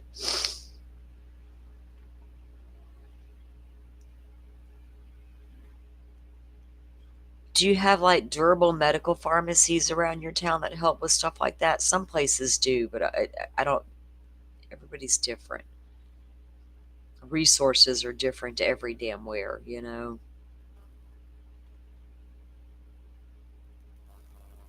It's a shame that we don't get the resources we actually deserve and need in our country, and as far as healthcare goes. It's like, why? You can't make me understand why some things cost so freaking much money. You just will never make me believe it for a second. Uh-oh. Please be seated. I hear noise. He said, please All be right, we're on the seated. record, State of Arizona versus Daybell, CR 2021-001-704. All right, guys. I'll see you in chat. State's present, the defendant and her team are present. The jury is not present. Who's the who's the state calling this afternoon? After we're finished with this witness, we have Jeff Moberg and then Cassandra N. Clan. Are you able to estimate yet when you think you're likely to conclude your case in chief? I think likely Thursday. All right. So we are moving at a fairly quick rate. Let's talk about these motions. One of them may be relevant this afternoon. The motion in limine regarding the questioning of police. Has the defendant have a chance to review that motion? I did get a chance to review it, Your Honor. Can you pull the microphone down? I did get a chance to review it. I did not get an opportunity to discuss it with my advisory team. We were able to have like a 30-second discussion right before we came in. So I would like to have an opportunity to do that before I have to. I think you said did you say Mr. Moffat's testifying this afternoon? No. Oh, you didn't. Moberg. Moberg, Yeah, sorry. sorry, no. Can I see the witnesses? Witnesses.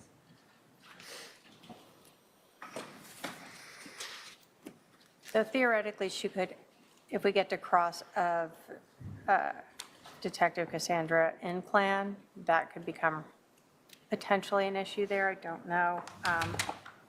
I only put. Well, I guess here's the issue is, I don't know to what extent you might have intended on crossing police officers about why you weren't arrested that day or why your brother wasn't arrested that day or why it took however long for charges to be submitted or those types of things. Were those things you were planning on questioning anyone about? Not exactly in those terms. In what terms then?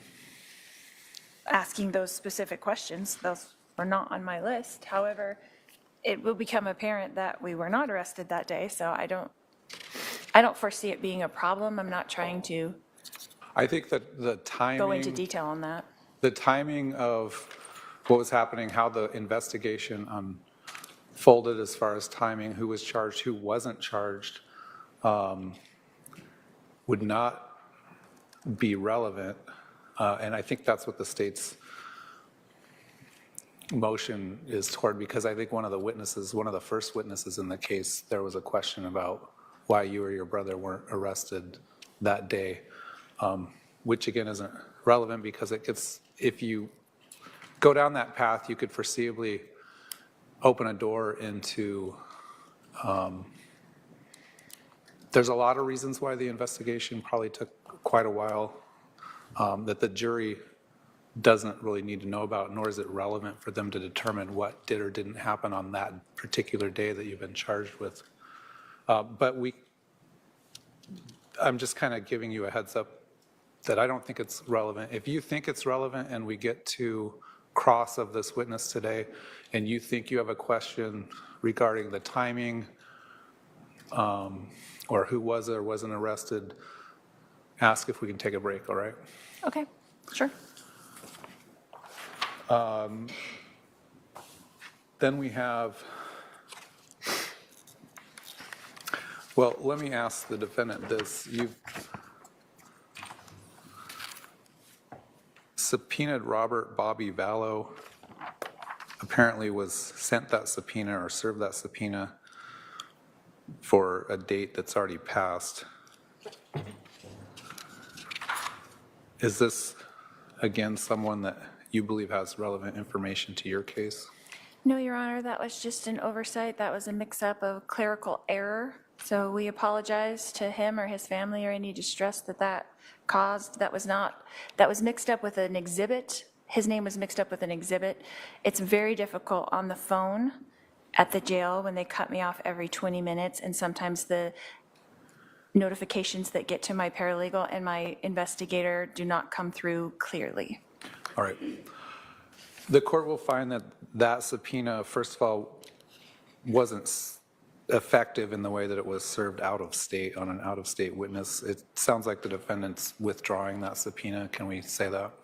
Absolutely, you can crush it. So that one's withdrawn. Are there other?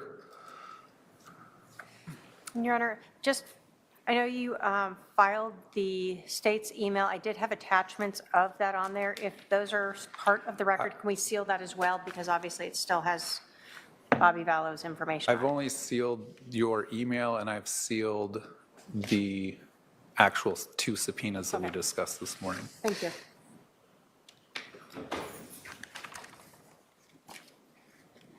Was there another, Mr. Boudreau was served with a subpoena for this case, is that correct? That is my understanding, Your Honor. All right. Those subpoenas were sent out from OPDS. We turned them into OPDS before you struck that witness, Your Honor. So. Okay, so that subpoena is effectively quashed, and as I said, that one would be filed under seal as well. Then we have, let me just check the time here, 1:23. The motion in limine regarding the testimony of the video observed by Janice Cox and Summer Shiflett. Have you had a chance to review that and discuss it? I haven't had a chance to discuss that with advisory council, and I would like the opportunity to do that, Your Honor. All right, that's fine. I don't think that's imminent for today. No. And then I think we can also take up the state's third motion to preclude later today or sometime tomorrow. Is your next, let's have the witness come back in. I think all our jurors are present, so we can start a few minutes early.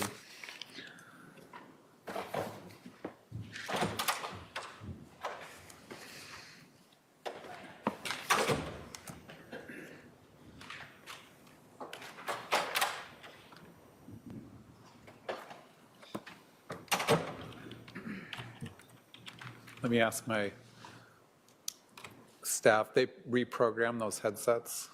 All right, so we'll see.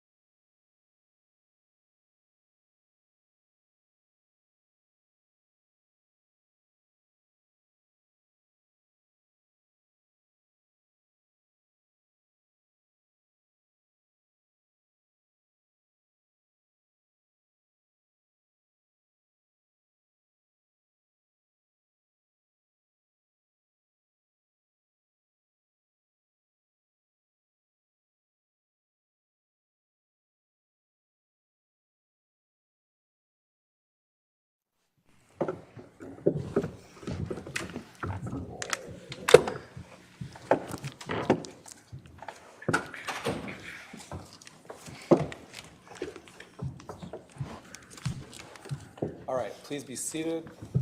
The jury is present. You can continue with your direct examination. Thank you. When we took our break for lunch, we had just admitted Exhibit 215, I believe. And inside this contained the beneficiary designation form that was filled out by Mr. Vallow. Oops. Let me wait till we get our Elmo up.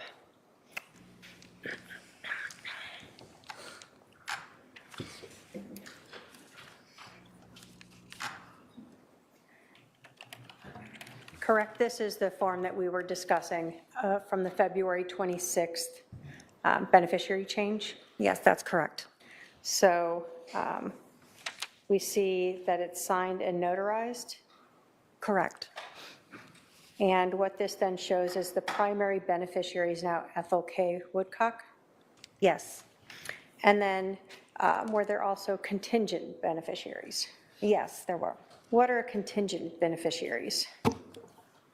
Contingent beneficiaries are listed in the event the insured passes away and the primary beneficiary had predeceased the insured, meaning passing away before the insured. Since the primary beneficiary was no longer living, it would then drop to the contingent beneficiaries to receive the death benefit. Okay. So if Kay Woodcock had not been around when Charles passed, then it would have gone to Nicholas Charles Vallow and Zachary Chase Vallow. That's correct. When a primary beneficiary or a contingent beneficiary is removed from someone's life insurance policy, does Banner Life Insurance call that person up and let them know, hey, just letting you know you're not the primary beneficiary anymore? No. Why not? They're not the policy owner, so they would not be entitled to that information. So again, the policy owner is the person who can do whatever they want with the policy. Correct. On July 15th of 2019, did Lori Ann Vallow call Banner Life Insurance to make a death claim? Yes. And was that call recorded? Yes, it was. And is that the audio that you listened to before we took our break for lunch? Yes, it is. Your Honor, if I may publish this? And again, that's just something that's the normal course of business that Banner Life records all of those people calling. All of our calls are recorded, yes.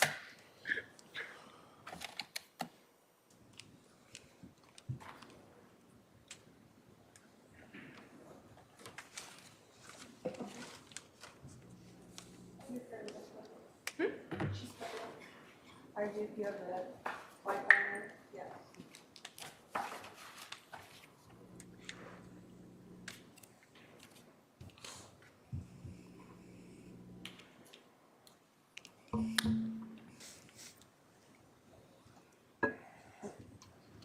Claims Department, this is Robin. May I have the policy number? Sure.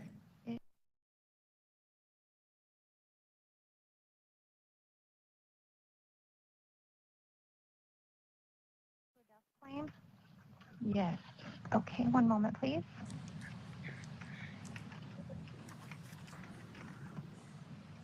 May I have the name of the insured? L. Charles Vallow.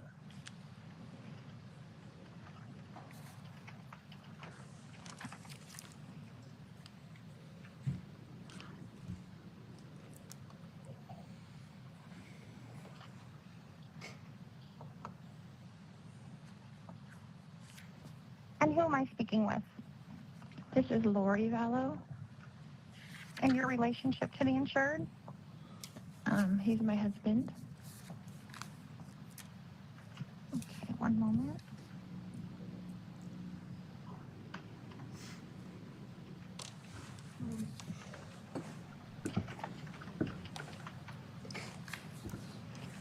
Okay, ma'am, I'm just going to need to ask you a few questions so that I can open the claim, and then I can go over the claim procedure with you and answer any questions that you may have afterwards.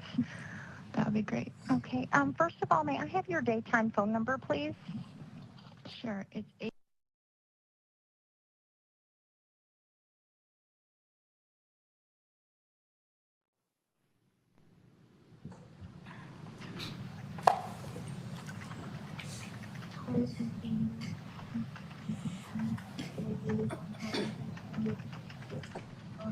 And what was the date of Mr. Vallow's passing?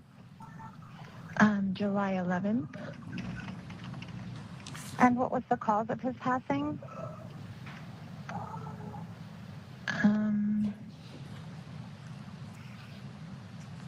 Well, he was shot.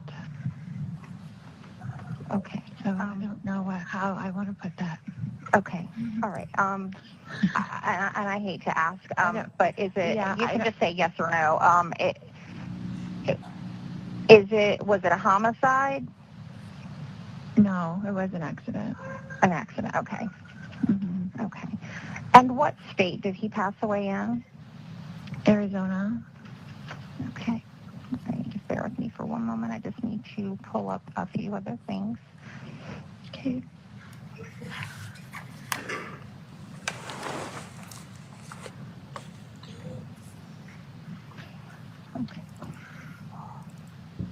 Are you aware of who the primary beneficiary of the policy is?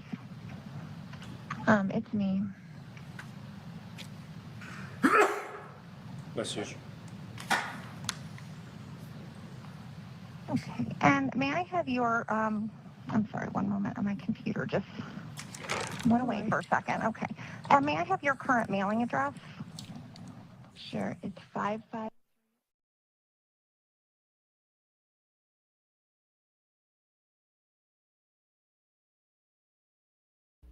That might be good for you to do, Willie, because you've got quite the reputation here on the YouTube streets, don't you, bud? 85249.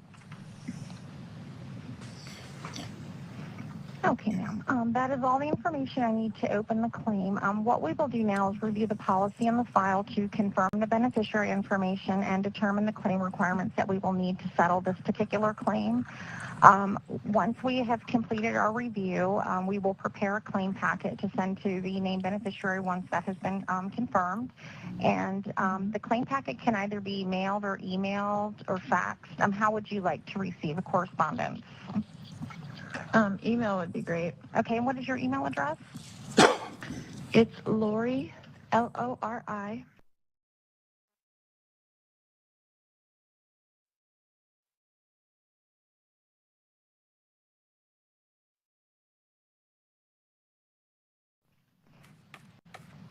Okay.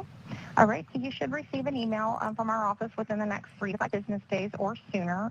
It will have the instructions listed. Once you receive the information, if you have any questions whatsoever, please don't hesitate to give our office a call, and then we can go from there. Okay, is there anything I can help you with at this time? That's it, I think. Okay, ma'am. Well, I'm very sorry for your loss. You take care of yourself. Thank you. Okay, bye-bye. Bye-bye. All right, so we hear in Exhibit 215, that's yourself speaking with Ms. Vallow? Yes, And we hear her, you ask her if she knew who the primary beneficiary was, correct? yes, And who did she advise was the primary beneficiary? herself. We also hear you ask about sort of the cause of death for Charles Vallow, correct? Yes, And you asked when there was a pause if it could be, well, after she told you he was shot, right? yes, Did you need to know sort of, was it a suicide? Was it a homicide? Was it a, correct, yes, and so did you follow up by asking her if it was a homicide? yes, And she advised you it was an accident. correct.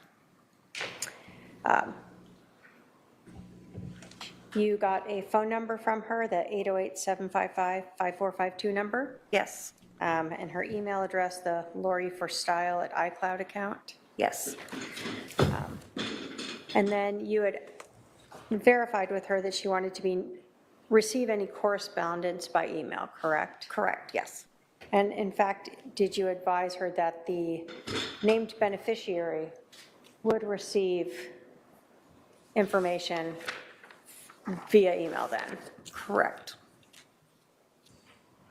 Is it normal when you have someone call in to make a death claim to wait and look up things before you let them know? Yes, that is our standard procedure. Okay, so you weren't doing anything weird there, that's just what you guys have to No. do. So what does Banner Life do to verify that that person is, that Lori Vallow was the beneficiary?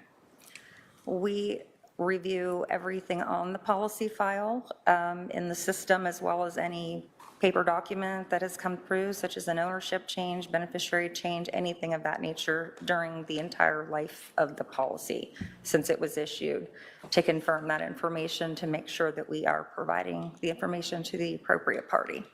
Did you in this call know at some point that there was perhaps something incorrect about her being the beneficiary? Not during the call. Did you look up afterwards? Yes. Okay. When somebody calls in to notify that there's been a death and try to get the policy payout, what would normally be required? Do they just have to call in and then you send them a check if their name's on there? No. We review each policy to determine the claim requirements for that specific claim. They can vary from claim to claim, depending on, the situation with that particular policy. That is why we do prepare a claim packet specific for each claim that has been reported. We provide a packet of information with the cover letter that lists the claim requirements that are needed. And the two things that are always going to be required is our specific claim form that we provide for the beneficiary to complete, as well as a death certificate, which states both cause and manner of death. Okay. So after Lori Vallow calls saying she's the primary beneficiary of that life insurance policy for her husband, Charles Vallow, did Banner Life Insurance actually determine that she was not the primary beneficiary? That's correct. So now that you know she's not the primary beneficiary, how did you notify her of that? I believe there was a letter that was submitted to her via email as she requested correspondence to be delivered to her in that aspect. So would the letter tell her who was the primary beneficiary? No. Would the letter have told her when that was changed? No. It just advised her, would have advised her that she was not the primary beneficiary.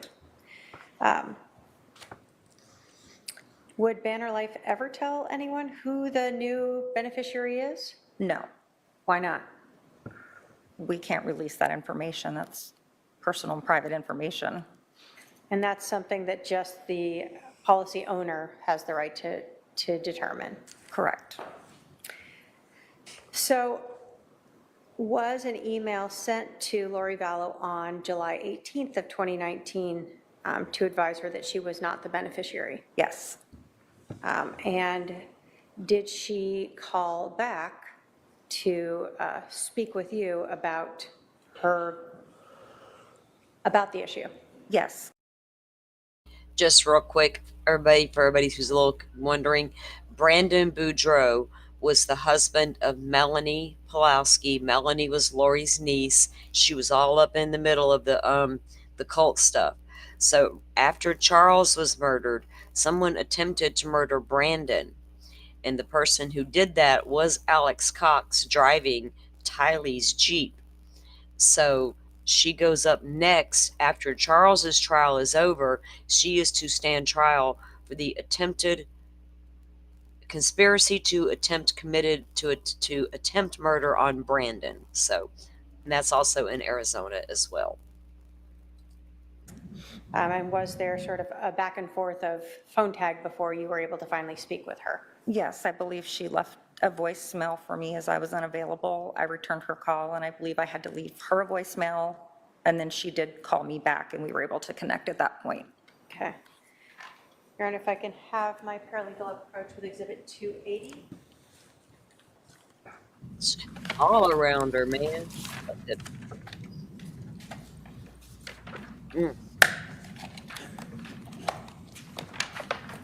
And if you can listen to that and see if you recognize That as yourself and Ms. Vallow again from the July 18th of 2019 conversation.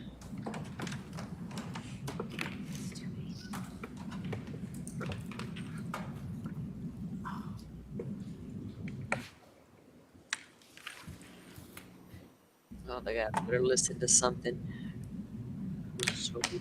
Guys, I had such a good time over there talking to Miss Shorty on Friday night, having her back over here on Sunday. Like I said, if you guys did not get to catch those lives, I suggest you do.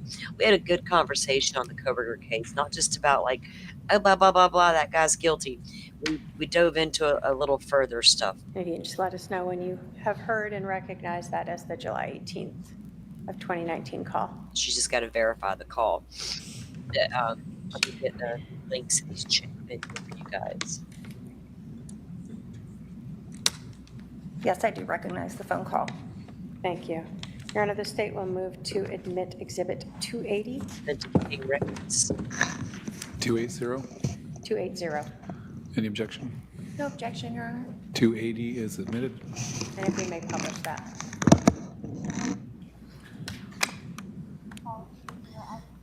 No, Miss Shorty don't stop. That lady gets energy forever and a day. We all need some Miss Shorty energy. There you go. Claims Department, this is Robin. May I have the policy number? Sure.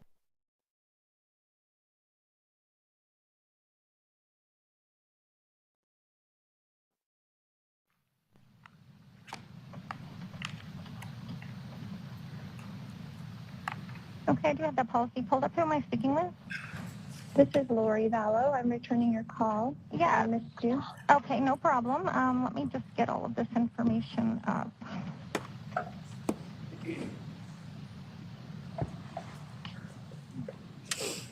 Okay, so in your voicemail, you stated that you had something that stated you are the beneficiary of the policy? Right. So I have the original policy where I was the beneficiary, the sole beneficiary, and then we changed the policy to where I was 80%, and we added two people, the Porches, who invested in our company for each 10%. And that's the last one I have. That's the last update that I have.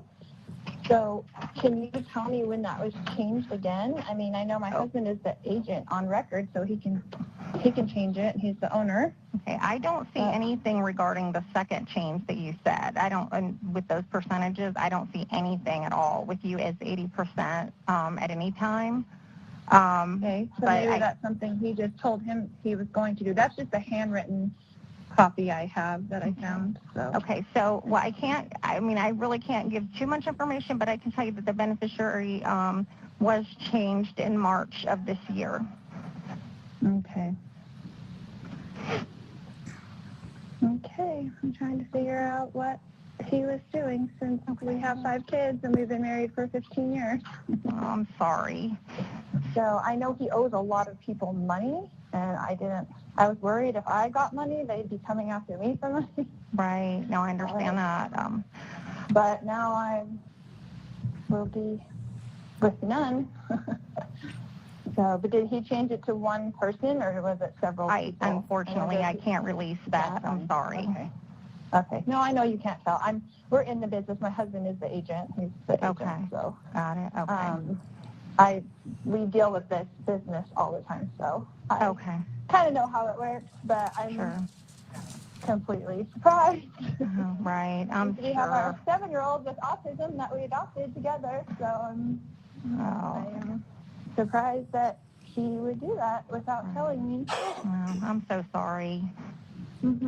So, I mean, there's nothing you can do about that, even though it's community property. I mean, it's his policy. This is a contract that we have with the insured, exactly. So he's able to make any changes, during the lifetime of the policy. Well, can I check? I mean, I have a policy, a $2 million policy on me. And since he's the agent, would he have been able to change the beneficiary on my policy? Not if he was the agent. He would have had to have owned the policy, but I can certainly check. But if he would have signed my name, could he have done that? I wonder. I mean, I don't I would hope that wouldn't happen, but let me just pull up, okay, let me just take a look and see what I can find on you. It's under Lori Vallow. It would be under Lori N. Vallow. Because we have a $2 million policy on me, but I'm not even sure it's with Banner Life. I'm not showing that it's with us. Okay. It might be Life of the Southwest. We work with several companies. Right. I could call them and ask, I'm just asking the question, like, I could call them and ask them and make sure the beneficiary is who I say. I mean, I would. If you have a concern of that nature, I certainly would call and check on your own policies if you have concern if something may have happened. Well, and I would have to change it anyway because he was the beneficiary as far as I know on my policy. Right. So you would definitely want to update that at this point. And, what happens, like if something happened to me, say today, and it's under him and he's deceased, what happens to that policy? Well, if there's not every contract's different, but more than likely, if there was not a contingent beneficiary named, it would go to your estate. To their estate. Yeah. But if there's a contingent beneficiary name, then it would go to that person. Right. Okay. Yeah, that makes sense. Okay. Well, thank you. I just needed that information. Okay, no, not a problem. All right, you take care. Okay. Bye-bye. Bye-bye. So in this call, we hear yourself again with Ms. Vallow, Yes, and we hear her telling you that her husband left her with 5 kids to care for, right? yes, And she told you that she understands how life insurance works, right? correct. That she and her husband run this business about it, right? Yes, But then she asks you if an agent would be able to change who the beneficiary was? correct. So she didn't really understand it. I felt that she did not understand it fully. And again, she told you she understood how this all worked, but then she asked you what would happen if she died. At this point, who would get, her money since her husband had been her beneficiary? Yes, she did. So you had to advise her of the fact that if there were contingent beneficiaries, they would get it. Yes. Ultimately, did Banner Life Insurance have any insurance policy with Lori Vallow? No, she did not hold any coverage under Banner Life. When she was talking to you, at one point she asked you or said, there's nothing you can do about that, right? Correct. And there's nothing you can do to change that. That is something that the owner is able to do. Correct. We could not make any changes. Regardless of if you feel bad for someone. Exactly. Is it awkward for you when you have to talk to someone who thinks that they were the beneficiary and learns they're not? It can be, yes. Was that your last interaction with Lori Vallow? To my recollection, yes. Who did Banner Life Insurance Company ultimately pay the $1 million policy to? To Mr. Vallow's sister, Kay Woodcock. And before the insurance company, before Banner Life would pay that out to Kay Woodcock, did you actually have to call and verify with the police that she was not involved in the homicide or the murder of Charles Vallow? Yes, that's correct. I have no other questions for this witness. Cross? No questions, Your Honor. Excuse me? No questions. All right, are there any questions for this witness from any member of the jury? I don't see any. You can step down, thank you. State can call its next witness. Thank you.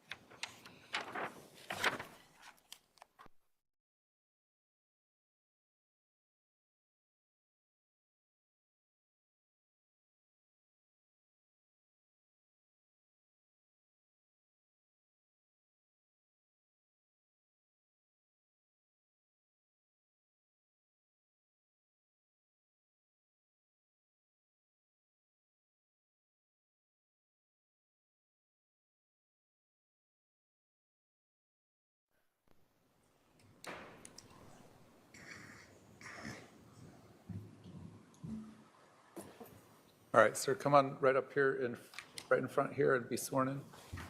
Please spell your name for the record. Jeff, Jeff, Moberg, Moberg. Thank you. Please raise your right hand. You do solemnly swear the testimony you're about to give will be the truth, the whole truth, and nothing but the truth, so help you God. All right, you're gonna have a seat. Just walk around the court reporter, have a seat to my left.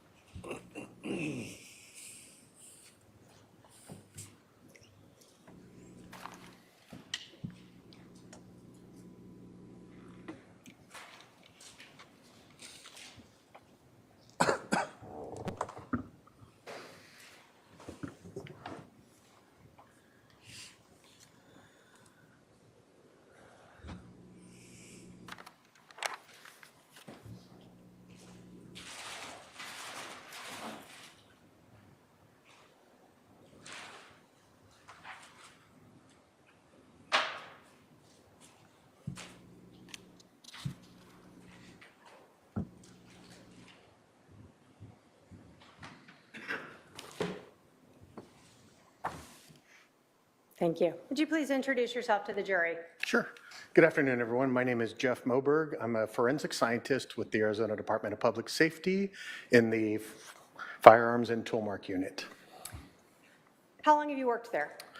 I've been with DPS since February of 2013. I've been assigned to the Firearms Unit since October 1st of 2018. Can you tell us about your education and training to work in the area of firearms identification? Sure. Part of the hiring standards for the DPS Crime Lab is I do have a bachelor's degree in chemistry from Arizona State University.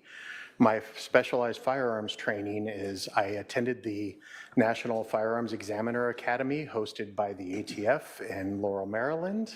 The academy consists of 4 phases. It's approximately a year long, with phase 1 being research and history of and all of the techniques that go into it. Phase 2 is a full on-site 17-week training experience in Maryland, practicing exactly what it is that we do. Then we go into practical examinations, meaning I'm doing competency tests and proficiency tests throughout the summer and preparing a research project, which in phase 4 I will present and conduct mock trials. Do you have ongoing training as well? We do. Every year we're offered the opportunity to attend SHOT Show, which is the firearms industry trade show in Las Vegas every year. There's also the Association of Firearms and Toolmark Examiners meeting once a year, which is our annual training. It is nothing but peers within my discipline doing seminars and presenting on findings for various cases and various new technologies coming out. And in DPS itself, is there any type of QAS or means to ensure that all of the firearms examiners are continuing to perform appropriately? Absolutely. After the training, we are all given a competency test. We have to demonstrate our ability to do the job. So it's a very complex test consisting of all of the disciplines that we do, tool marks, firearms, serial number restoration, various other aspects of my job. But then every year we're giving a proficiency test from an outside source, so we're testing our continued or demonstrating our continued competency within the field. So I want to start by asking you just some generic questions about how a semi-automatic handgun works. So a semi-automatic gun, meaning a semi-automatic means that it is designed to fire one round with a single pull of the trigger, but it's also meant to cycle the firearm.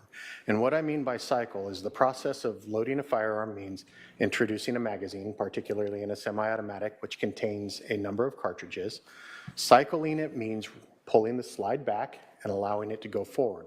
When that happens, it strips off one of the cartridges from the magazine and loads it into chamber. So we call that chambering. At that point, it is ready to fire. When the trigger is pulled, the firing pin is released on a striker type system. It's a spring-loaded firing pin, or a hammer type system where it's a weighted hammer that goes in and strikes a firing pin to hit this back of this cartridge to ignite the round. It then begins, the pressure builds up within that cartridge, expels the bullet down the barrel, but that same amount of pressure is also working to push it back. So it pushes that slide rearward, so it starts to move it back, unlocks the barrel, lets it go all the way back, and then it comes forward and loads the next one. So I'm going to put up, first, I have Exhibit 76 here. Is this a semi-automatic handgun? Yes, it is. And then I'm going to put 85 in here. Is that what a live round looks like? A live round, or we call it a cartridge, it's just a single unit of ammunition, consists of the cartridge case, primer, powder, and projectile.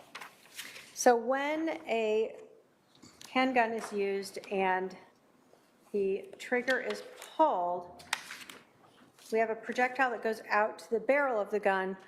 What happens to the rest of that cartridge or live round? So the rectangular portion on top, the black portion of the slide that's on top, that whole thing moves.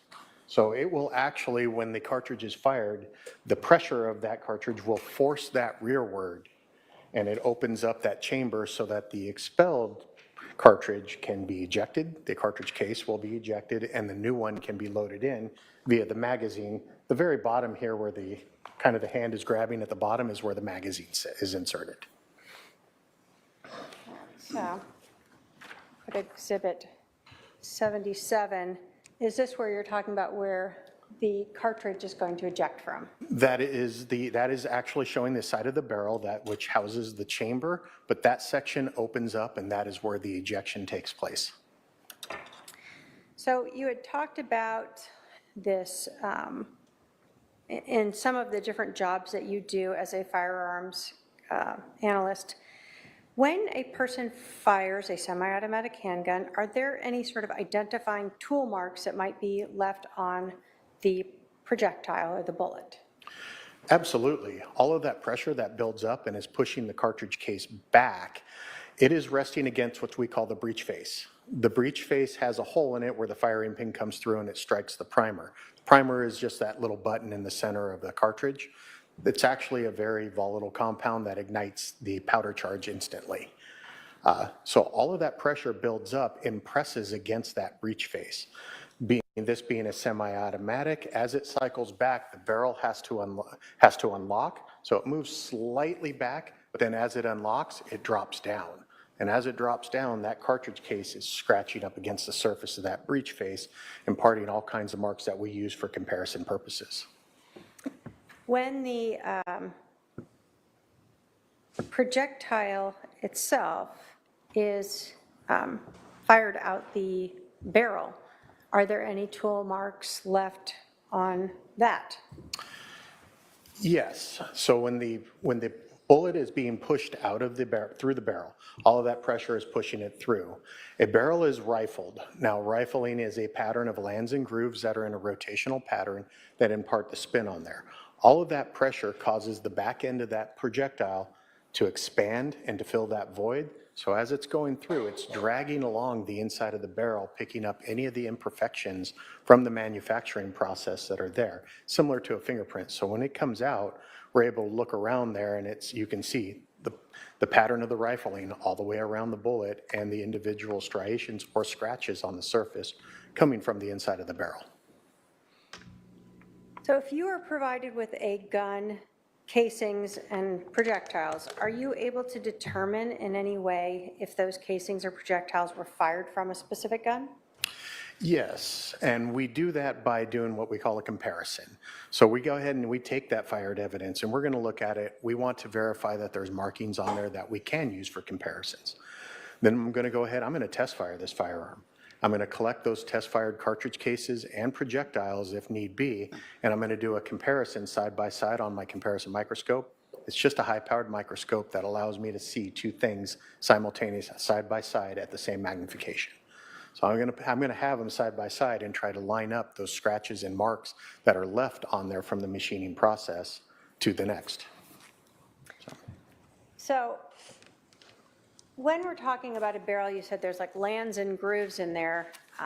Is that alone enough for you to identify if a projectile was fired from a specific gun, or are you looking for more specific, unique characteristics from each gun?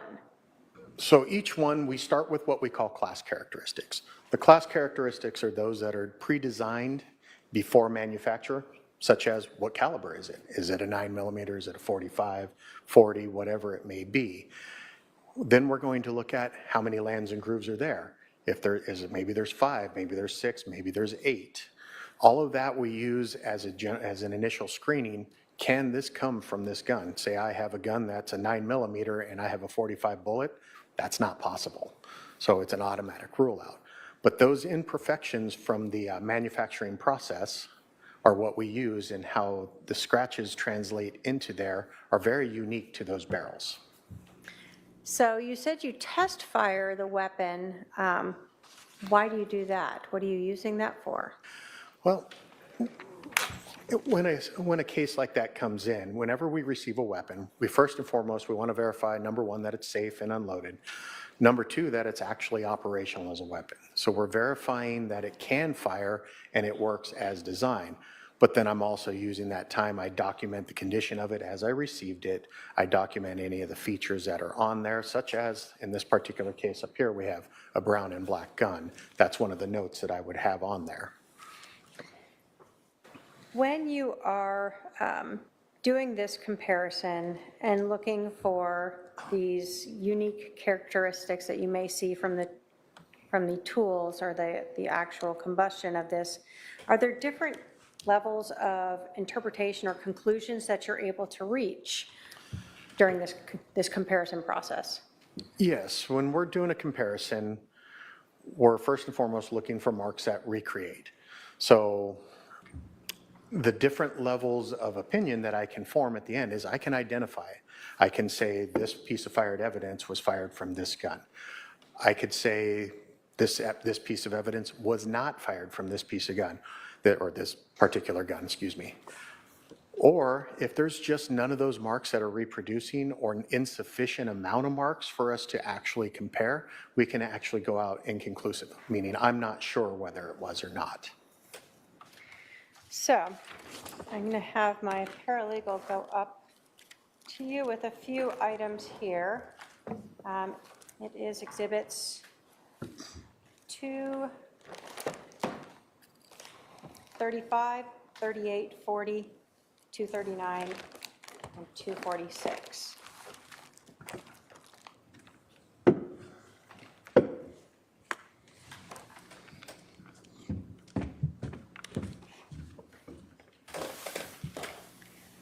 I'm going to let you sort of keep those, and I'm going to start with 246, the handgun. Okay. Were you provided with that gun as part of a request to determine if you could, well, were you provided with that gun?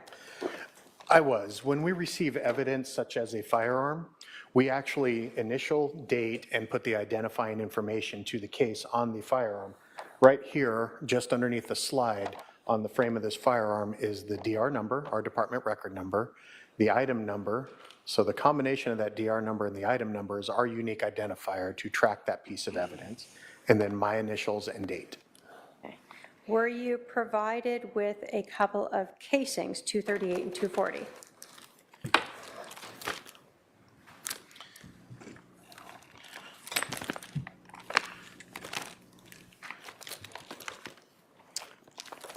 Yes, I was.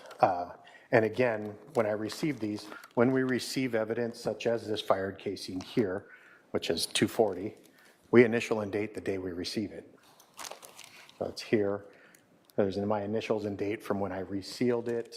It's currently hiding up. It's actually right up here at the top where I initial and dated it when I received it. Okay. And were you also provided with a projectile, if you can look at 235 and 239? And I believe you only had one of those.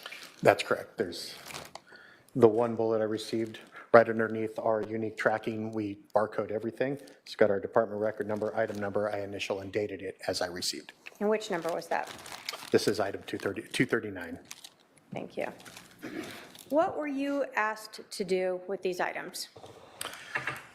This particular case, I was asked to compare the cartridge cases and the bullet back to the firearm.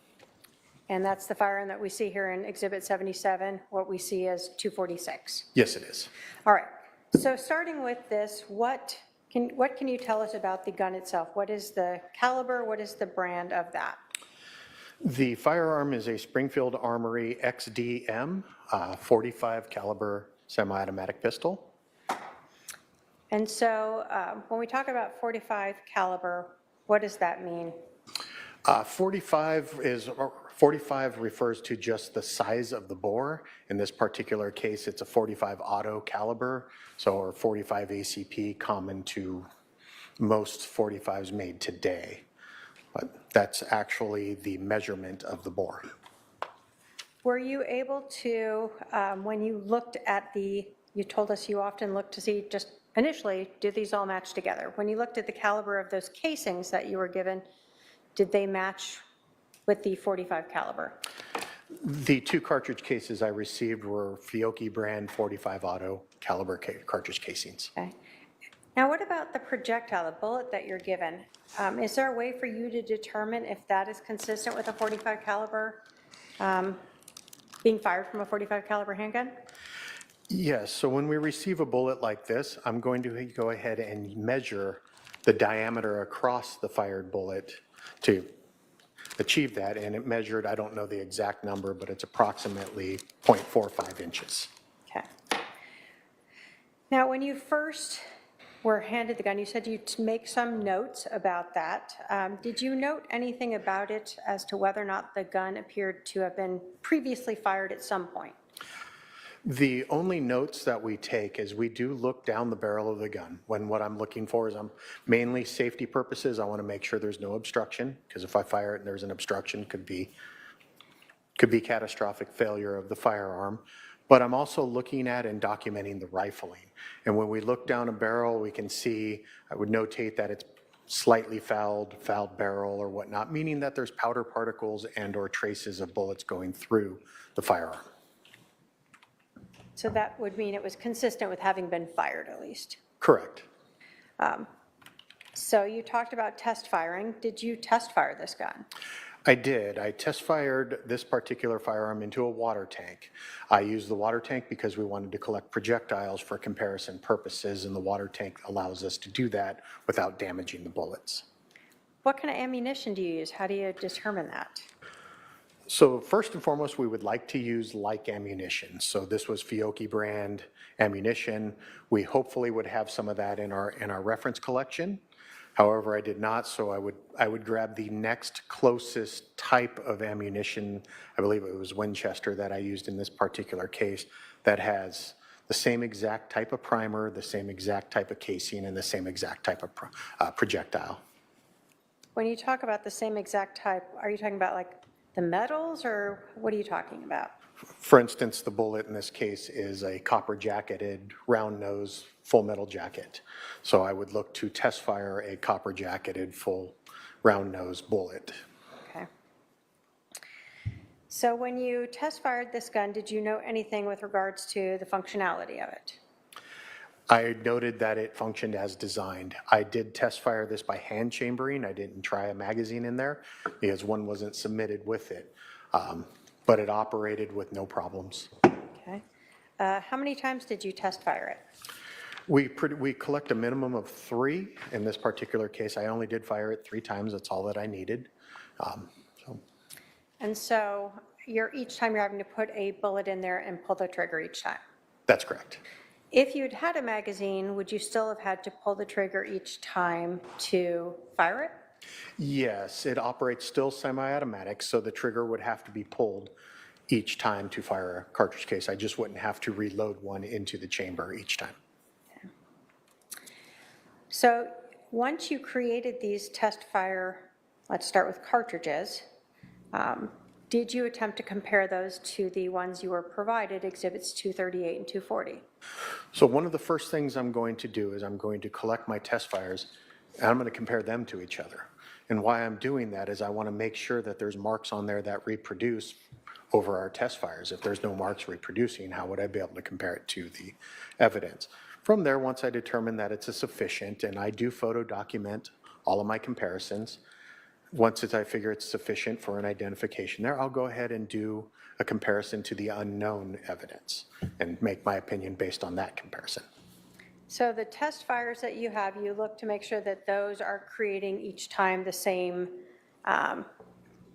both class characteristics and individual characteristics. Correct, yes. And the class being sort of the generic ones that every type of Springfield might create. Correct, yes. And these individual ones are characteristics that are specific and unique to this weapon. Correct. They're from use, abuse, cleaning, anything like that, and the individual manufacturing of each component.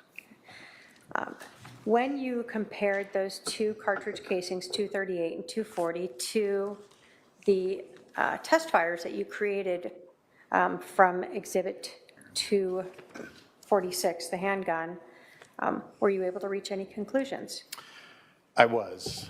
And what was your conclusion? I was able to determine, I identified those cartridge cases as having been fired on that particular firearm based on my comparison of the test fires to that evidence. So the two cartridge casings, 238 and 240, were fired from the handgun you have up there, 246. Correct. You also, when you test fired the gun, did you collect the projectiles, the bullets? I did. I collected three bullets from our water tank for comparison purposes. Did you go through the same process of looking at those three to see if they matched up? I did, yes. And did they? They absolutely did, yes. So again, they had sufficient class characteristics and individual characteristics for you to then proceed to try to identify them or compare them to the unknown bullet. That's correct. When you compared Exhibit 239, the projectile that was recovered, to the projectiles that you created when you test fired, were you able to reach any conclusions with regards to this weapon? I was, like the cartridge cases, I identified the projectile as having been fired from that particular firearm. So the bullet that you were given, you've identified as having been fired from this Springfield semi-automatic 45 caliber handgun. That's correct. Did that end your work in this case? That ended my analysis from this case. From then, I go ahead and I take all of my notes. The entire process I'm photo documenting. So when I open this up and I was documenting the condition as it's receiving, I'm also taking photos. When I'm doing the comparison, I'm also taking photos of the evidence side by side and any kind of areas of interest that I'm looking at. So from there, I'm going to go ahead and document my opinion and my results on our worksheets. I'm also going to print out all of my photos. I am then going to take all of that evidence and I'm going to hand it to another trained examiner. That other trained examiner, without looking at my results, is going to take all of that evidence and do a comparison himself. And then he'll form his own opinion and then verify that it matches or is similar to my results. And was that done here? Yes, it was. Did that alter in any way your opinion? Not at all. He was in agreement of my results. When you talk about the photos, so in your report, you're actually showing all of those characteristics that we've talked about so anyone else could later look at them and see how you reached your conclusion. The photo documentation it's just a snapshot of one portion of the comparison, but yes, a trained examiner should be able to look at them and understand what exactly I was looking at.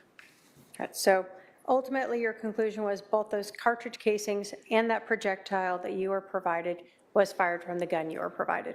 That's correct. Thank you. I have no other questions. Cross-examination.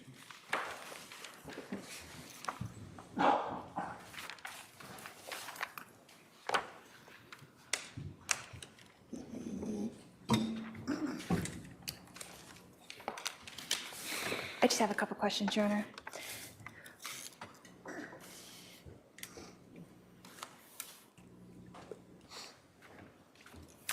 Mr. Boberg, when did you receive the request to test this firearm? It was early March of this year. So March 2025? Yes.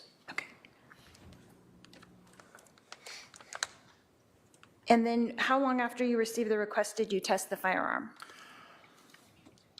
I was notified that the request was coming in a couple of days. I received the evidence on a Wednesday, which my week wraps up on Thursday, and I did all of the work on that the following Monday, and the report was put out by Tuesday morning.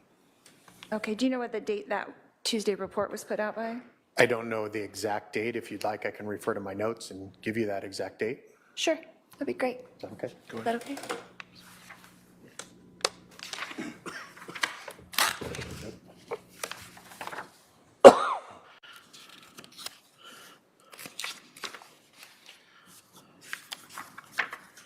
So the report was authored on March 4th of 2025.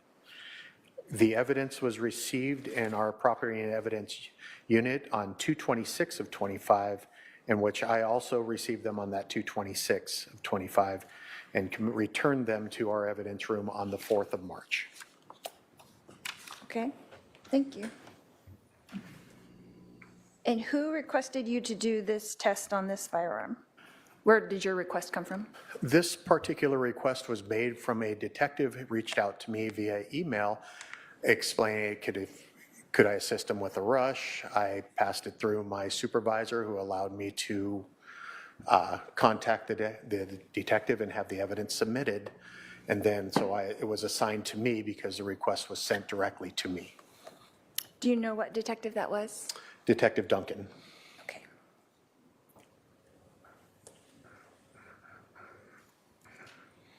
And then who did you send your report to? Once I'm finished with my analysis, my report is then reviewed by another examiner and then a supervisor to make sure that it's all technically correct, and then admin, and then they're electronically released to Detective Duncan. Okay. And then you said you had done some photo documenting. Were those photos attached to this report? They were attached to all of my case notes, yes. Okay. So there's a report, case notes, and then the photo documentaries? It's all part of, the notes and the photo documentation is all one. And how long do you think that report was total? Oh, it's roughly 13 pages total, 13, 14 pages with the actual report. Okay. Thank you. So you fired the firearm 3 times, is that correct? That's correct. In your testing? Yes. Yes? Okay. And then if you were, did you point it all in the same direction when you fired? When I did my test firing, I was firing into a water tank. The water tank has it's approximately 10-inch thick stainless steel tube with a rest inside of it that I fire it into, so it stays in one place and fires at a specific angle into the water so that I'm not striking anything or being unsafe in any way. And what's your distance at that point? Approximately a foot. Oh, just a foot away into the water tank? Into the water, yeah. Okay.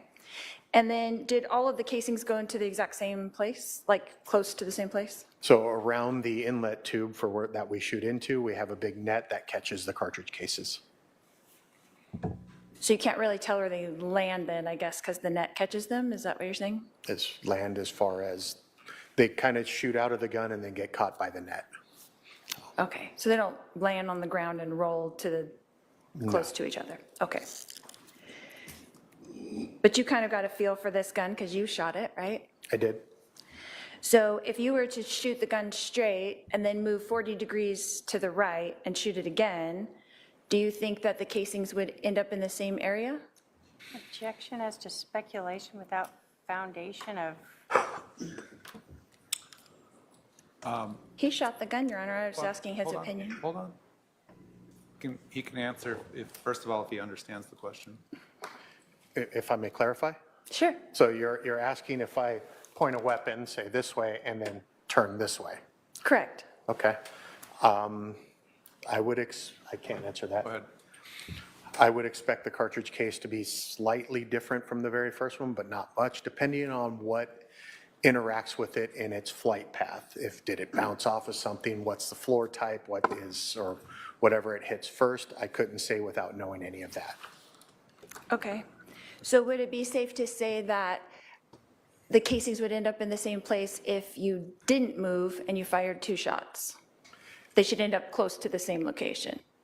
Again, it really depends on what is around, because typically when a semi-automatic firearm is fired, the slide comes back and the cartridge case ejects up and to the right.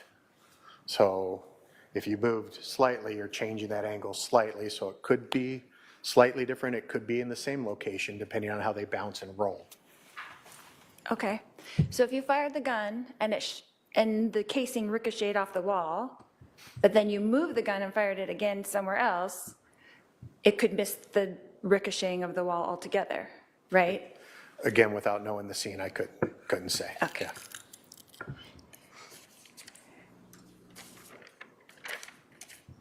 So in your report, I don't want to simplify it because I know that you are a scientist, but is it basically saying that this gun, that those casings came from this particular gun? My exact wording would be very similar to that. It would say items, whatever the unique identifier is, were identified as having been fired from item, which is the gun. Okay. This particular gun, correct? Correct. Yes. And then you would say that those projectiles also came from this particular gun. Is that correct? Okay. And then, and this testing was done this year on March 4th, is that correct? March 4th is my report date, meaning all of the analysis is completed and it is done. At that point, my analysis was actually conducted on the 3rd. Okay. Okay, no more questions, thank you. Redirect.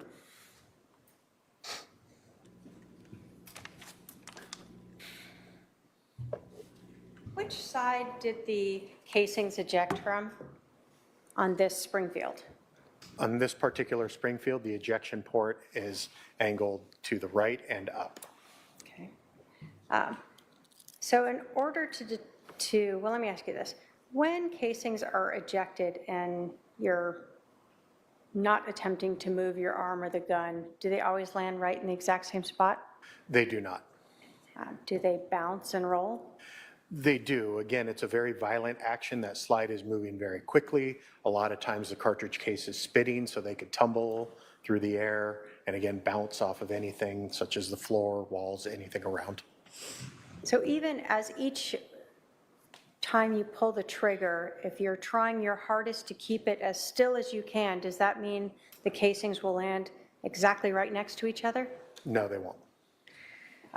Where the casings land, does that depend on multiple factors?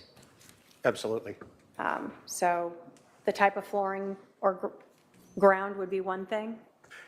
Any kind of intervening objects, type of flooring, if it lands on grass, it's probably going to stick or stop, or if it lands in carpet or tile, wood, all bounces differently. If it bounces off a wall, that would impact where it might land? Yes. So having fired guns multiple times, semi-automatics, at your best in trying to keep them together, are they maybe grouped in a general area together? Typically, when we're firing multiple rounds repeatedly, they tend to generally land in like kind of a pool area. It's not small, but it is a generalized area.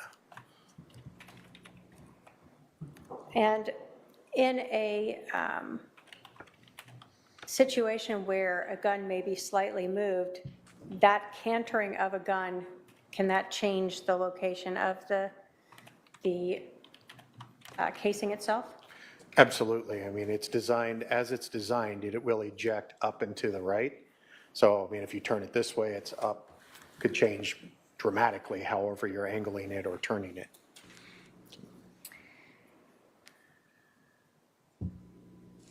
When you are talking about casings and where they land. Even if you go and see them, are you able to look at them and say that was from shot number 1 or that was from shot number 2? Oh, no, we just generalize an area of where a shooter might have been. And again, that's just because they're landing at best in a pool area, even if you're trying to shoot as straight in uniform as you can. That's correct. I have no other questions, Your Honor. All right. Any questions for this witness from any member of the jury? I see at least one coming down.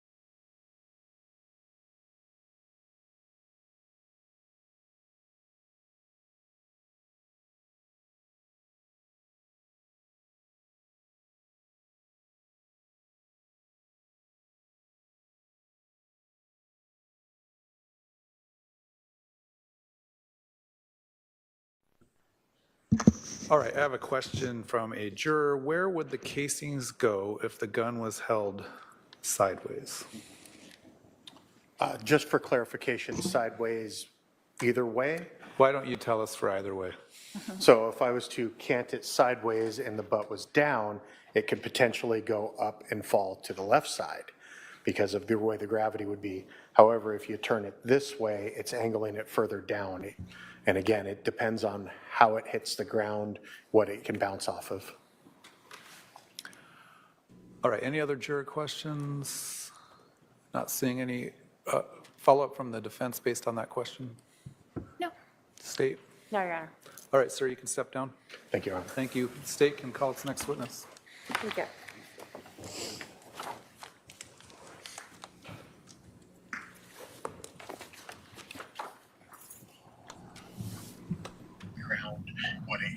Sorry. I had my phone in the background because it's on a little bit of delay, and I wanted to hear what he said again. Because I need to go back and re-listen to this guy's entire testimony because I'm pertaining it to another case. Let me just put it that way. So, Ms. Shorty says, good question. Rachel, I can try with hubby. He's not usually a talker, but maybe about the. And you guys do not have to show your faces around here. We're not those people. I don't care what nobody looks like. I think y'all are real. You're not AI. You didn't come from the Amazon, did you? And they just put you here automatically. All right, come on right up here in front and be sworn in. Use fake names, profile pictures. It's all good. Who's our next witness, guys? We're 5 down so far. 5 witnesses in. The state. The testimony you're about to give will be the truth, the whole truth. And again, I appreciate all of you being here with us and joining the conversation. I like being out with my friends. Which one? Which one, Sinead? I didn't watch that show very often, like maybe 3 times. Seriously. All I know is I saw some drunk. Please introduce yourself to the jury. My name is Cassandra Anglon. I'm a detective with the Chandler Police Department in our robbery homicide unit. Can you tell us about your career with the Chandler Police Department? So next week, I will have 24 years at the department. Started in patrol, graduated through the Phoenix Police Academy. I have no prior, all my experiences with Chandler. Started in patrol, I worked there a couple years and then was selected to move into a newer unit they created, which was more of a general investigations unit. Worked assaults, burglaries, thefts, kind of entry-level detective-type cases. We had reorganization I'd been in that unit about a year and a half, and that unit morphed into our family violence unit. So at that point, my cases became primarily physical child abuse cases, some missing person type cases, and then the majority was domestic violence, assaults, aggravated assaults, things like that. Worked in that unit for a couple years and then moved into our narcotics and organized crime unit and worked in that unit for about 5 years, doing primarily large-scale narcotics investigations. In September of 2009, I was selected and moved into our robbery and homicide unit, and I've been in that unit since September of 2009, where I am now.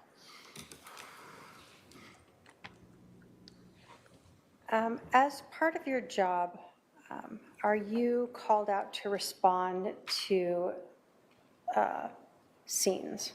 Yes. And what are your normal working hours? So we work 4/10s, so 4 10-hour shifts a week. There are 6 people in our unit. So I am one of the 3 that works Tuesday to Fridays, and then the other half of our unit works Monday to Thursdays. But there is one detective in our unit that's on call all the time. And then depending on the scale of the case, the on-call is responsible for being available to come in off hours. But depending on the scale of the case, they'll call in additional detectives to help, sometimes supplementing from other units within the department, depending on the case. Were you working on Thursday, July 11th of 2019? I was. And where were you located? Where's your office? So my office is at our main precinct, which is in downtown Chandler. But that day, I was not in the office. I was driving to kind of a community event that was in West Chandler. Were you asked to respond to a scene at 5531 South Four Peaks Place in Chandler, Maricopa County, Arizona? I was. Why were you asked to respond to that house? So I had initially heard some radio traffic about a potential shooting that had happened there. And then, so I was aware of the call for service that was going on that patrol had responded to. And then I was contacted by my supervisor shortly thereafter by phone because I wasn't in the station. And they had asked that myself and several detectives respond down to assume that investigation from patrol. Do you recall approximately when you arrived at that house? I believe it was right around 9:28, 9:30 is my arrival time on CAD, but it would have been within a couple minutes of that, depending on how significant the radio traffic was that I could get out onto the radio. In 2019, as a detective, did you have body-worn camera assigned to you? We did not. So you were not wearing a body cam unit at that time? No, we did not get ours issued until, I believe, a couple years later. Okay. Can you describe for us the crime scene when you arrived? So when I arrived in the neighborhood, it's a gated community. I arrived on the north side of where the residence was. Marked patrol units and uniformed patrol officers were there. There was already yellow crime scene about a house or 2 north and a house or 2 south. And I could see several of the initial patrol officers that had responded that were present when I got there. When you got there, was the fire engine still there? I believe they were, but there was what we call our care unit. Our CR 288 is the crisis unit. They're a fire personnel, but they respond out to our scenes at our request as well. Okay, and so that was there. Correct. Did you observe any individuals that you learned to be the shooter at the scene? I did. Alex Cox. Can you describe where you saw him? So when I approached the house, I was walking south towards the house. He was seated on a curb. I remember there being like a trash can or something right there. And Officer Krautheim was outside. And I remember seeing him sitting there as I walked past up to a supervisor at the scene. And can you describe for us the demeanor of Alex Cox when you went by him? He was sitting on the curb, didn't really appear, just kind of normal, wasn't really agitated or upset. He had what looked like, I think it was a paper towel or Kleenex in his hand. And at one point he reached back and kind of touched the back of his head. But he was just seated, just kind of sitting there. Did you observe yourself any injuries at that time to his head? I did not. I didn't have contact with him at the scene at all. Okay. When you arrive at a scene like that as a detective, what's sort of the process of, what does everyone do when you get there? So initially what we try is that the first one or two investigative type personnel usually will make immediate contact with the supervisor on scene, usually a sergeant or a lieutenant, and try to just kind of do a quick assessment or triage of what's going on. What is kind of the quick initial what happened? Is anybody outstanding? What are kind of the things we need to do? Because then as personnel from like my unit and other investigative units arrive, we can start assigning tasks and roles. We always, by practice, assign a case agent, and then a scene agent is separate. And then any other personnel that get there start assigning tasks, what needs to be done, what needs to happen. So what is the roles of a detective versus the patrol officers who've been there? So patrol officers are going to be your first responders. They are going to be the ones that dispatch when you call 911 or the non-emergency number. Patrol is going to come to your house first. They're the uniformed in a marked patrol car. They're going to respond out and do the initial investigation, initial scene safety, initial first aid, until it's safe for fire to get there. They're going to be your initial first responders. If the call or event or incident that they're responding to is going to be more significant or more serious, or maybe needs more specialized equipment or investigation, or potentially they might need a search warrant, then you're going to see where detectives are going to get called out to assume an investigation from patrol. So there will be some overlap. And then once we come out and kind of take the investigation over, patrol then gets released from the event, and it will become kind of property of the detectives that come out to assume the case. She talks with. Do you have patrol officers still helping things like securing the scene and making sure that, no one is just running up into the house or something? Absolutely.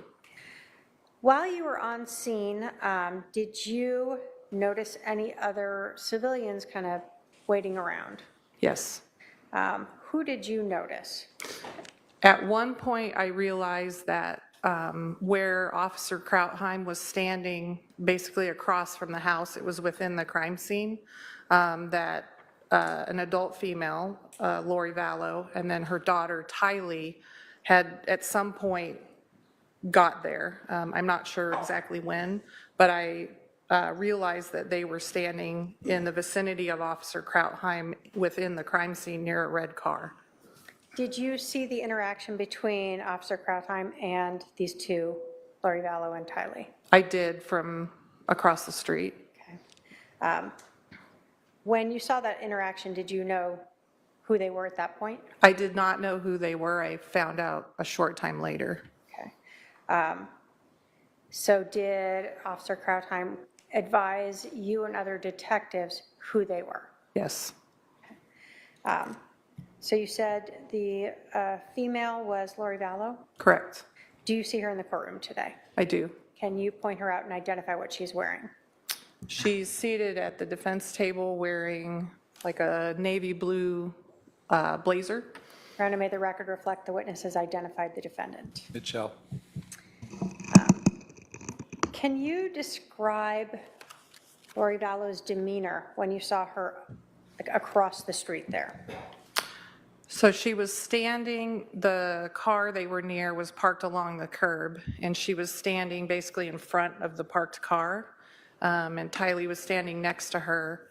Just kind of appeared to be having this kind of ordinary interaction with Officer Krautheim, just kind of talking to him, didn't seem real animated or emotional. Just seemed very kind of ordinary and kind of nonchalant. Were any police cars visible at the crime scene? Yes. And so there's yellow crime scene tape up? Correct. Okay. So when Officer Krautheim came over, did he talk to you and some other detectives? He did. And did he advise you about his interaction with Ms. Vallow and Tylee? He didn't talk to me about their interaction. He just more identified who they were. Okay. And at that point, we had had some discussion about kind of additional rules that had just developed. So at some time while you're sitting there and you're standing around talking with sergeants and whatnot, is that when you learned who you believed to be the shooter, Alex Cox, was? Yes. And at some time while you are again getting these updates, did you learn who the deceased male was inside the residence? Correct. And who was that? That was Charles Vallow. During this time, did it become known to you the relationship between Lori Vallow and Alex Cox? Correct. They were brother-sister. And during this time, did you become aware of the relationship between Ms. Vallow and Charles Vallow? Correct. Husband-wife. After you, I guess during the time when you were speaking with these officers, were you updated by Officer Krautheim about whether or not Lori Vallow knew her husband was dead? No. I had talked to my sergeant, actually, about speaking with her specifically about doing what we refer to as a death notification. Well, let me go back. So did you believe that Lori Vallow knew her husband was dead? I did not. You thought she had no idea? I didn't think she knew because she wasn't there when I got there. Had you been advised that by Officer Krautheim or his sergeant relating to information he had received from Alex Cox that she was not present? I didn't believe that she was present at the time the incident occurred prior to me speaking with her. Okay. And that was based upon information that you had obtained from briefings? Correct. Okay. Since you thought that Lori Vallow did not know her husband was deceased, what did you do? So I had a brief discussion with my sergeant, and we agreed that it would be the right thing to do a death notification to her. She is legally his wife. They are married. She would be his legal next of kin. She's standing basically in the crime scene, and I think professionally it's in delaying letting someone know that their loved one is deceased isn't appropriate. So we made a decision at that point to contact her to do an actual death notification, so it was clear that he was deceased. Okay. So because she's there at the scene, do you just walk up to her while she's standing right there in front of the car to notify her? How do you do that? No, so her and Tylee were now seated within the care unit that I had mentioned, our CR 288. They have a van, and we utilize it a lot. So they were seated within that van. I had approached the van with my sergeant, and my intention was to try to get her to come out of the van because Tylee was in there with her, so I could have a discussion with her outside of the view of any children. When I made contact with her. We ended up having the conversation with her in the van with Tylee. So let me ask this. What was her demeanor when you see her in this van? Pretty much the same as her demeanor before. Not real emotional. She was pretty calm. Didn't seem overly affected. I think you had used nonchalant previously. Yeah, it's a good word to describe it.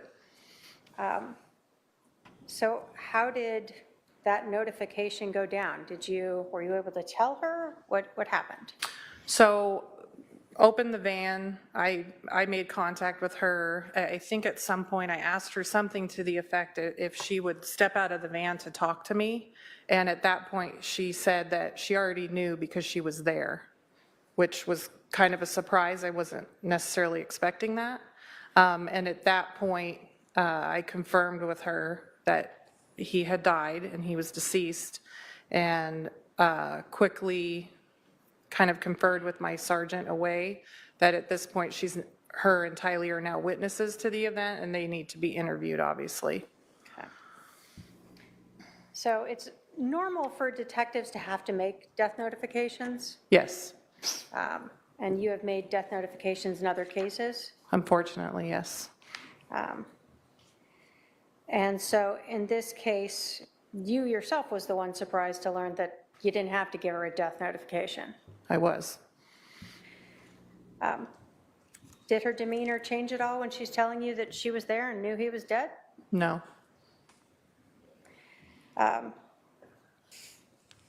So at this point, now that you know that it's not just a death notification, she now may have relevant information, what happens at that point?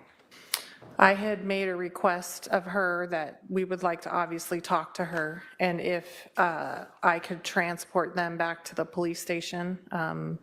If possible, we like to do the interviews in a more contained environment, obviously one that we can record, and one that's not in the middle of a crime scene. So I had asked if her and Tylee would come back to the police station with me, and I ultimately ended up driving both of them back to the police station. Okay. Is there a special area at the police station that you took them to? I did. I took them to what's referred to as our FAC, which is our Family Advocacy Center.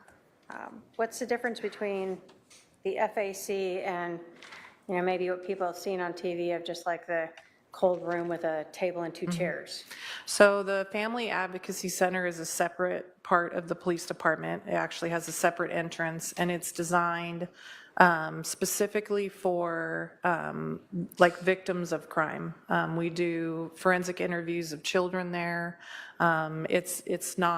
There are not uniformed officers that work within that area.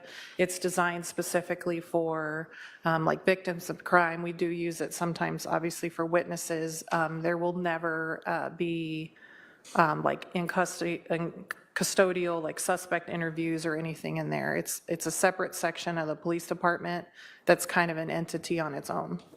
So when you're going to interview Lori Vallow, do you have any concept sort of what she saw, what her involvement is at that point? No. So when you said you drove her and Tylee to the police station? I did. So they left their car at the scene? They did. They came with me in my city vehicle. Can you describe Lori's demeanor as you're driving her to the police station? So obviously I drove. She was in the front passenger seat. Tylee was seated behind her. The majority of the drive, we were actually talking about Tylee. It's a little bit awkward because you're trying not to talk about anything that happened until you can get to the police station. So you're trying to kind of make this strange small talk almost. But we were talking primarily about Tylee and her schooling and such.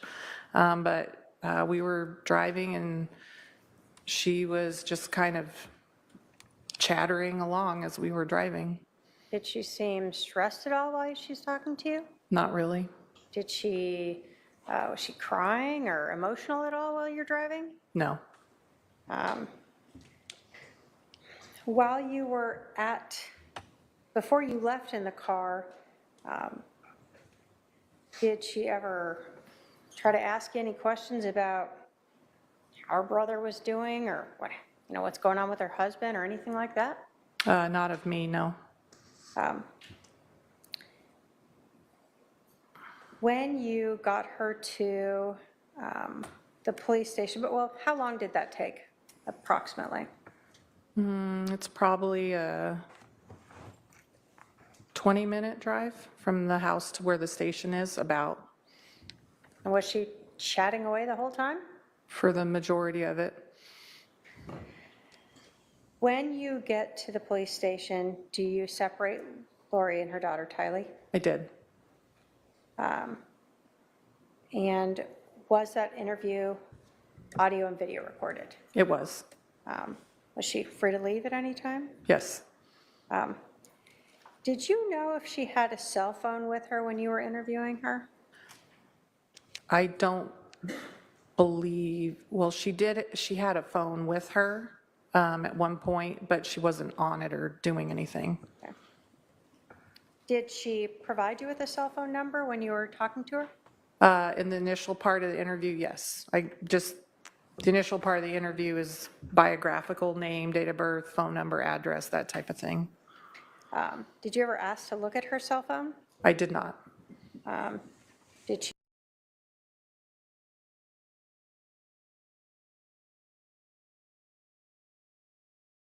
Did she ever offer to show you her cell phone? She did not.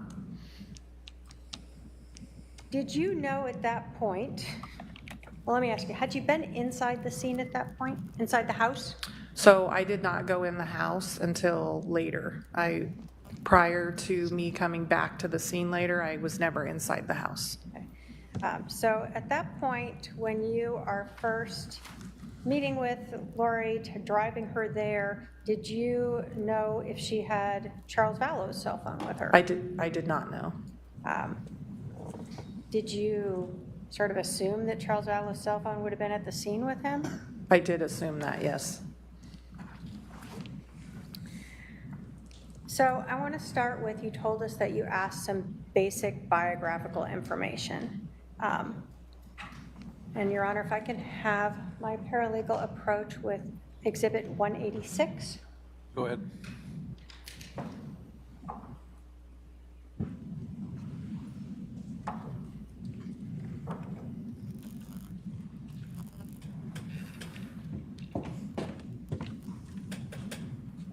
Have you watched that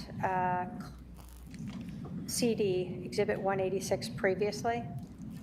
I have, yes. Is your initial on it to identify that you've watched it? My initials and my badge number. And is that to identify that you recognize that as the part of the interview where you're asking Lori Vallow for biographical information? Correct.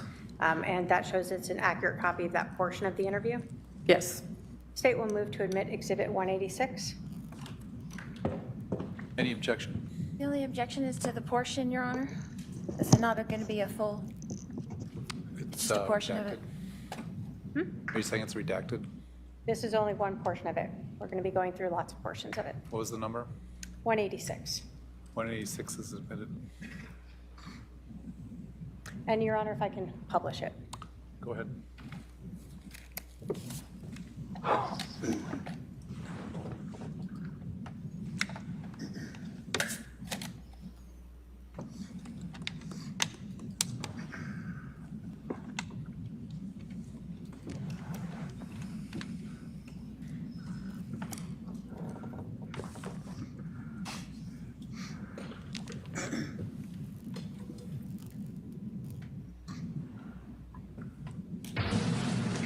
Okay. I know Laura's your first name, right? L-A-U-R? L-O-R-I. Okay. And then what's your last name? Vallow, V-A-L-L-O-W. And your date of birth? 6/26/73. And then your phone number? 808-755-5345. 5452. And you live at the house, right? So in this portion that we see in 186, Me she too. gave you a phone number of the 808-755-5452. Correct. During your investigation, did you learn that Lori Vallow had more than one cell phone? I did. Did you learn whether or not she was employed outside the home? I don't believe she was. Okay. Did you ever read her Miranda rights? No. Why not? She was not in custody. She was there consensually. And at the time that I was talking to her, I was talking to her as what I believe to be a witness. Now, did you talk to her about sort of when she moved into the house, some background about her son and Charles, and that relationship? Yes. If my paralegal can approach with Exhibit 187. Go ahead.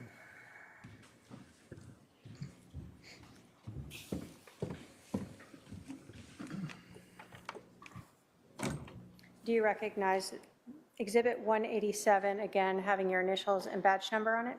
I do, yes. And is that marked as clip 2, the portion of your interview where Lori Vallow is telling you about sort of moving into the house and some background on JJ and Charles? That's correct.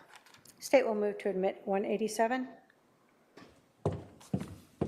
Any objection?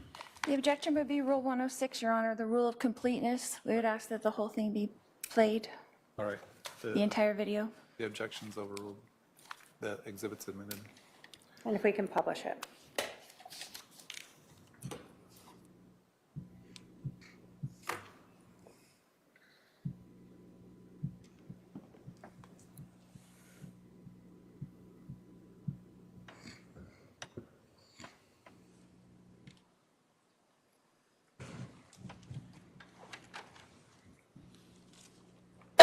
Well, so we moved into this house 3 weeks ago because he offered to give me a house here where all my family is. So we were in Houston. And so he's like, we had decided to separate or whatever. So he's like, well, I'll pay for a house for you and for JJ and whatever, because he's all about JJ. He's never about Tylee, but he's all about JJ. Because we adopted him together. He's his great nephew. We adopted him as a baby. So he was like a drug baby and had all these problems. And so we adopted him as a baby, and so we've been raising him together. And he travels all the time for business, so he's used to just going back and forth. So he's always gone like Monday through Friday. So he came when we first moved in and brought me stuff from Houston, like a U-Haul. And then he hasn't been back.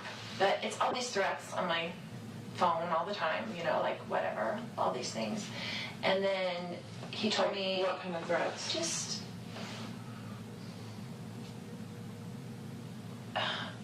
You'd have to read them to me, but he's always mad at me, right? And he doesn't want a divorce, but I don't like him and don't want to deal with him, so that's just how it is.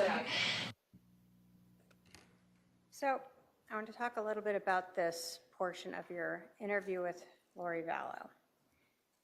She told you about the adoption of JJ by her and Charles, correct? Correct. And that JJ suffered from some disabilities. That's right. During this part of the interview, did she tell you that Charles had sent some threatening messages on the phone? She did. She said there were threats on her phone. Did she ever offer to show you those threats? She did not. So she has a phone with her, but she didn't show you anything? No. Did she ever explain what she meant? No. And we had just discussed that she had given you a phone number of 808, correct? Correct. And during that investigation, or this investigation, sort of in the days that followed, did you learn later that most of the communication between Charles Vallow and Lori Vallow was on one of her other cell phones, the one with a 480 area code? I did. So even though she gives you a totally different number, that's not the phone that you understood to have the communications between her and Charles? Right. Does she also say in that clip that Charles Vallow didn't want a divorce from her? That's correct. And did she tell you that she didn't even like Charles Yes. and that she didn't want to deal with him Yes. and that he traveled to just kind of get away? Correct. When you were talking with Lori Vallow, did she tell you that Charles had filed something against her saying she was crazy and asking to limit her supervised visitation? That's correct. And did she tell you that sort of in retaliation that she basically stopped talking to him and JJ for 30 days? Correct, that he was in Houston, JJ was in Houston with Charles. If I can have my paralegal approach with Exhibit 188.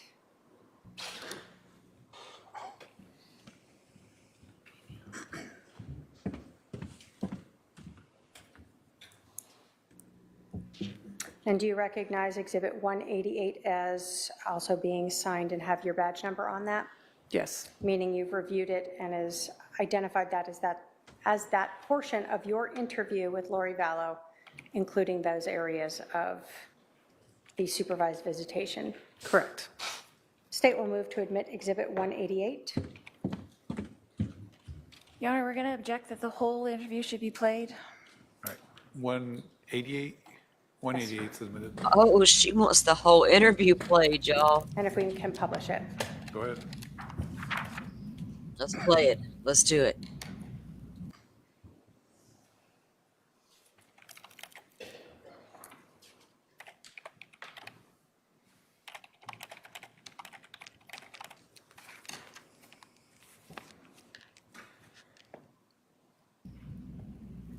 Him, and I didn't file anything or whatever, and then he filed something against me and said I'm only going to get supervised visits because I'm crazy and blah blah blah, you know, the story. And so I just didn't talk to him for like 30 days and let him take care of him and let him see what I've been doing. So I know it got cut off sort of in the end there. She told you that after he filed this paperwork saying she was only going to get supervised visits, that she just didn't talk to him for 30 days. Correct. Okay. Should we break All right, this? let's take our afternoon stretch break, recess, 15 minutes. Please remember the admonition. Our stretch break, guys. It's our chance to take that stretch break. Get up, go to the bathroom, stretch your legs, get your coffee, get your tea, whatever your vice might be, all that good stuff. So you guys with iPhones, I don't know. I always heard there was a setting on a phone that you do differently than you do an Android to turn on to receive, not even just from me gifts, but like a lot of times other members gift memberships, and you're eligible to get those once you turn that on, and you do so. I've never done it from the PC, so I don't even know how to tell you to do that. But from the phone, there's that little button, and you hit that. But I know that it is supposed to be allegedly it's different for an iPhone. So I'd have to look in to tell you guys how to do that properly. Some of you may know that have the iPhone in chat that have done that. Let me see. Because see, when I'm on my phone, it doesn't recognize me as me for some reason. Like I have to go to my actual computer and pull up my YouTube channel. And let me tell you what it says while they're on break stretching their legs. Because I got to figure out a way. It's not fair that you guys who can't get to the memberships, who aren't getting the gifts and stuff like that, to miss some members only or anything like that, especially you OGs. You don't deserve that, and I don't like that. So I got to figure that out. Even if I have to grandfather you in, that's what I'll damn well do. It's my channel. I do it how I want. And there's a song about that. There's a song for everything. Jesus. I tell my eagle where to fly. Hang on, guys. Let me look at something. Okay, so if I go here, oh yeah, I got it on silent. To put it on silent, it'll start playing in my ears. Okay, so if you're like on the PC and I hit the $sign where it says membership gifting, you click on that and you can buy. I guess that's where you go to buy memberships. And then if I scroll down Then that tells me I've already gifted my 10 for this month. I usually do 5 at the beginning, 5 around the middle. And there should be a setting in there, though, for you to turn that on to receive memberships. Mine's been on for a long time, so I'm not seeing the option. But those of you who haven't turned it on, you should see the option. And I'll, like I said, have to look into the iPhone situation. Let's see. Rachel says, I use an iPhone and get memberships, but I think someone posted a link for me to turn it on. Okay. Maybe you guys can Google it or something.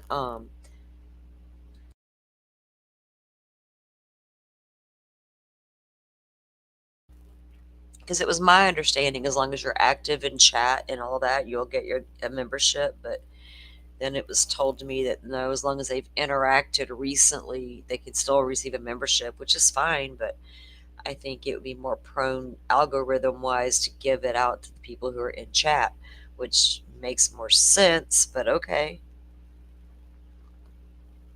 I'm not the boss of YouTube. I don't know what to tell them. Let me go pull the court feed back up so we don't miss the stretching of the legs situation. You guys get up, go do what you got to do, come back.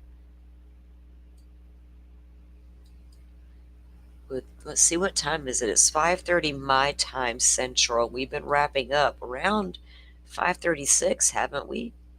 With these the day's trial. So I wouldn't think we have too much longer to go today. Kind of whizzed through today compared to some of the other days, right? Or maybe this testimony wasn't quite as boring. And I hate to say that word, it sounds mean, but they're just moving around they have the camera on in the courtroom. Let me pull it up here for you guys. Okay, there we go.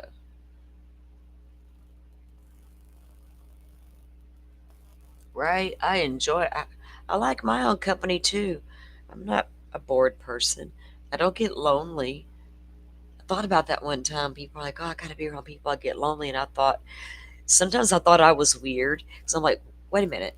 I don't get lonely. I don't understand that feeling. And I thought, was something wrong with me because I don't get lonely? And then I'm like, well, do I really get lonely? And then I realized, no, I get bored. That's when I get lonely. I'm like, well, if I had somebody here, maybe I wouldn't be so bored, right? So I don't think of it that way. It's weird, isn't it? I march to the beat of a different drummer. Go into account settings, hit the button on the right screen, purchase and memberships in the list. Click into that to change settings.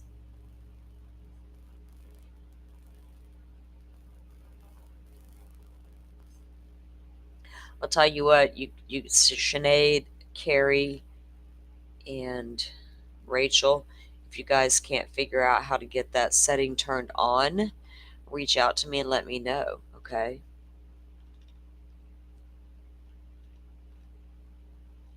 And we'll see what we can do.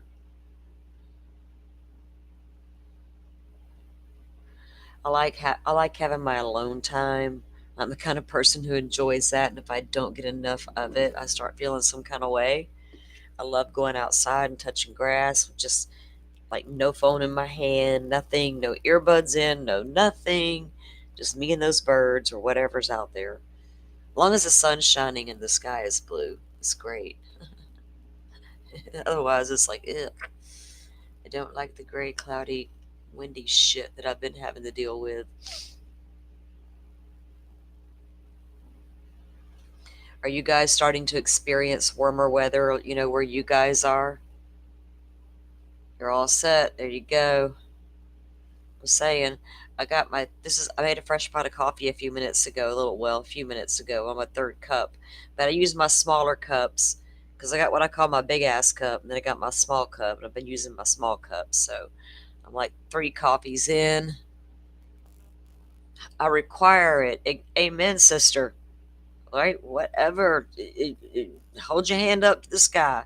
I require it, and that is so true because I'll feel it in my soul if I don't get it. And luckily, I'm in a position that I do get it. So Even tonight, this weekend, I had the house all to myself. The kids came home from work and school, and my son and grandson are gone to dinner with his dad and family over there. And I was like, yes, another night alone in the house. Can't beat it.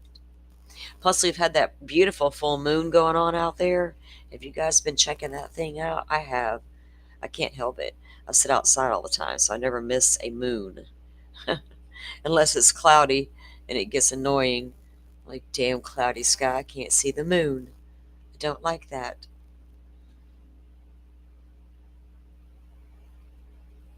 Sinead says, Lisa, same. I do shift work, so I need my own space after, right? Getting that space in, man. That few minutes, those of us, like, okay, in my situation, because not everybody's the same. We all have a different experience. But in my situation, I was like raising kids, right?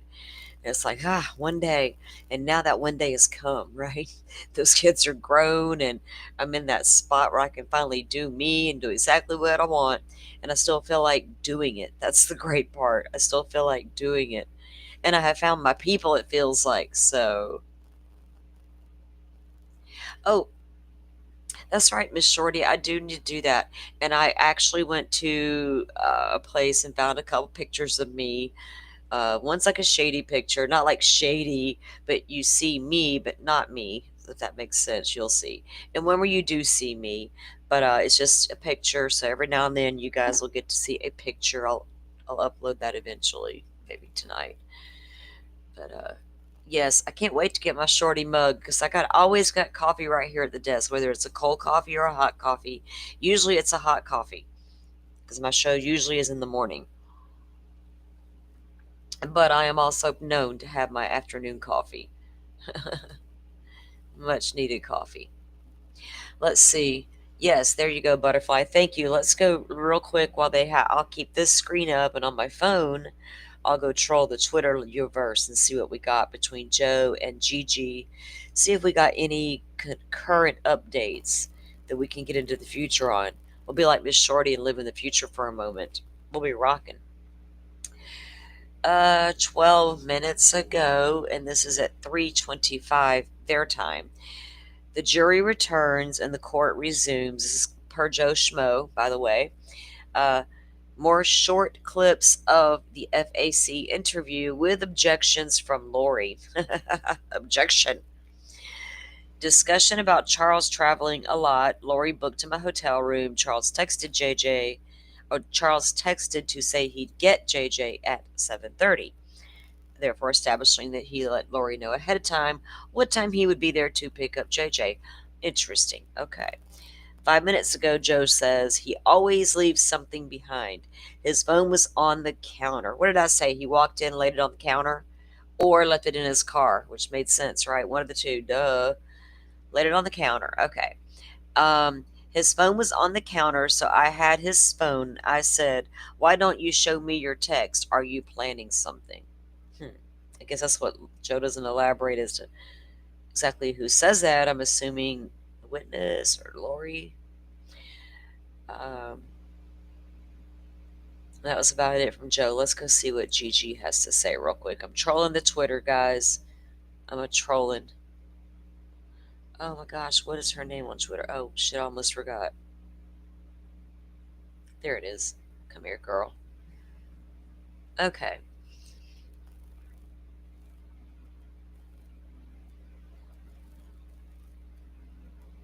Okay. 16 minutes ago, sneak peek, guys. Pretty Lies and Alibis from her Twitter page 16 minutes ago. She says, when state asked the witness if Lori said Charles worked out of town a lot to avoid taking care of JJ, all the jurors turned and looked at Lori. Huh. I like that because I get a response what the jury was reacting like in real time. You know what I mean? So when that part comes up, just imagine that jurors, and I like to say it like that because that jury and murder, the Murdaugh trial, the judge would say jurors. But just imagine them looking over at Lori. How many times did they look at Lori and we're not even sure about it because we can't see them? Oh my goodness. Butterfly. She says, Miss Shorty, if I wear any of your merch, people are going to think I'm describing myself, right? I'm short too. So that's why we all relate to Miss Shorty in one way or the other, at least women our age, right? We're all like, we are Miss Shorty. Miss Shorty is our spirit animal from the future. Fuck it. It was like meant to be that we found her on the internet. Okay. Oh wow, that was someone drew a picture that Pretty Lies posted about. Not drew a picture. That sounded silly. Oh my God, forgive me. It was like a courtroom sketch, right? I'm saving that to my phone, just so that I can upload it to our thingy feed and show it to you guys. Okay. She's so talented. She was also at Lori's Idaho trial. So it was apparently a layout from the Arizona versus Daybell courtroom, defense on the left, prosecution to the right. It actually is a really good sketch. If you guys saw those early sketches we had in Delphi, it was like a damn cartoonist drew them. Everybody made fun of it. And lo and behold, they turned around and got a real sketch artist, like immediately. It was so funny. We're like, what are you guys seriously doing here? Um, Other than that, it was 2 hours ago. She posted about the family as they're seated with Colby and Hermosillo, like we had talked about earlier. So, yeah, they're getting their stretch on, and we're all just sitting here waiting. Let me see here. Let's go do this. Let me. Thank you guys for bearing with me. Unlike Miss Shorty over there, got all fancy and got herself 2 screens. But guess what I do? I have a computer screen and then I have my phone. That's what I got to do for now, Miss Shorty. At least I can multitask on those 2 things, right?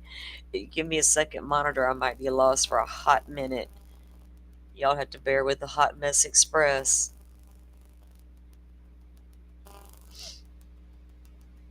But you guys are cool. I think you would for until I figured it out. You'd be like, get it together, Salty. Um,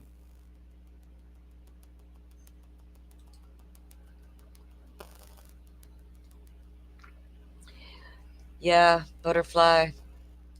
Butterfly.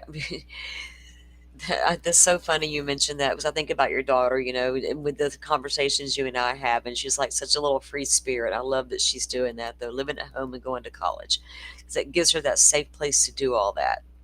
And you also give her that adult freedom she deserves at the same time. There's another great mom for you right there. Ed is actually Butterfly. Um, she's amazing. And like I said, if you guys have noticed, Butterfly does have a wrench again. She had one at the very beginning of this. She was my co-host. We deep dove things. We did Stearns. She had to take a step back for a few minutes. Some things were going on. She just had to take a moment. So she did. And she came back when she was ready. And she is back. And we could not be happier about that. So she has her wrench back. And yeah, we love having you back, Butterfly. Thank you. 21 in July. And the other day was it Forrest said his birthday is July 9th. That was my daughter's birthday. I was like, oh, that is like why I like felt so connected to Forrest. And I recall him telling me that a while back. So Cancer, right? July what? You mentioned it in chat the other day. They were like, all you were talking about birthdays, and there was like a lot of cancers in the chat. A lot of cancers running around. I am a Cancer moon, so Gemini sun, Cancer moon, Sagittarius rising. What a fucking combination. If you know, you know.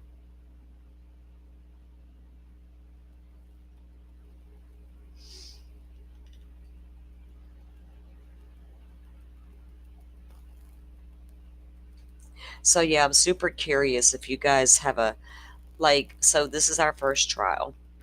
And we don't, like I'm saying with the recaps, like a weekly recap, nightly recaps, I'll be honest, are probably going to be hard. I don't know how they would have to be super condensed to like maybe an hour because time constraints, streaming all day, sneaking in a stream at night, and then going the next day, which I'm not unopposed to that at all. It's just the time, right? Do we do a weekly recap, a nightly, hour-long type thing, hour and a half or so? What do you guys suggest? I mean, you are in this too. So, like, if you watch this trial all day or listen to it while you're working and driving and doing all the things, how do you want your recap? Do you want it nightly?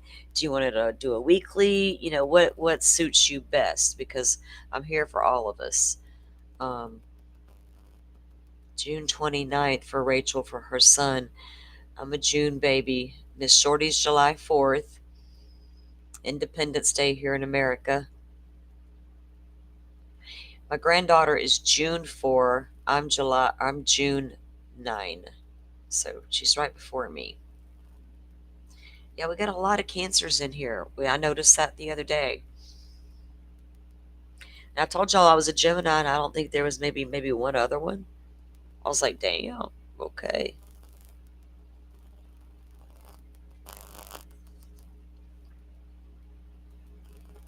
Now some of y'all understand the way I am if you understand astrology. You're like, oh shit, that explains her. Leo for Sinead. That's awesome.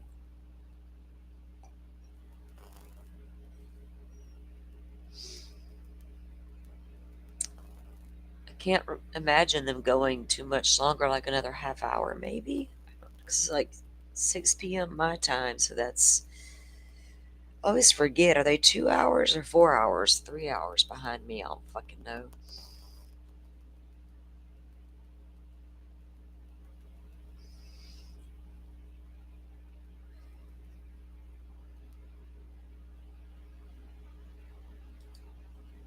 Yeah, there's some really cool ways to check Miss Shorty out there.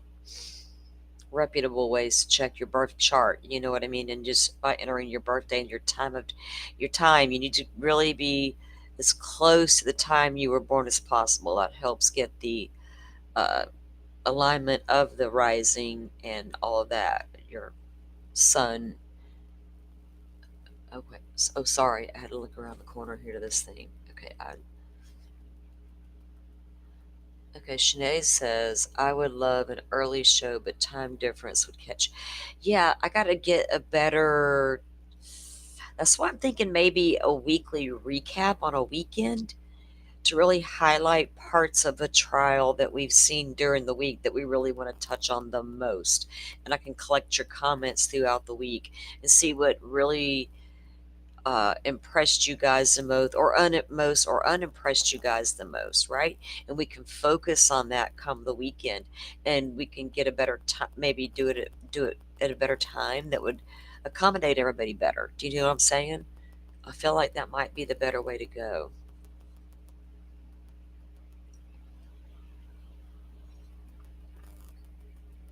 Right now, I am so looking forward to Shorty's recaps this week of Miss Karen Reed's trial while we're covering Lori's. We can go there at night and visit her and get our recap on Karen until we can get done with Miss Lori here, and then we can start covering Karen. Yay. And then go over and get Shorty's analysis at night. Okay, they don't have. Live here in Phoenix. I did. And did she talk to you about booking a room for Charles and that he was going to come out and see JJ, his son? Yes. If my paralegal can approach with Exhibit 189. Go ahead.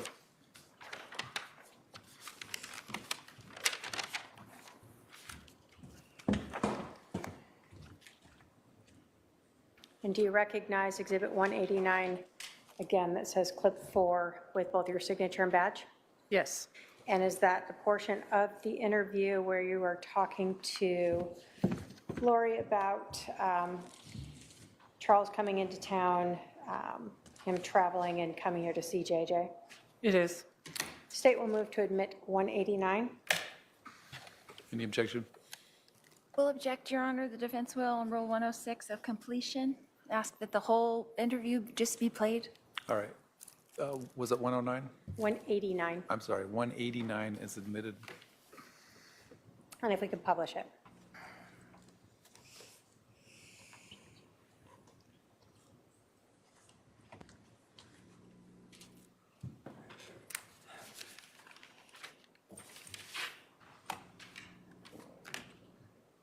the time because he travels for business, and the business pays for it, right?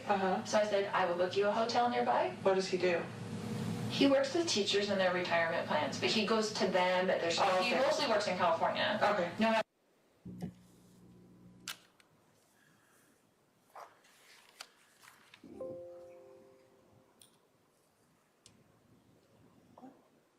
That's the full clip?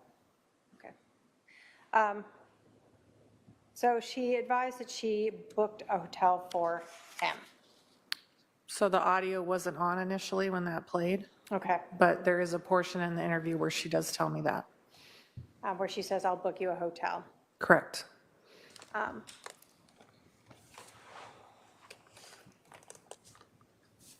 During your interview, did Lori Vallow tell you that Charles traveled a lot for his work? Yes. And did she tell you that his travel was an excuse not to care for his son? Yes, that he was gone a lot.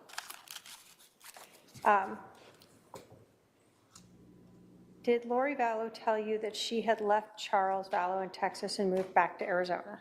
That's correct. And did she tell you that Charles was still living in Texas? Yes, in the Houston area. Did she say that Charles had rented her a house for her and JJ and her daughter Tylee to live? Correct. Did you talk to her about whether or not she had an interaction with Charles the night before, on Yes. July 10th? And did she advise that it was just limited to a text message? Correct, not in person, just via the phone. Okay. My paralegal can approach with Exhibit 190.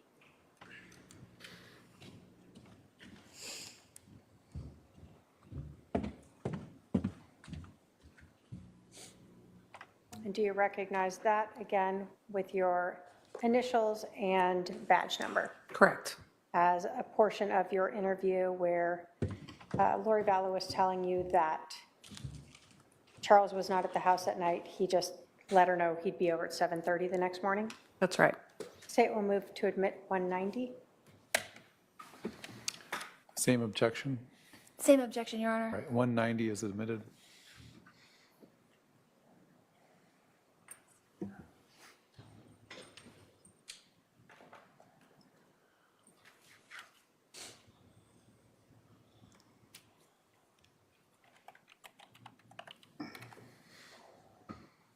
Kind of his macho attitude. And so he came this morning, ice skating to everybody. So he got in last night, but he wasn't at the house last night? Yeah, I didn't hear from him, except for he texted me and said, I'll be there at 7:30 to pick up JJ. Okay. And I was like, So you understood that she had no interaction with Charles on July 10th. In person, correct. But she knew what time to expect Charles the next morning on July 11th at 7:30. Right. When you were talking with her, did you talk to her about what time Charles actually showed up? Yes. And did she say 7:40, 7:35-ish? I believe she said 7:35. My paralegal can approach with Exhibit 191. Go ahead.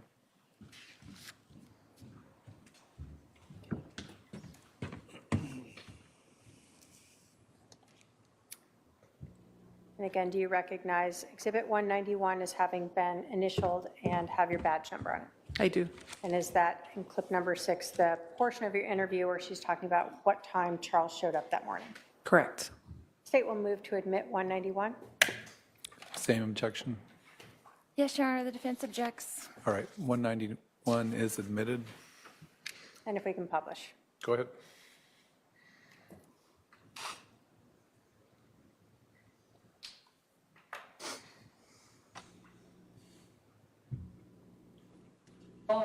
So Do you remember about what time he got there? he said he'd be there at 7:30, but it was more like 7:40-ish or 7:35, I don't know. Okay. But I remember thinking, looking at the clock, and he wasn't there at 7:30, and he's usually Mr. Yeah. Punctual. Yes. So at this point, you understand that Lori Vallow knew Charles was coming to Arizona, Correct. and she knew he was going to show up on the 11th at 7:30 a.m. Correct. And that he was coming there to pick up their son, JJ. Yes.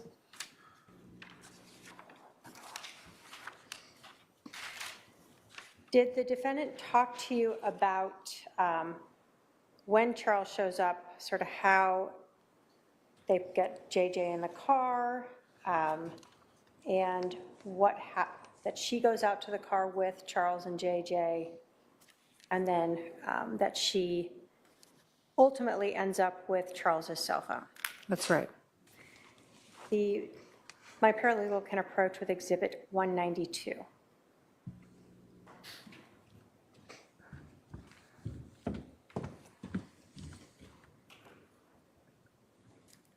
And do you again recognize that with your initials and your badge number? I do. Clip number 7, a portion of the interview where you are being told by Lori Vallow that she put JJ in the car, and eventually how she got Charles's phone. Correct. State will move to admit 192. Same objection. The defense will object to 106. 192. 192. I'm sorry. The rule 106 Oh. is the objection. I'm sorry. Got you. All right, 192 is admitted. And if I may publish. Go ahead. You know, he's just been difficult, so. Yeah. Anyway. So I got Jay to stuff ready, and he was like, well, and he's like this about timing. He's like, I'm leaving in 20 minutes, because it's like 15 minutes to the school, and like you can't get there early, they don't open the gates until 8:20 or something like that. And I said, well, why don't you just go now? I don't want him in the house. I'm like, why don't you just go now and take him to Burger King, because that's what he likes for breakfast. And he's very particular about food. Like, he wanted chicken fries for breakfast and a Sprite. Like, and I just get what he wants, because if you don't get what he wants, then it's like on the floor screaming, dragging him in, just going like, and he's big and he's heavy and it's hard for me to handle, but anyway.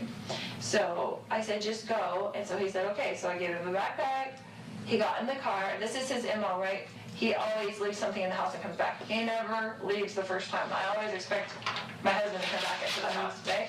So I guess he had left his phone on the counter. So he initially left with the backpack and with JJ? And so he put them in the car, in the driveway, and then he came back in, right? So I kissed JJ goodbye. He came back in, and his phone was on the counter, and I had his phone. And he was like, give me my phone. And I was like, why don't you show me your text that you've been texting, blah, blah, blah, you know, whatever. Because he's like acting really weird, like he's plotting something against me. Like, I'm like, why are you even here? Like, what did you come here for, you know? He's been talking to my other brother, and my brother came into town at the same time last night. And I haven't talked to my brother in a while, my other brother, and I was like, and so he was texting him on the phone when he first got to my house, and I'm like, why are you texting Adam? Like, do you even talk to him? Like my other brother. So in this portion, Lori Vallow told you that she kissed JJ goodbye and Charles took JJ in the backpack out to the car? Correct. And that she went inside and got a hold of Charles's cell phone? Correct. And did she tell you that Charles came back inside and saw her with the phone and told her to give it back to him? That's right. Did Lori Vallow ever tell you that she gave the phone back to Charles? She did not. So Lori Vallow is telling you that Charles is demanding the phone back, and she instead says, show me your text messages? Correct.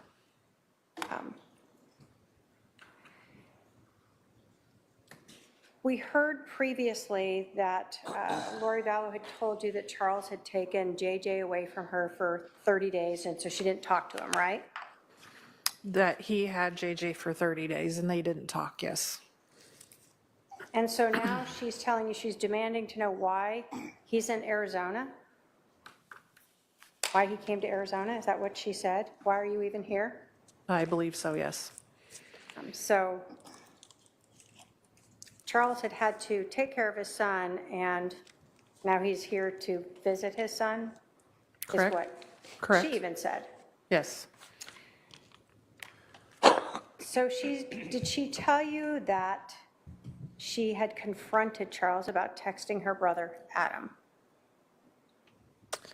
In this portion of the interview? the portion of the interview, she discusses with me asking Charles why he's talking to her brother Adam.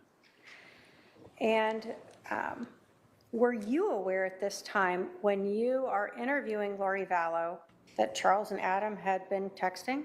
No, Did you even know who Adam was at that point? I didn't know who Adam was. And so, and again, I think you told us you were not aware at that time that Lori Vallow was in possession of Charles Vallow's phone. Correct.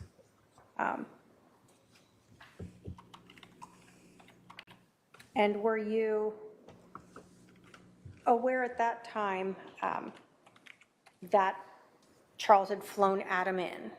No, So you're just kind of hearing this and listening to what she's saying. correct. Did you go into some additional detail about, again, Charles demanding that Lori Vallow give him back his cell phone? Yes. I can have my paralegal approach with clip 197. Go ahead. It's out of order. Clip 8.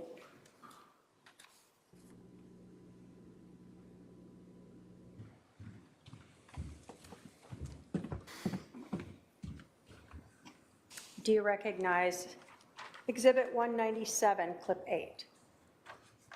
I do. And again, did you initial and put your badge number on that? I did.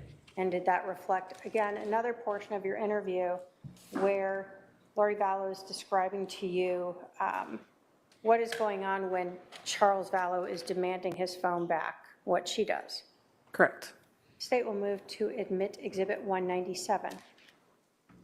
Same objection. Defense will object to playing the whole video, Your Honor. 197. Yes, 197 is admitted. and if we may publish. Go ahead.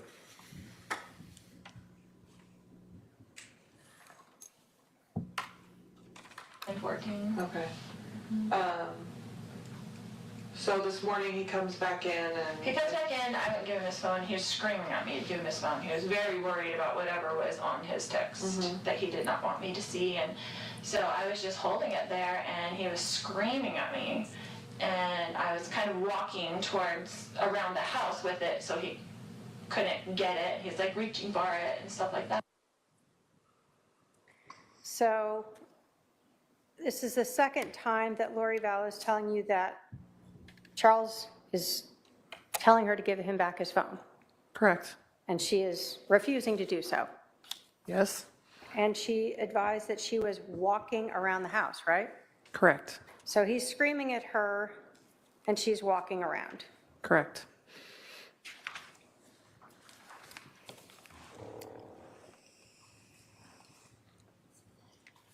During this initial confrontation over the phone, does Lori Vallow tell you it's just her and Charles?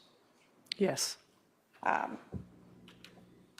And so did you ever ask her why she didn't just give the phone back to Charles so he could take JJ to school? I did not.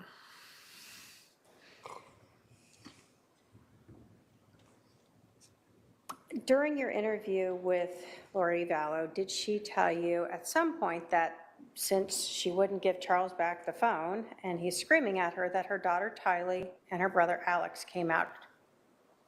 She did. Did she tell you that her daughter Tylee came out with a bat? She did. Did she tell you that Tylee sort of poked at Charles with the bat Yes. while she and Charles were arguing? Correct.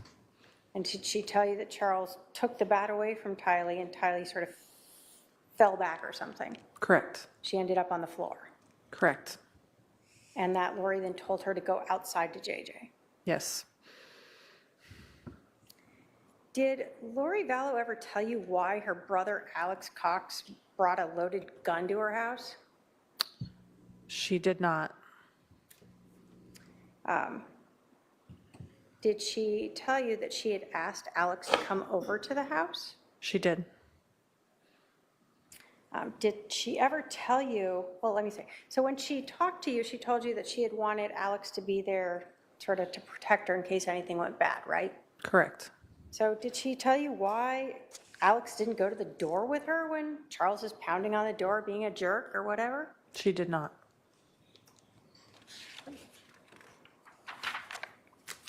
So she didn't explain why the gun was there or why Alex wasn't part of this initial phone argument? Correct. Did Lori ever tell you during your interview that Charles started this argument? No. During your interview of Lori Vallow, was it always her saying that it was her that started this argument because she would not give Charles back his phone? Correct.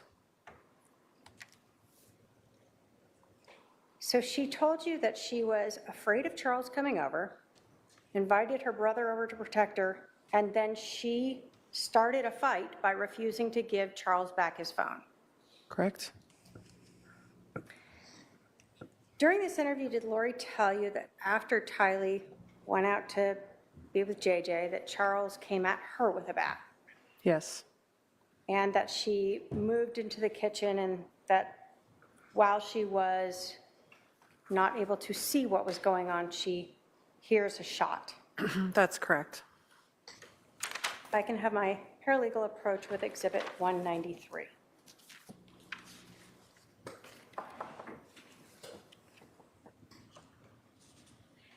Clip 9.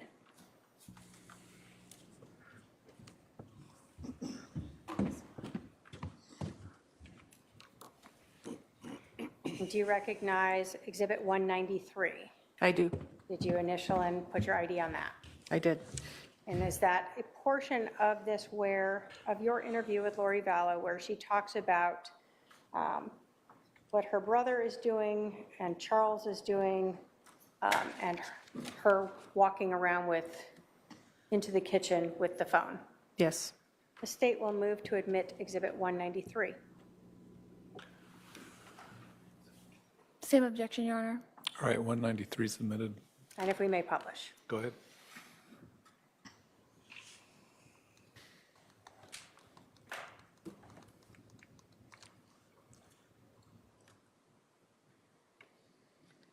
Yeah, she was outside. And what happened? Then they got up from that, and my brother had like stepped back, I guess, and then Charles was coming with me at the back, yelling at me to give him his phone still, because I had it in my hand. It was all really quickly. And then when I went around kind of in the circle, then my brother was there. When you said when you were going around and he was coming at you with the bat, how was he holding the bat? Just like that, like backwards. One arm. Like he was swinging it backwards? He would have done like he would have swung it backwards at me, not frontwards. Okay.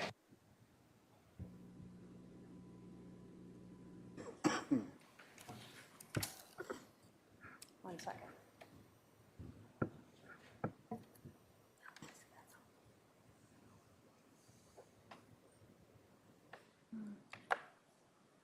So in this clip, she's describing to you how Charles was swinging the bat at her, correct? Correct. And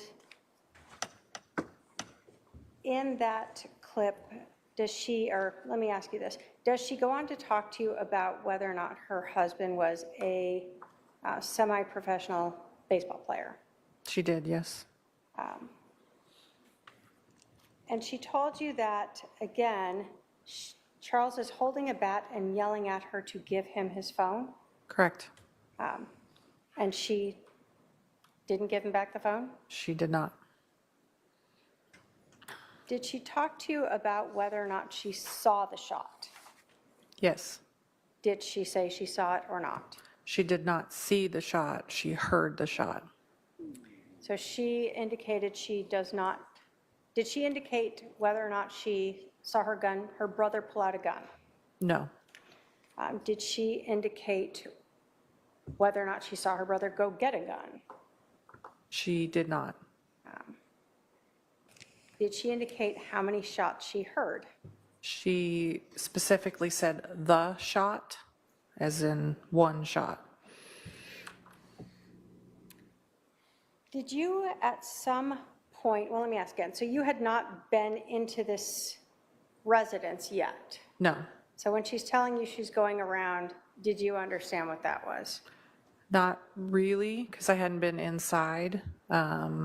She was kind of describing the kitchen and the room they were in, but I hadn't seen it firsthand. Okay. When you were talking to Lori Vallow, did you ask her if Charles or her brother Alex had said anything before Alex shot Charles?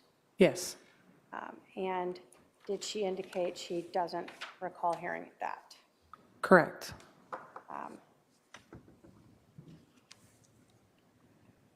And if my paralegal can approach with Exhibit 195, clip 11.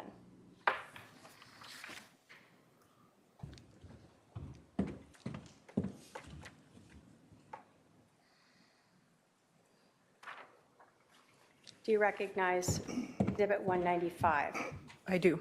And again, it's your initials and badge on that. But it is. And is that portion of the interview where you asked her if she'd heard anything said between Charles and Alex prior to the shooting? Correct. State will move to admit 195. Same objection. Same objection, Your Honor. 195 is admitted. And if we may publish.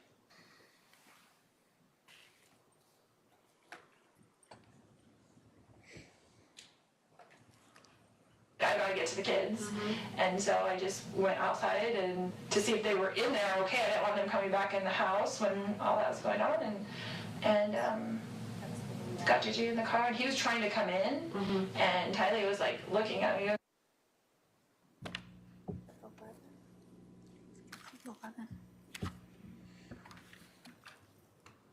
That's actually the wrong one. Well, play that one, I guess. Let me see, and we'll talk about that one since it's admitted. Okay. We're gonna play that one? Yeah, we'll play it and talk about it.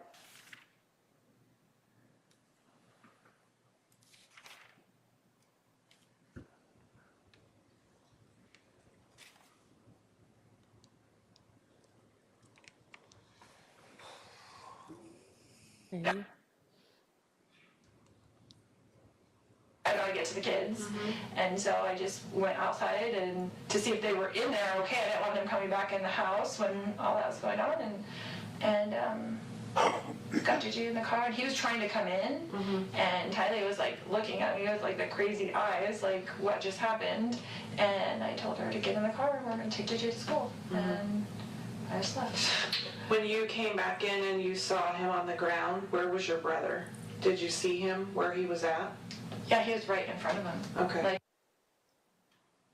So in exhibit, what we have as 195, is that actually then the portion where she's talking about what she did after as well as what Alex was doing when she went back in there? Correct.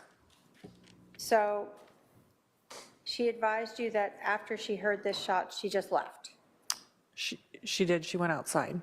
and then drove off in Charles's rental car? Correct. And she told you that when she saw Charles on the floor, Alex was standing in front of him. Correct. Did you ask her to describe any distance of how far away? I did not. And then if we can approach then with, what is code number?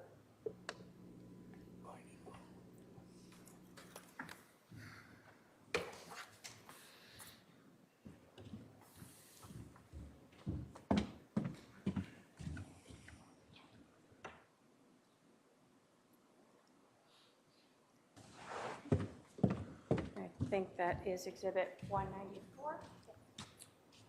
Is that, again, a portion of this interview where we're talking about the shots, actually? Correct. And you watched that previously and initialed it and put your badge number on it? I did. State will move to admit 194. Same objection, Your Honor. 194 is admitted. Judge not buying your objections, Lori. They're boring and no. Quiet. Mute. Done. Shh. Lori. Shh.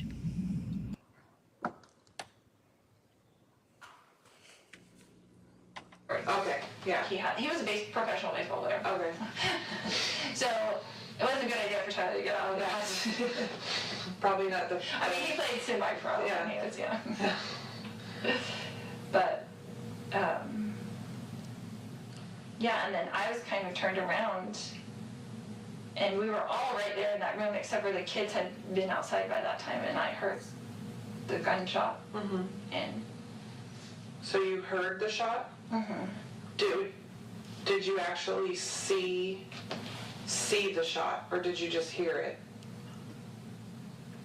I had gone around to the kitchen to get away from him, and so back around. So I don't know if you went in the house. I didn't, so I'm at a little bit of a disadvantage. Yeah, so I didn't see the shot. I heard it, and then I came back around and I saw that he was on the ground. Okay. Okay. So, again, that's the portion where she is advising you that she only heard the shot but didn't see the shot. Correct. So she's advising you she doesn't know what her brother was doing. Reasonably, yes. During this whole interview that you had with Lori Vallow, did she ever tell you that she handed over the phone to Charles? She did not, no. So during the initial confrontation, when it's just her and Charles and he's demanding her phone, she won't give it back to him. Correct. When her daughter comes out and involves herself in this altercation, she wouldn't give him back the phone. Correct. And she advised that he's still at that point demanding his phone. Yes. And again, he's there to take JJ to school, right? Right. And then her brother comes out, and again, he's demanding the phone, and she still won't give it to him. Correct.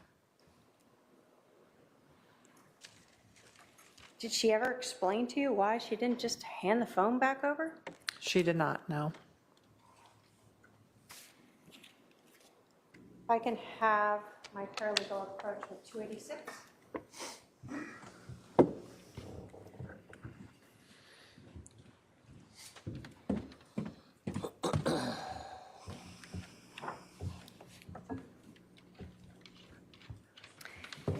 Have you looked at Exhibit 286 before?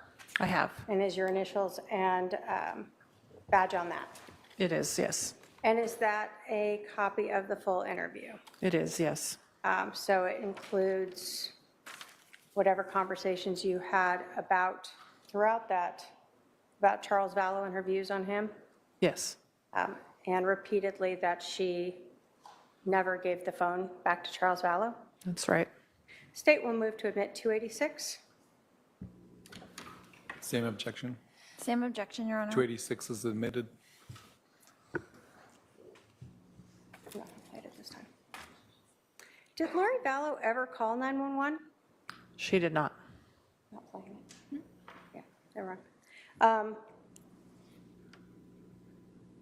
Do you know who called 911? I believe Alex Cox called 911. We've discussed that she had multiple cell phones, correct? Correct. And so did you later learn that she also had Charles Vallow's cell phone? I did.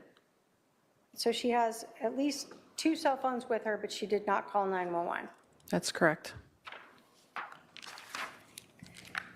After you interviewed Lori, did you have to get her and Tylee back to where the car was? I did, yes. Did you and someone... Lieutenant Moffett did. So can you tell us about that?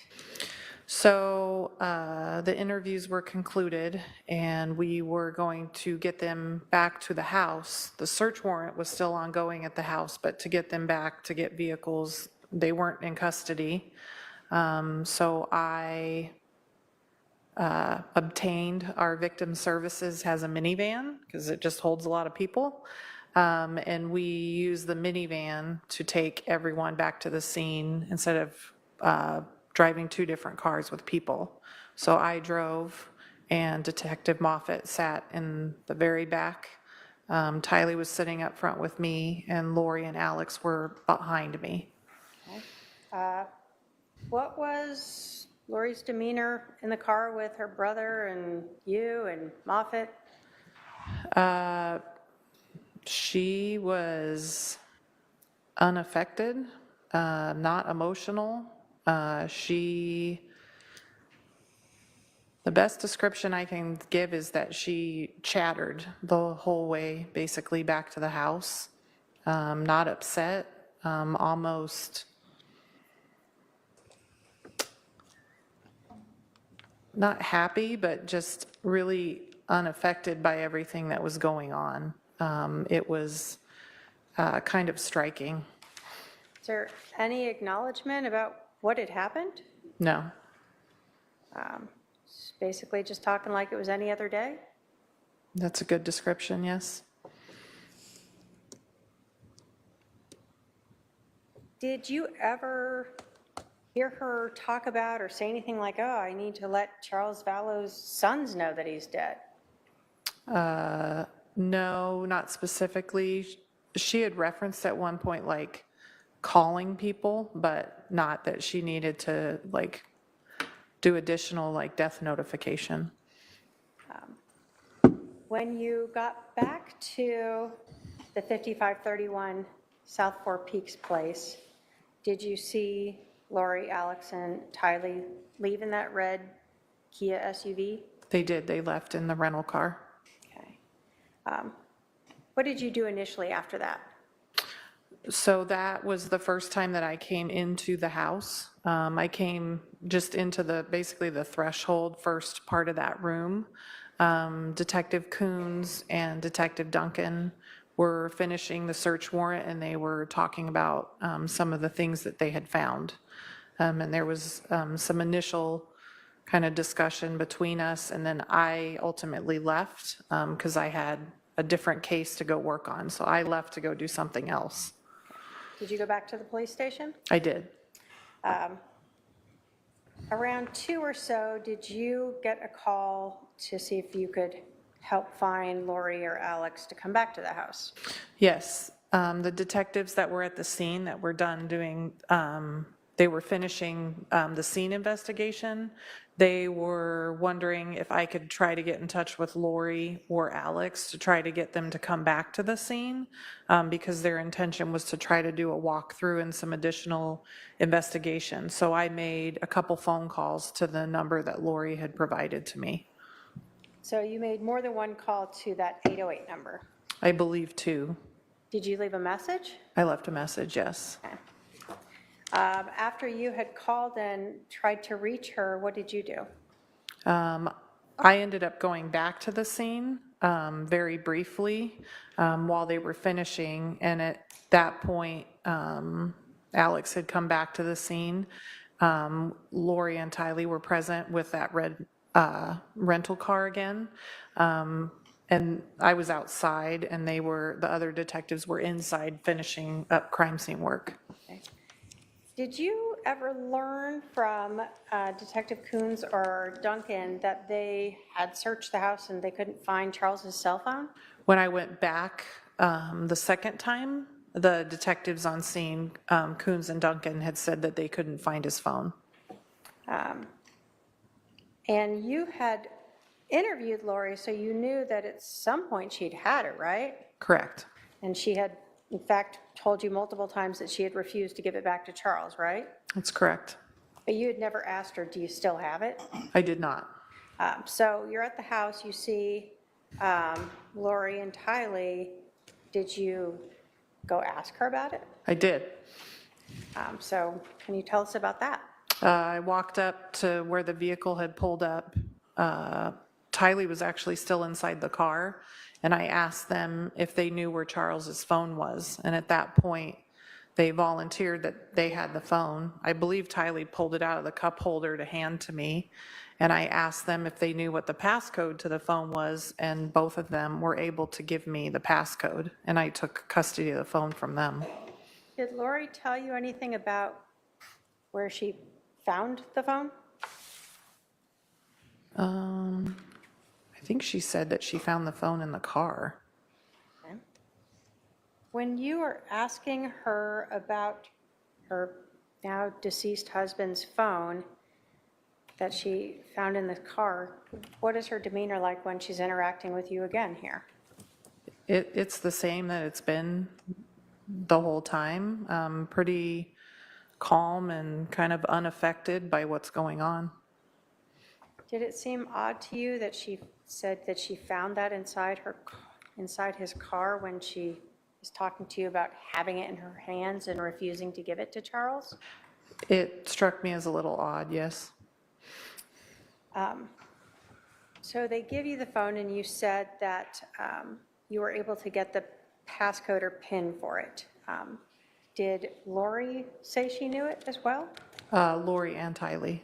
And what was the passcode? I believe it was all zeros. Okay. Did you ever check to see if that would open the phone? I did not. Did you later give Charles's phone to be given to Detective McDonald? I did.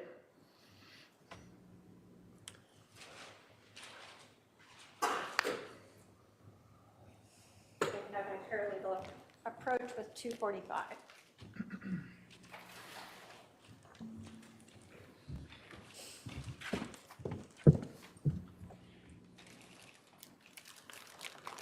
Do you remember or recognize what Exhibit 245 is?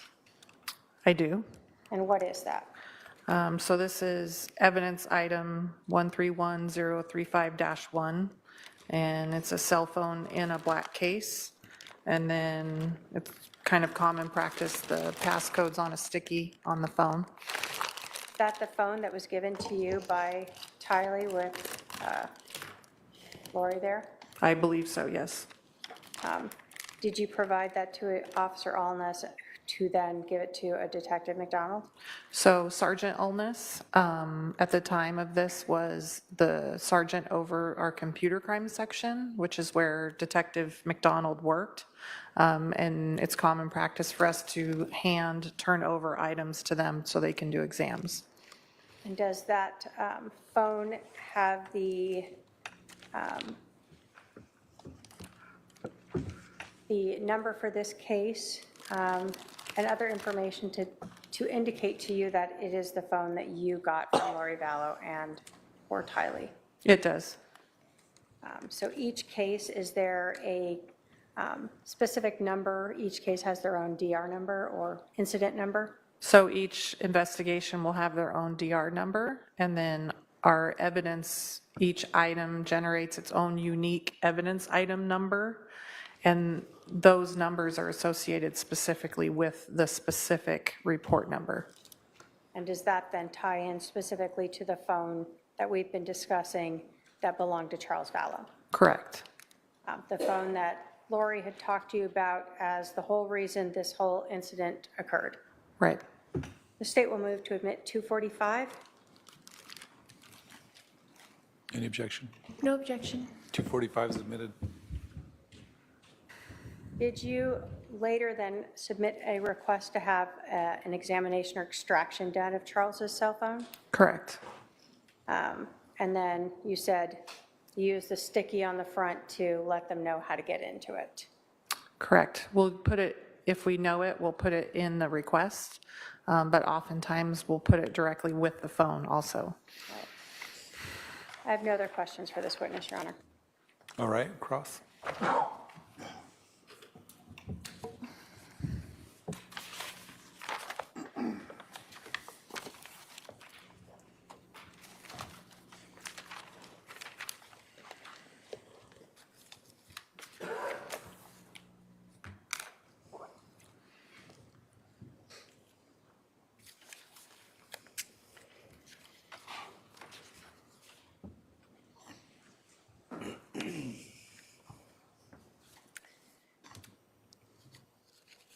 Detective Inkland, who was the case agent on July 11th, 2019?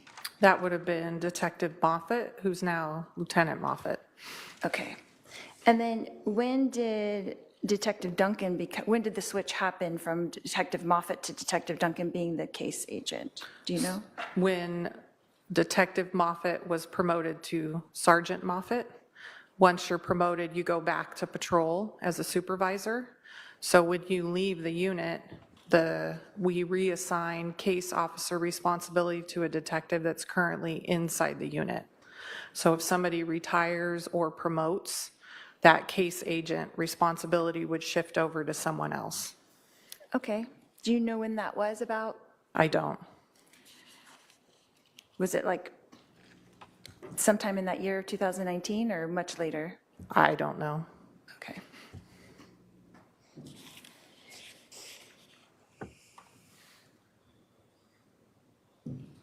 You had talked about when you got the call to come and respond to the house on July 11th. About what time was that? It was probably about 10 or 15 minutes after the initial radio traffic. I just remember I was on the 202 going westbound and my phone rang. And when you showed up, you had stated that Alex was seated on the curb, is that correct? He was the first time I noticed him, yes. And you also stated that an adult female and Tylee were already across the street when you arrived? No. Oh, we weren't there yet? No. Okay. How long after you arrived did we arrive? I don't know when you arrived. I just became aware of you at some point. I did not see you arrive. You were not there when I got there, but at some point you got there and I became aware of you outside. Okay. But you weren't in the house, correct? No. In the morning?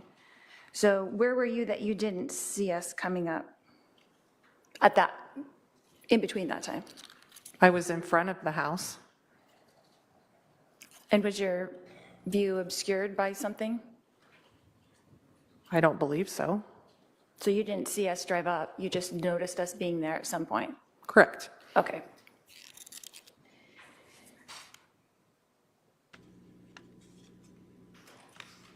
And when you first saw us, what were we doing? Were we talking to the officer? I believe so. Or waiting to talk to the officer? When I first saw you, Officer Krautheim was standing with you, and it appeared like you were all talking together. I couldn't hear you from where I was at. I just noticed you. Okay, so you saw him talking to us, but you didn't see us initially come up before when he told us to stay where we were. You didn't see that part? I just became aware of you standing there. Okay. And you talked about my demeanor, right? Being ordinary. Is that what you said? Being ordinary? You said ordinary, non-emotional, nonchalant. Correct. What's your definition of nonchalant? Pretty almost detached, just calm, doesn't really matter, kind of not extraordinary. Do you have a degree in psychology? I do not. Do you know what a person should act like if they're in a stressful situation? So there isn't one way to act. There's just behavior that is striking. Striking behavior. Correct. Okay. At some point when you came over to talk to me and my daughter, did we express to you that she needed her medications that were in the house? I believe so, and that. And what did you instruct us about? At one point, I advised the detectives that were inside of that request, but that a search warrant was happening inside the house. So we would do our best to facilitate people getting things from the house. But the search warrant's going to take precedence to what's going on. Right, so basically that it's a crime scene and we can't really enter, but someone would try to get them for her? Correct. Okay, and did someone go and get them for her? At that point, we did not have a search warrant. We weren't going to be entering the house or removing any items from the house. We didn't have legal authority to go in and remove items without a search warrant. So nothing was going to be removed from the house at that point. But you were aware that she needed her panic attack medicine? I was Objection as to testifying and asked and answered. Sustained, you can ask her if she was aware that she needed that medication. You were aware that she needed her medication? I was aware you made a request for her medication.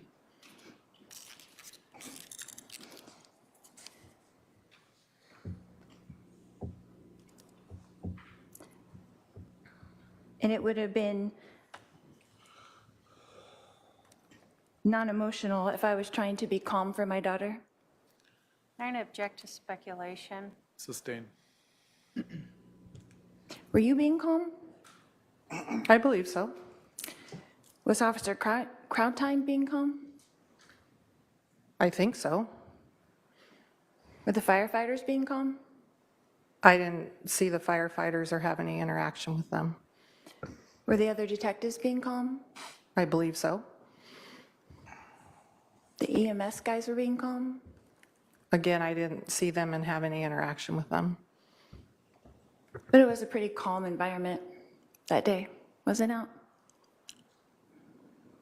I don't know if I'd agree with that, but... Well, no one was running around hysterical, right? Correct. Okay.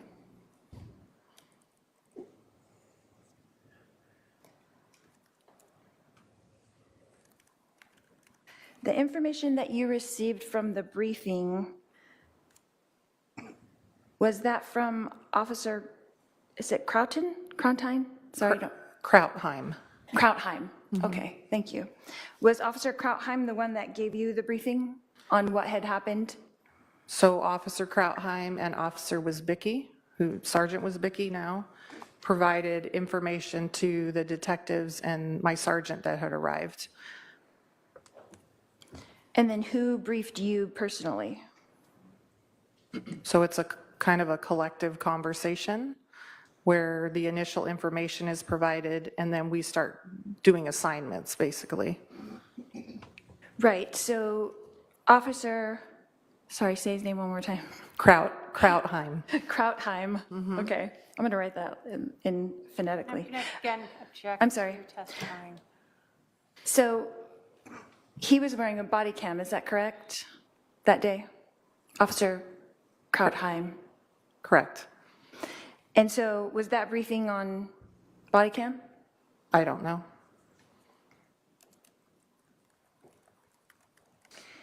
Now you talked about the death notification to me and to Tylee. You said that Tylee and I were in the van. Is that correct? Correct, when I came over to talk to you. And who was with you? My sergeant, Sergeant Lockwood. And was Detective Moffett not with you as well? He was not. And so you had stated that you had asked me to get out of the van? Is that correct? I was trying to get you to come, my intention was to get you to come out of the van, and then you made a statement that you were there, you already knew.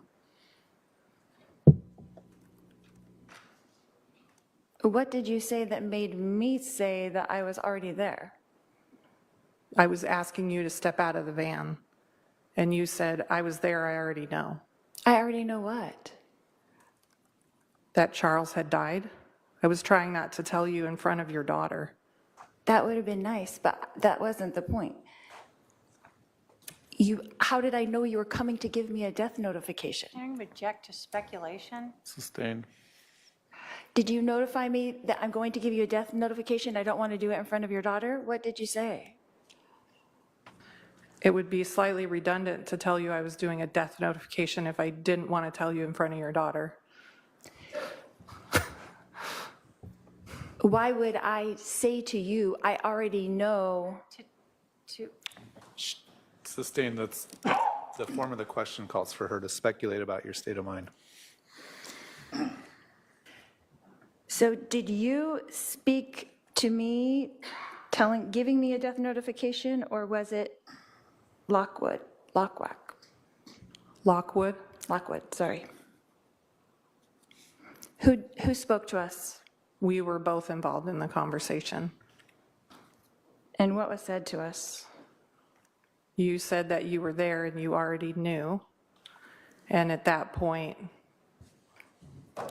shortly thereafter, I asked you if you and Tylee would come back to the station to do interviews so I could talk with you.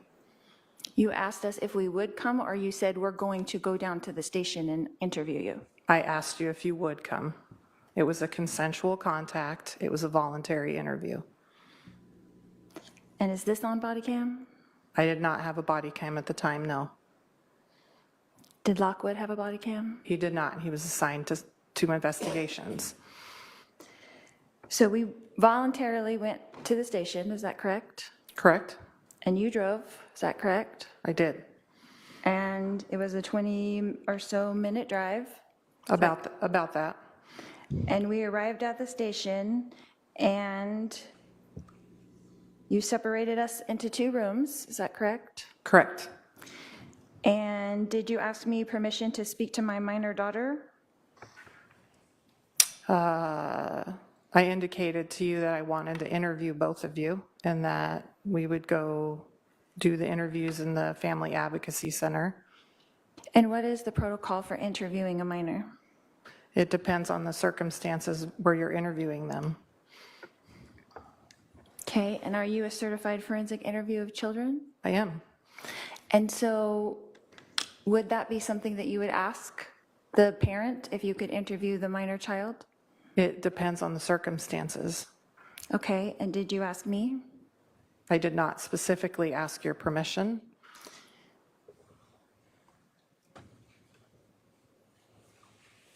Did you ask Tylee if she wanted to be interviewed? I would object to hearsay. Well, the question, I'll overrule the objection. The question is, did you ask Tylee yes or no? I did at one point ask if I could speak with her. Did either of us know that we were being videotaped? I don't know. Were we told that we were being videotaped? No.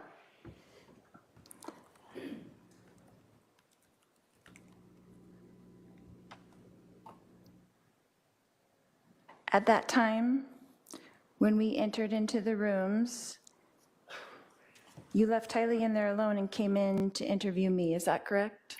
Correct. And how long was that interview that you and I had? I think it's about 35, 40 minutes, maybe a little longer.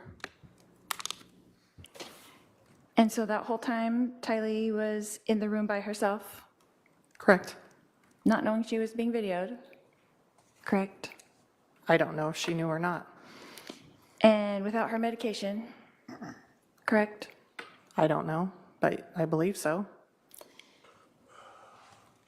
And I was worried about her, if you recall, is that correct? Object to relevance.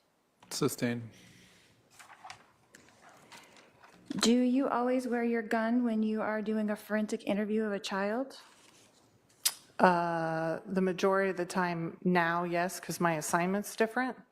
When my assignment was in our family violence unit and I was doing forensic interviews of child victims, then no.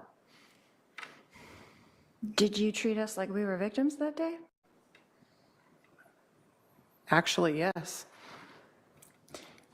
And did you think that wearing your gun might be intimidating to a child? No, given her age, no. Is that your normal protocol?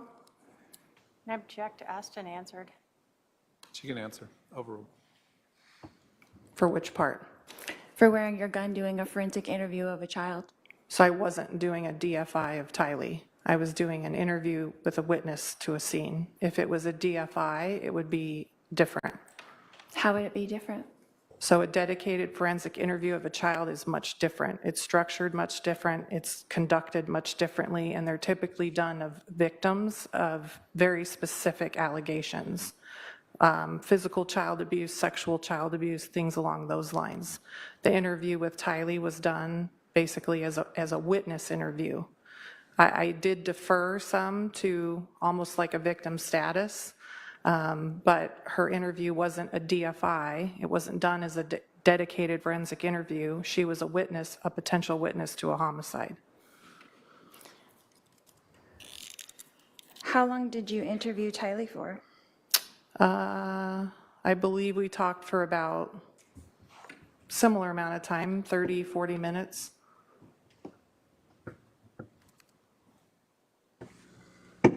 At the time, that day on July 11th, did you believe Tylee? I'm going to object. Sustained.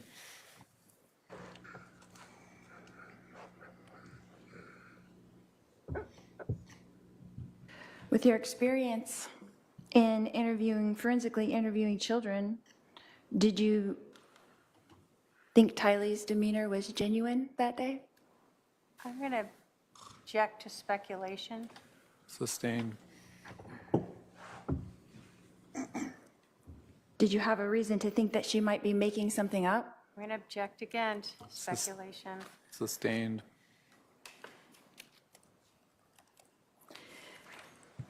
Did you learn during Tylee's interview? I'm going to object right there to hearsay. Sustained. Did you learn during my interview that Tylee came in with a bat? I did. And was that confirmed by Tylee? I'm going to object, Your Honor, pretrial ruling hearsay. Sustained. Your Honor, can we have a sidebar? No, that's hearsay. It's sustained.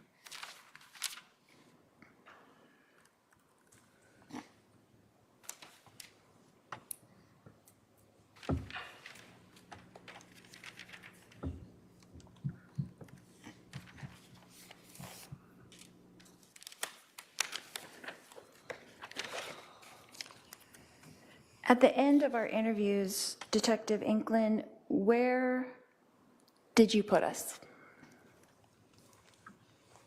You stayed in the Family Advocacy Center until we were ready to leave. And did you put us in a room with a victim's advocate? I did. And introduce us to her? I did. And we spoke to her? I believe so, yes. And then after however long that was, then you came in with my brother Alex, is that correct? We met them outside of the Family Advocacy Center, and then we left to go back to the house. And you stated that I chatted the whole way back, is that correct? You did. It wasn't Tylee and Alex chatting the whole way, it was me specifically? You mostly. It wasn't me just looking out the window and them talking to you? I'm going to object to asked and answered. You can answer. Overruled. You can answer. Can you ask it again? It wasn't Alex and Tylee speaking to you and me just looking out the window the whole way home? No.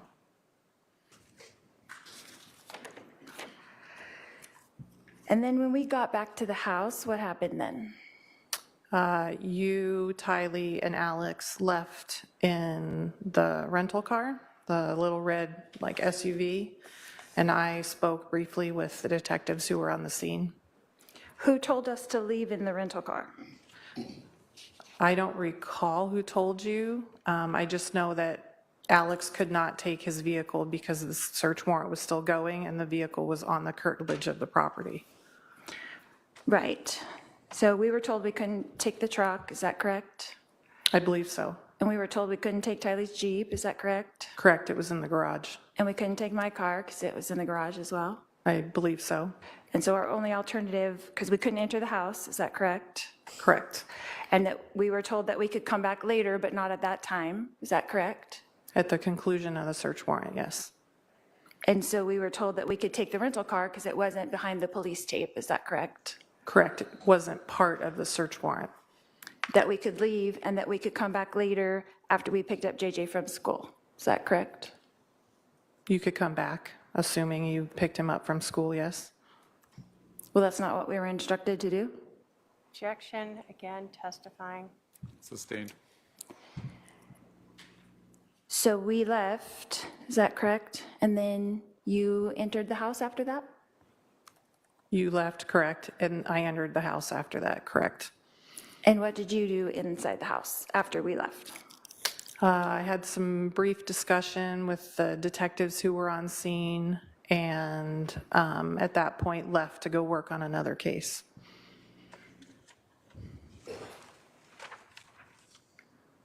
So in the brief discussions that you had with whoever this was, were you briefing them on the events of what had happened up to that point, or?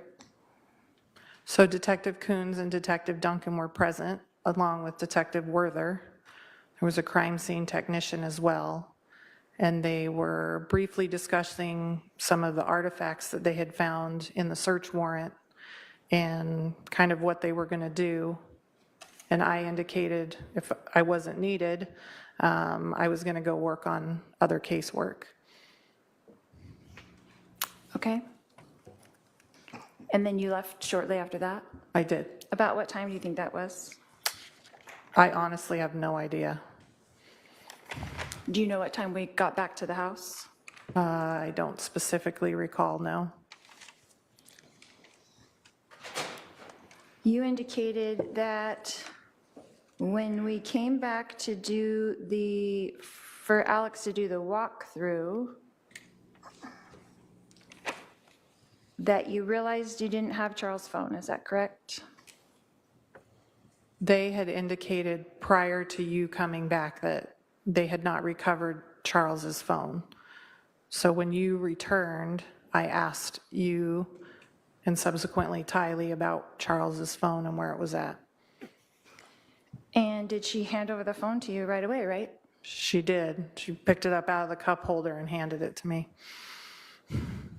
And that's where it had been pretty much the whole day since I ran out the door with it? I'm going to object to speculation and testifying. And then you asked us for the code, is that correct? I did. And Tylee gave you the code, is that correct? Correct. And that was about what time? It was later in the afternoon, but I don't remember what time. And then what happens to the phone as far as chain of custody? What happened from you taking it from Tylee to where it went next? So our computer crimes detectives work within the main station where I work. Most of our detectives work out of there. And they do the physical exams and the downloads of the phones, computers, electronic devices there at the station. Our property room is separate. It's about a mile away from the police department. So typically when we have cell phones or devices that need exams, we will immediately deliver the device to the computer crime section. Their workspace, their cubicles and workspace upstairs is a dedicated locked area. The only people that can get into where their cubicles and exam space are the detectives that work in that area. So it sounds silly. We go up and bang on the door and get in touch with somebody, and we will turn devices over to them. And then in our property section and our report management, we do what's called an evidence continuity sheet. So that shows how items travel from place to place, person to person, like a phone to a computer detective, or like evidence from the property room to the lab or something like that. So we will physically hand over items to the computer crimes detectives. Often cell phones have very time-sensitive criteria as well. So we don't typically impound them straight into property. They go straight to a computer crimes detective. Okay, so I'm going to backtrack a little bit. Thank you for that.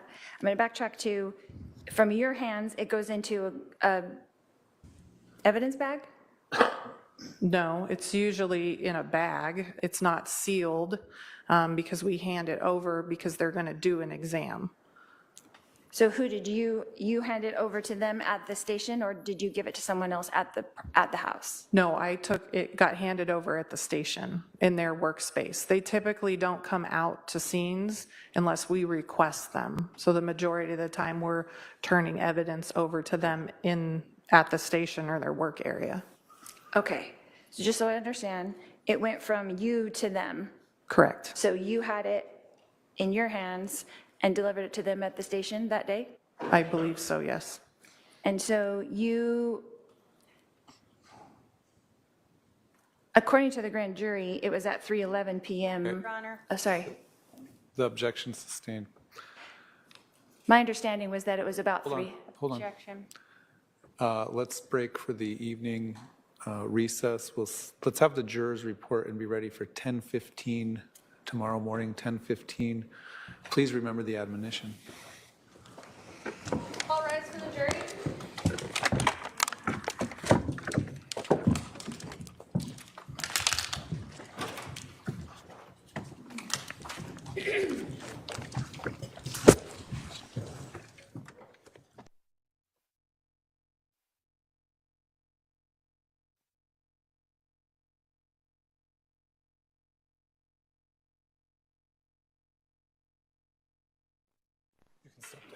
Please be seated. The jury is no longer present.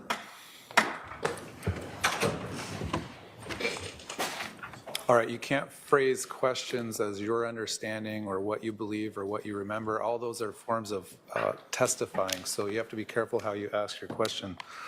Also, I sustain an objection because of the reference to the grand jury and what was said in the grand jury proceedings. You can use that time and ask the witness, is 3:30 sound right, for example? But let's move on. The reason that I allowed in the various different clips of the defendant's statement over the defendant's, I should say, interview at the police station, over the defendant's objection, Rule 106 isn't really applicable in that situation. Rule 106 is intended to complete a statement when only a portion of the statement is offered and it distorts or changes the meaning of the actual statement, and it's really meant for very short statements, not entire interviews or versions of what happened. Additionally, the state has the discretion to only admit certain parts of your statement that are admissions. They're not going to admit statements, nor should they admit statements that are self-serving hearsay. So there's a reason why your interview has been cut up into different pieces. That's just for the record. Let's have everyone ready at 10 a.m. tomorrow. We'll discuss those other motions, give the defendant a chance to meet with her team about those other motions that we talked about this morning. So we'll do that at 10. We'll have the jury here and ready to go at 10:15 to resume with this witness. Anything else from the state? Here, Your Honor. From the defense? Yes, we have one item, Your Honor. On Thursday, we were handed this by the state in the morning. It's a new extraction of the devices of Charles Vallow, and it's the gray key that we had requested, but none of them open.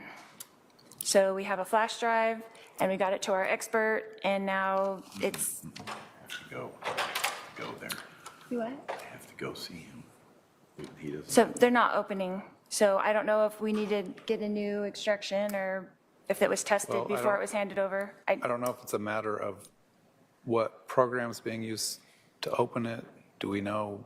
I think we need more information. Yeah. We can't utilize it if it's blank, Well, so. is it Mr. Dworkin says he can't open it at all? It's my investigator that can't open it, and then he'll hand it over to Mr. Dworkin as well. Why don't you just tell me, sir? What's your name for the record? Jeff White. All right, what's the problem? I tried to open it. I had Lonnie on the phone this morning. He's out of town, but he is on his way back. He won't be here till probably 6 to 7 o'clock tonight. And I need to go up and see if he's able to extract any information from it. Are you just trying to click on it and opening it, or are you opening it with a particular program? I sat with him and we were going over things for about 4 hours this morning. Okay. I guess,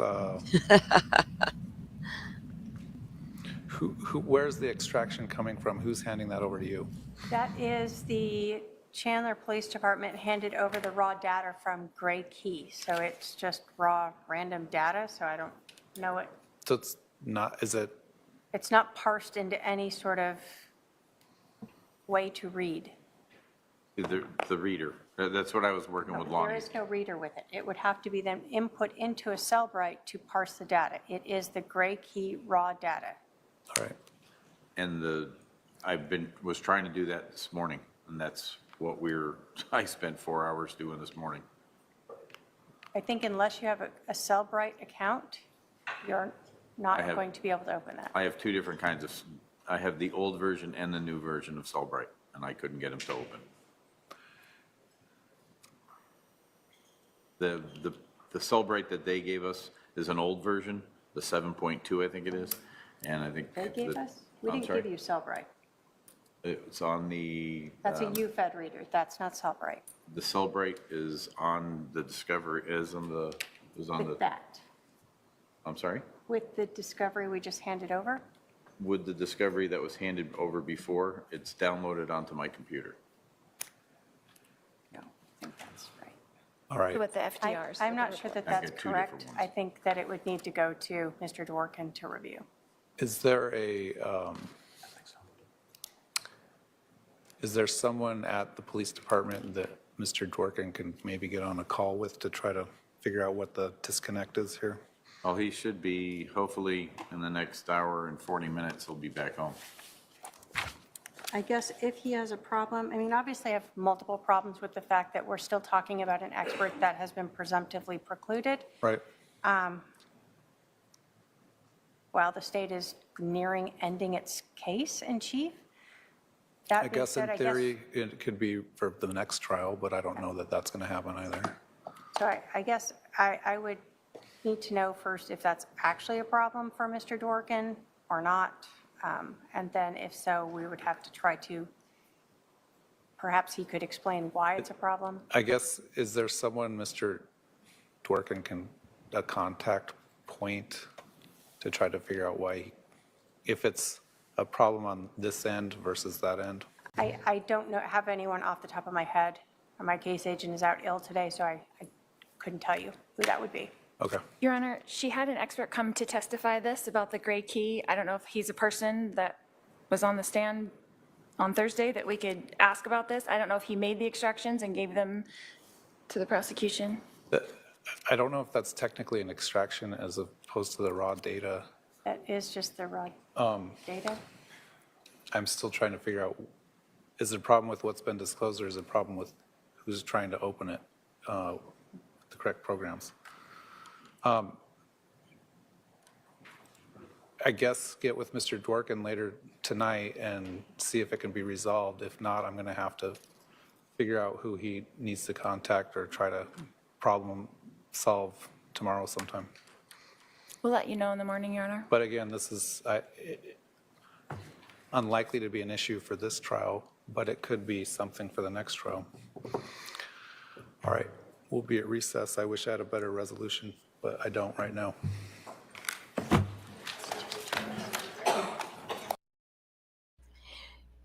Do y'all know that jury's probably wondering what next trial? What next trial? Right?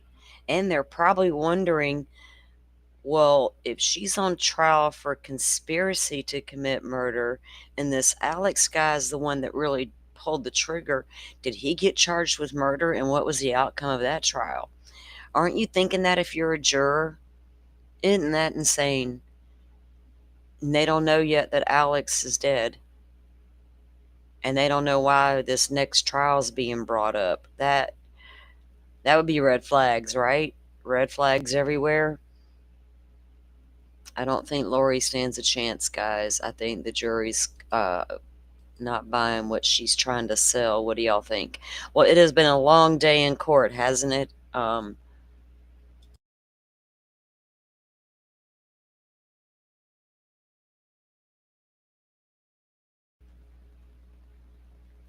Yeah, Colby was there again today. Hey Jeff, thanks for dropping by. Yeah. So anyway, it's been a long day of court. They actually started early and they went longer than usual. But they got 6 witnesses in altogether all over the state. So we'll see how quickly tomorrow they can get through the rest. What was it, like 9 left, I think, this morning when we started off? Wasn't there 9 left for the state? I'm going to have to go back and review later and so we can do a recap in the morning for sure. But if that's the case, we don't have very many more left. They said they would probably wrap up the state's case by the end of the week anyway. The way it's looking, it might go quicker than that. I don't know. We'll have to wait and see. So what do you guys think so far? Everybody still thinking the same thing? Lori's full of shit and she infuriates the crap out of all of us? Let's see. The jury wasn't in there for that, but yeah. Well, that's true, Rachel. I forgot about that. But damn. They've heard Brandon's name mentioned a couple times, though, right? When they're talking about subpoenas and Brandon, but they don't know who he is at that point or what's going on with that. Too bad the jury's not in there for some of that. That's a good point, because I totally forgot about that part. She's guilty, and yes. Yeah, right? Butterfly? Yeah. That's what we're all here for. What some of us miss, the other ones get. So anyway, guys, I'm not sure what time they'll start back in the morning. I didn't even hear if the judge said it. I wasn't listening or wasn't tuned in or something. But we will be back in the morning to take on day 6. You guys probably all have Joe's link, but I'll drop it because he'll be doing, I haven't heard from Joe all day, and it doesn't look like he tweeted much at this point either all day. But I'm going to drop the link to his channel, and then you guys can go over tonight. And I don't know, I guess 8 o'clock. I guess I can check that too real quick. It's probably 8 p.m., 9 p.m., probably 9 Eastern. That he'll do the recaps over there with, what is it, Trial TV? Today is, let's see what he's got. 8 o'clock. Yeah, over there at 8 p.m. tonight on Joe's channel. That's 8 p.m. Central, so that'll be 9 Eastern. They'll be doing that over there.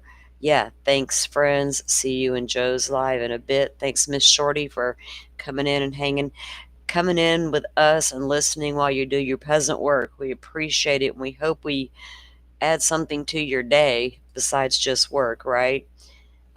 What are we going to do when we're true crime junkies?